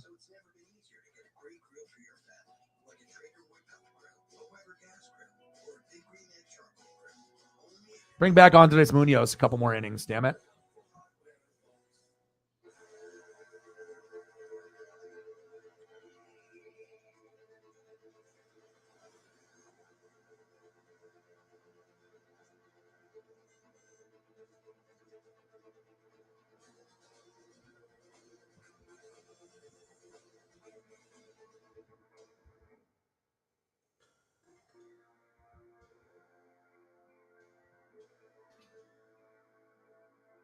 Yasmani.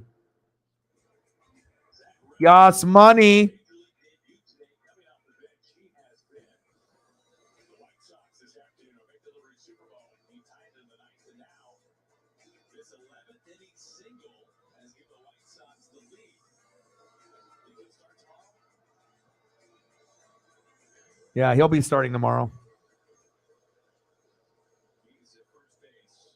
I like these White Sox throwbacks. The Carlton Fisk era. Frank Thomas.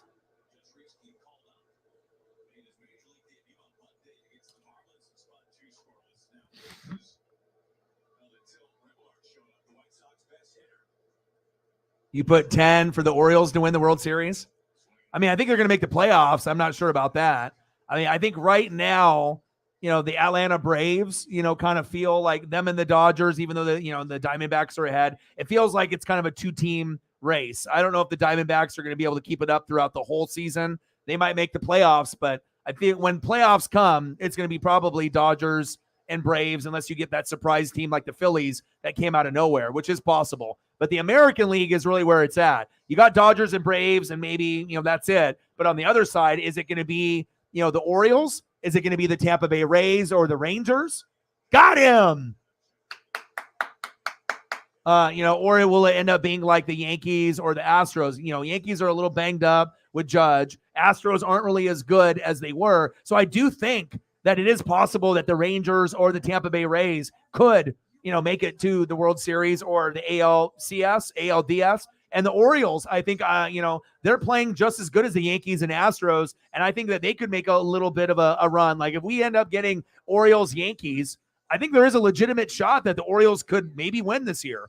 Not normally, but this year. And then if the Rangers or Rays go against the Houston Astros or the Yankees, I think that those two teams legitimately have a shot to keep it moving. So, I mean, it would be kind of crazy if we end up getting the Rays and the Rangers or the Orioles, one of those combinations of those three teams to go at it to represent the American League. But at some point, the Yankees are going to get healthy and they'll start creeping up. And then obviously there's a lot of teams in that division if you're in the American League East or the National League East, if you're looking at the standings, it's pretty clear.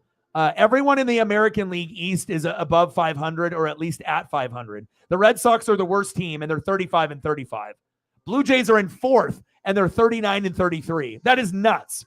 Yankees are third, 39-31. Baltimore is 43-27, which I love. And then the Rays are 51-22. Ridiculous. Central sucks for both American League and National League. Number one team is 36-35 Minnesota Twins. And then Brewers and Reds, 36-34. So Centrals are garbage for both divisions. The East is really where it's at. And then the West, has something as well. Rangers, and obviously with the Dodgers, Diamondbacks, and we'll see if the Padres can maybe catch up. So, all right, let's go, baby. Yeah, I mean, Rangers, Rays would be a little bit, better chances. But if there's that third team, not the Yankees or Astros, Rays, Rangers, who's that third team? It's the Orioles. And I've watched a few games of them this year. They're kind of fun to watch. I won't lie. I have the Apple TV Plus broadcast, and I was watching them. They have a section in their home stadium where they have like a super soaker section in the outfield where they like squirt like a certain area when they have big plays, and they have like, all the water stuff. Pretty cool, man. White Sox 4, Mariners 3. We're going to the bottom of the 11th. Everything will be in the ticker down below. White Sox up. Ball one to Tom Murphy. Come on, Tom. I got a new photo for you today. The bird bath section. Yeah. It's pretty cool. I'm always looking at little subtle things that each team brings to their fan base. Big swing and a miss. 1-1 count. Come on, Tom. Oh, Tom, 0 for 4. 2 Ks, backup catcher. Can't hit with her damn.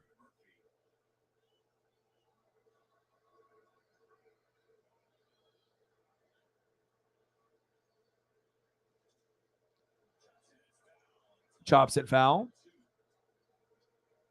Yeah, but you never know how the playoffs are going to work out. Like if the Rays and the Rangers go at each other, one of them's gone. So if the Orioles can just kind of like, if they played like the Yankees and beat them and they can just keep going up, who's to say, that they can't pull off the impossible? I mean, obviously the Rangers and Rays are the two best teams, arguably in baseball, besides like the Braves. But if you're looking at like plus, differential, plus minus differential, it's Rays and Rangers by a shitload,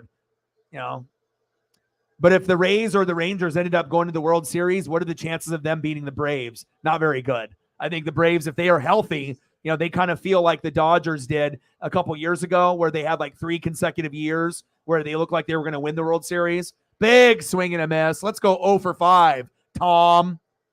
Mother sucker. Damn it. Matt's in the building. What's good? Next up, left fielder today, normally Jared Kelenick's spot. Dylan Moore, who doesn't have a hit this season, just came back within the last 3 or 4 games. I don't know the exact number for him, but it's not good. But maybe, they decided to say, fuck it. No Dylan Moore, AJ Pollock. They're like, no, we can't trust you. I get it. Got to make a change at some point. All right, come on, Pollock. 163. Check swing. Why not Taylor Trammell? Whatever, it's like, it's kind of funny, and then, obviously they don't trust Colton Wong either and whatnot. You got, you have so many guys that are so average to below average. The DH position was terrible. Or maybe they should have waited for Mike Ford and put him in now instead of putting him in when they did. 1-1 pitch, runner at second, bottom of the 11th, Sox 4, Mariners 3. Pollock, fuck. Oh, he dropped it. Oh, yeah. Yeah. Wow, an error. He dropped it. What the hell? An error. Because, AJ Pollock's fat ass is slow. He ain't getting to first that quick. I'll take it. Runners at first and second. I was like, oh, no, double play? You got to be kidding me. And he dropped it. Sports gods were like, well, no, we're not going to let you do that. Just went out of the glove when he squeezed it. Very rare error there. Unbelievable. All right, come on, Jose. Next up, Jose Caballero. Bottom of the 11th, 4-3 Sox. 1 out, runners at first and second. Come on, Jose. I mean, shit, I'd be even good enough if he just was patient and got a walk and we had bases loaded. I don't even need him to try to go for a homer. That's out of the question. RBI, that's what we want, but we'll see what happens here. There we go. Good eye. 1 ball, 1 strike. But I'm thinking if he can be uber patient, right, maybe he can force a walk and then put the pressure on. It'd be really nice if, we could end up getting an automatic walk in for a run because we'll see what JP will be up after him.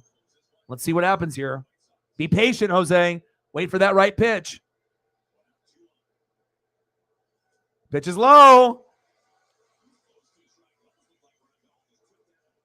2 balls, 1 strike. Now, if Julio was up, I'd say there's no way we're even going to get to that point. If it's 0-1, yeah, it's done. You already know Julio's going to be swing, and that's over, right? But with other guys, they're a little bit more patient in the box. Maybe they'll grind it out a little bit. 2-1 count. Let's make it 3-1. Talk it into existence. You hear me, sports gods? It was 0-1, and I was talking about the walk. Let's make it happen. Here we go. 3-1. How you go from 0-1 to 3 balls? I'll tell you how. You talk to the sports gods, and they listen. You talk, you ask, you shall receive. Let's go. We'll see if he swings here or if he's patient. 3-1 count. Patience. Fuck. He popped it up. He should have took the strike. Damn it. God, that would have been good position to be bases loaded there. Well, we'll see if JP can be the hero. All you had to do was just take one more pitch. And I think that, then it would have been 3-2, and I think he would have walked him. And then we would have had bases loaded. That was an awesome catch by JP Crawford's home run. The old grandpa caught it in his hoodie, like right here. He just went, and he caught it in his muscles. That was an incredible catch. And he didn't even know he had it. He just went up, and it went right there, right in between the elbow and the bicep, and he got the home run ball from JP earlier today. Come on, JP. Last chance, bottom of the 11th. We're down by a run. Be patient. I know JP can force a walk. He won't necessarily chase. 1 for 3 with a solo home run, 2 walks. But then again, if he gets the walk, then Julio's up. Can we trust Julio with bases loaded? I mean, as of late, not really, but you never know. Maybe this is a new day, a new beginning. Come on, JP. Work the count. 1-0 count. Bottom of the 11th. Sox 4. Steelheads 3. 2 balls, no strikes. Someone will work the count. Come on. Runners at first and second. 2 outs. And JP's smart. If it was Julio, we would already be down 0-2 count. He would have already swung on 1 and taken a strike. So come on, JP. Take your time. Force the walk. JP, fuck. And that's it.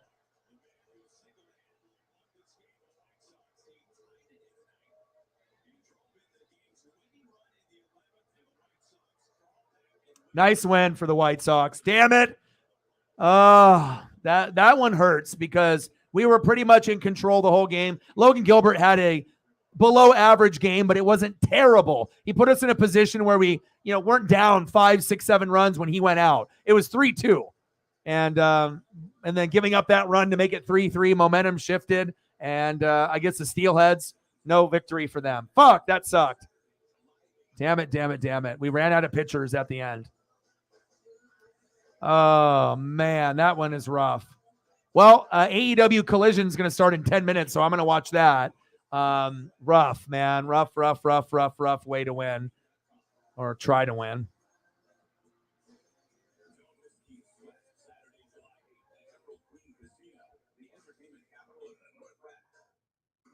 Final in 11, 4-3. White Sox win. Oh, brutal. All right, let him know. And then, if you need me to hit up his agent, I will too. All right, so what do we want to do here? Like I said, we got, 10 minutes to get it to the 4-hour mark. Do we want to end the stream now? or do we want to go through some photos? Typically, we'll go through photos after the game is over. Sometimes we'll do old school baseball players from the 50s to the 90s. Sometimes we'll do food. Sometimes we'll do wrestlers. I'll let you guys kind of decide, but I'll stay on it for at least a minimum of 10 minutes, and then we'll see where we go. Let's go somewhere nice. We got to make sure we change the vibe a little bit after that fucking loss. There we go. This will at least make me feel a little bit better. Oh, man, oh, man, oh, man. But let me know what you guys want at this point. We can do food or whatever. I need to look at something that will be better than absorbing that loss. That was rough.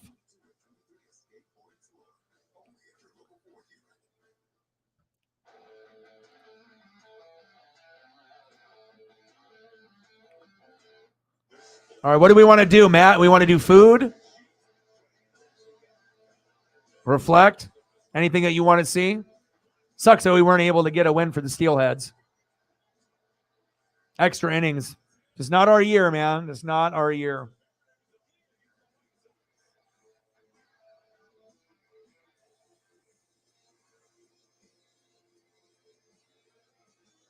All right, I'm going to Fox. And I assume that is probably going to be the Padres matchup. Padres and the Rays. Supposed to be the Yankees and the Red Sox, but it got postponed. So I assume on Fox on the West Coast, they're going to show that now. So I'm turning that on. 0-0 at the end of the second. Yep, Rays, Padres. This would have been a good one. Now, if I knew that this game was going to be on, I would have maybe done this stream and just watched the Mariner game and went that route. But oh, U.S. Open. Oh, no worries. I appreciate you. All right, we'll go for probably another like 8 minutes or so, and we'll probably call it a day. I appreciate you, Reflect. I wish we could have got that dub, and I'll definitely be watching Bryce Miller tomorrow. Snell on the mound, Mejia. This is kind of a cool matchup too. Tampa Bay and San Diego. I mean, I've done a couple of San Diego games, but not a lot of Tampa Bay. I haven't seen a lot of Tampa Bay, so this is cool. I mean, I'm trying to scout and see like how good they really are. I mean, they're very good. Better at home, but.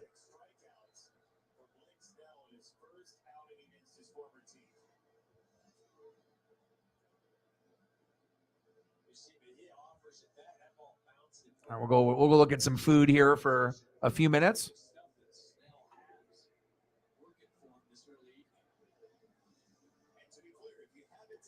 And I got my PS2 hooked up for the first time in 20 years. That's got my PS1 and PS2 games, like 20 of them. So I'm definitely going to go through some of the titles like I did last night and this morning. So.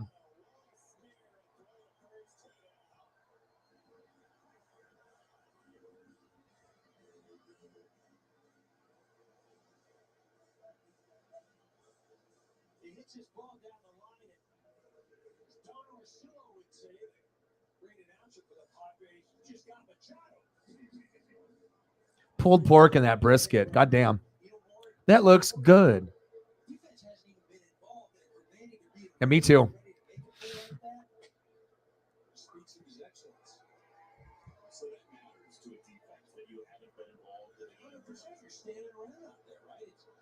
It's great that you're getting strikeouts, but now you've got to react and make a great play like that.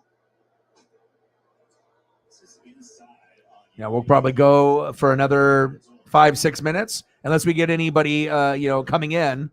If we get on some kind of like dono train and we get some more people coming through that haven't been here today, and then we'll just call it a day. And then I got AEW Collision coming on here.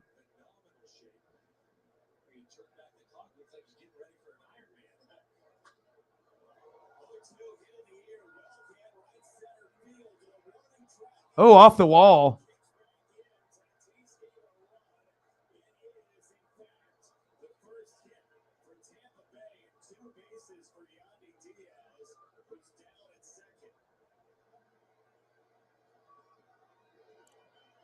All right, so I got it all set up. I got the East Coast feed on the TNT.com app. So now I can watch Collision like everyone else in the Midwest and the East Coast. I don't got to wait till 8 or 9 o'clock, like 3-4 hours from now. It's going to be on in 5 minutes. So I got that, boom, on the computer. And then I got the Padres and the Rays on Fox.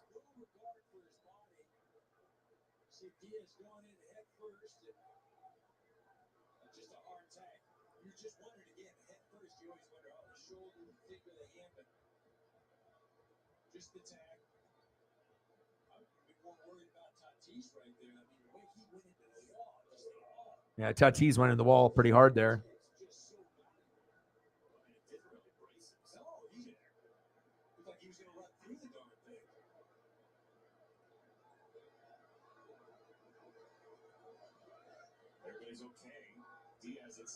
Yeah. And especially for me with burgers, like this one is just like a freak photo, you know, like got the Bob Saget lookalike there. You know, this is like not something that actually is going to be eaten by anybody. It's just kind of like a freak photo, like, oh my God, right? But like with the Buc-ee's, that looks like amazing. And that's always a staple there. And then I like stuff like this, you know, where, you know, someone took the time. Look at the bun, stacks on stacks. And like I said, there's so many burger photos out there, but a lot of them aren't good. You know, you got to kind of cycle through them. Oh, you'd probably be in the bathroom longer than that, man. Eating a burger that size.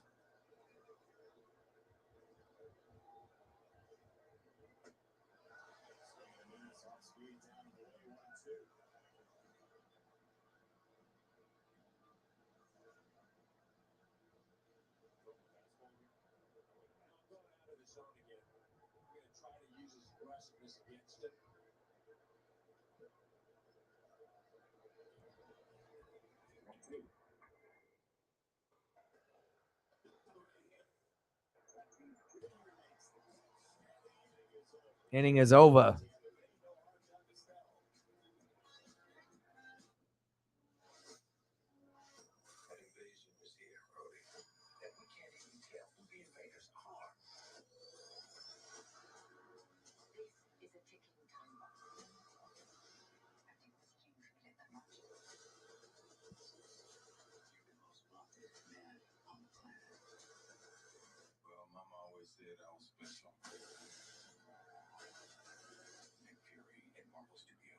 Look at this next one. This next one is nuts.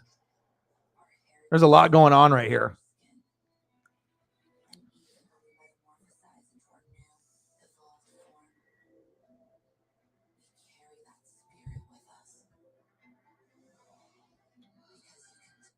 All right, I got to turn this on now.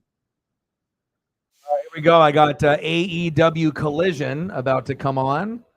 Debuting its wrestling show for the first time on Saturday. This is the very first episode, and CM Punk is back for the very first time after all of the suspension and obviously the whole problem with Kenny Omega, Young Bucks, and Adam Hangman Page. So we'll see how it goes.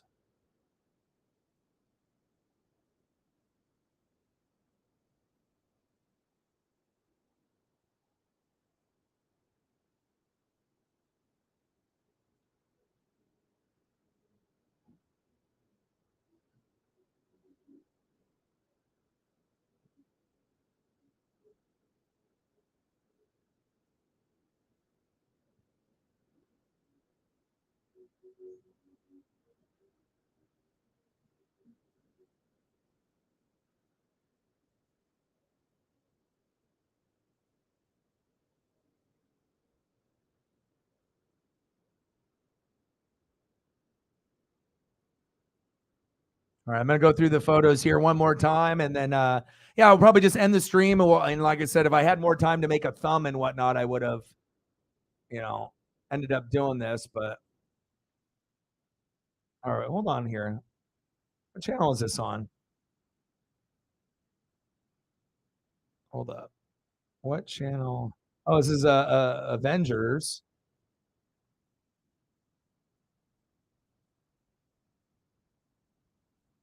All right, okay. I think it's coming up now. All right, hold on. TNT. Yeah, Collision.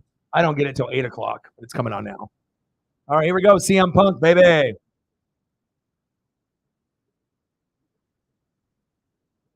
Oh, let's go. AEW Collision starts now. I'm watching.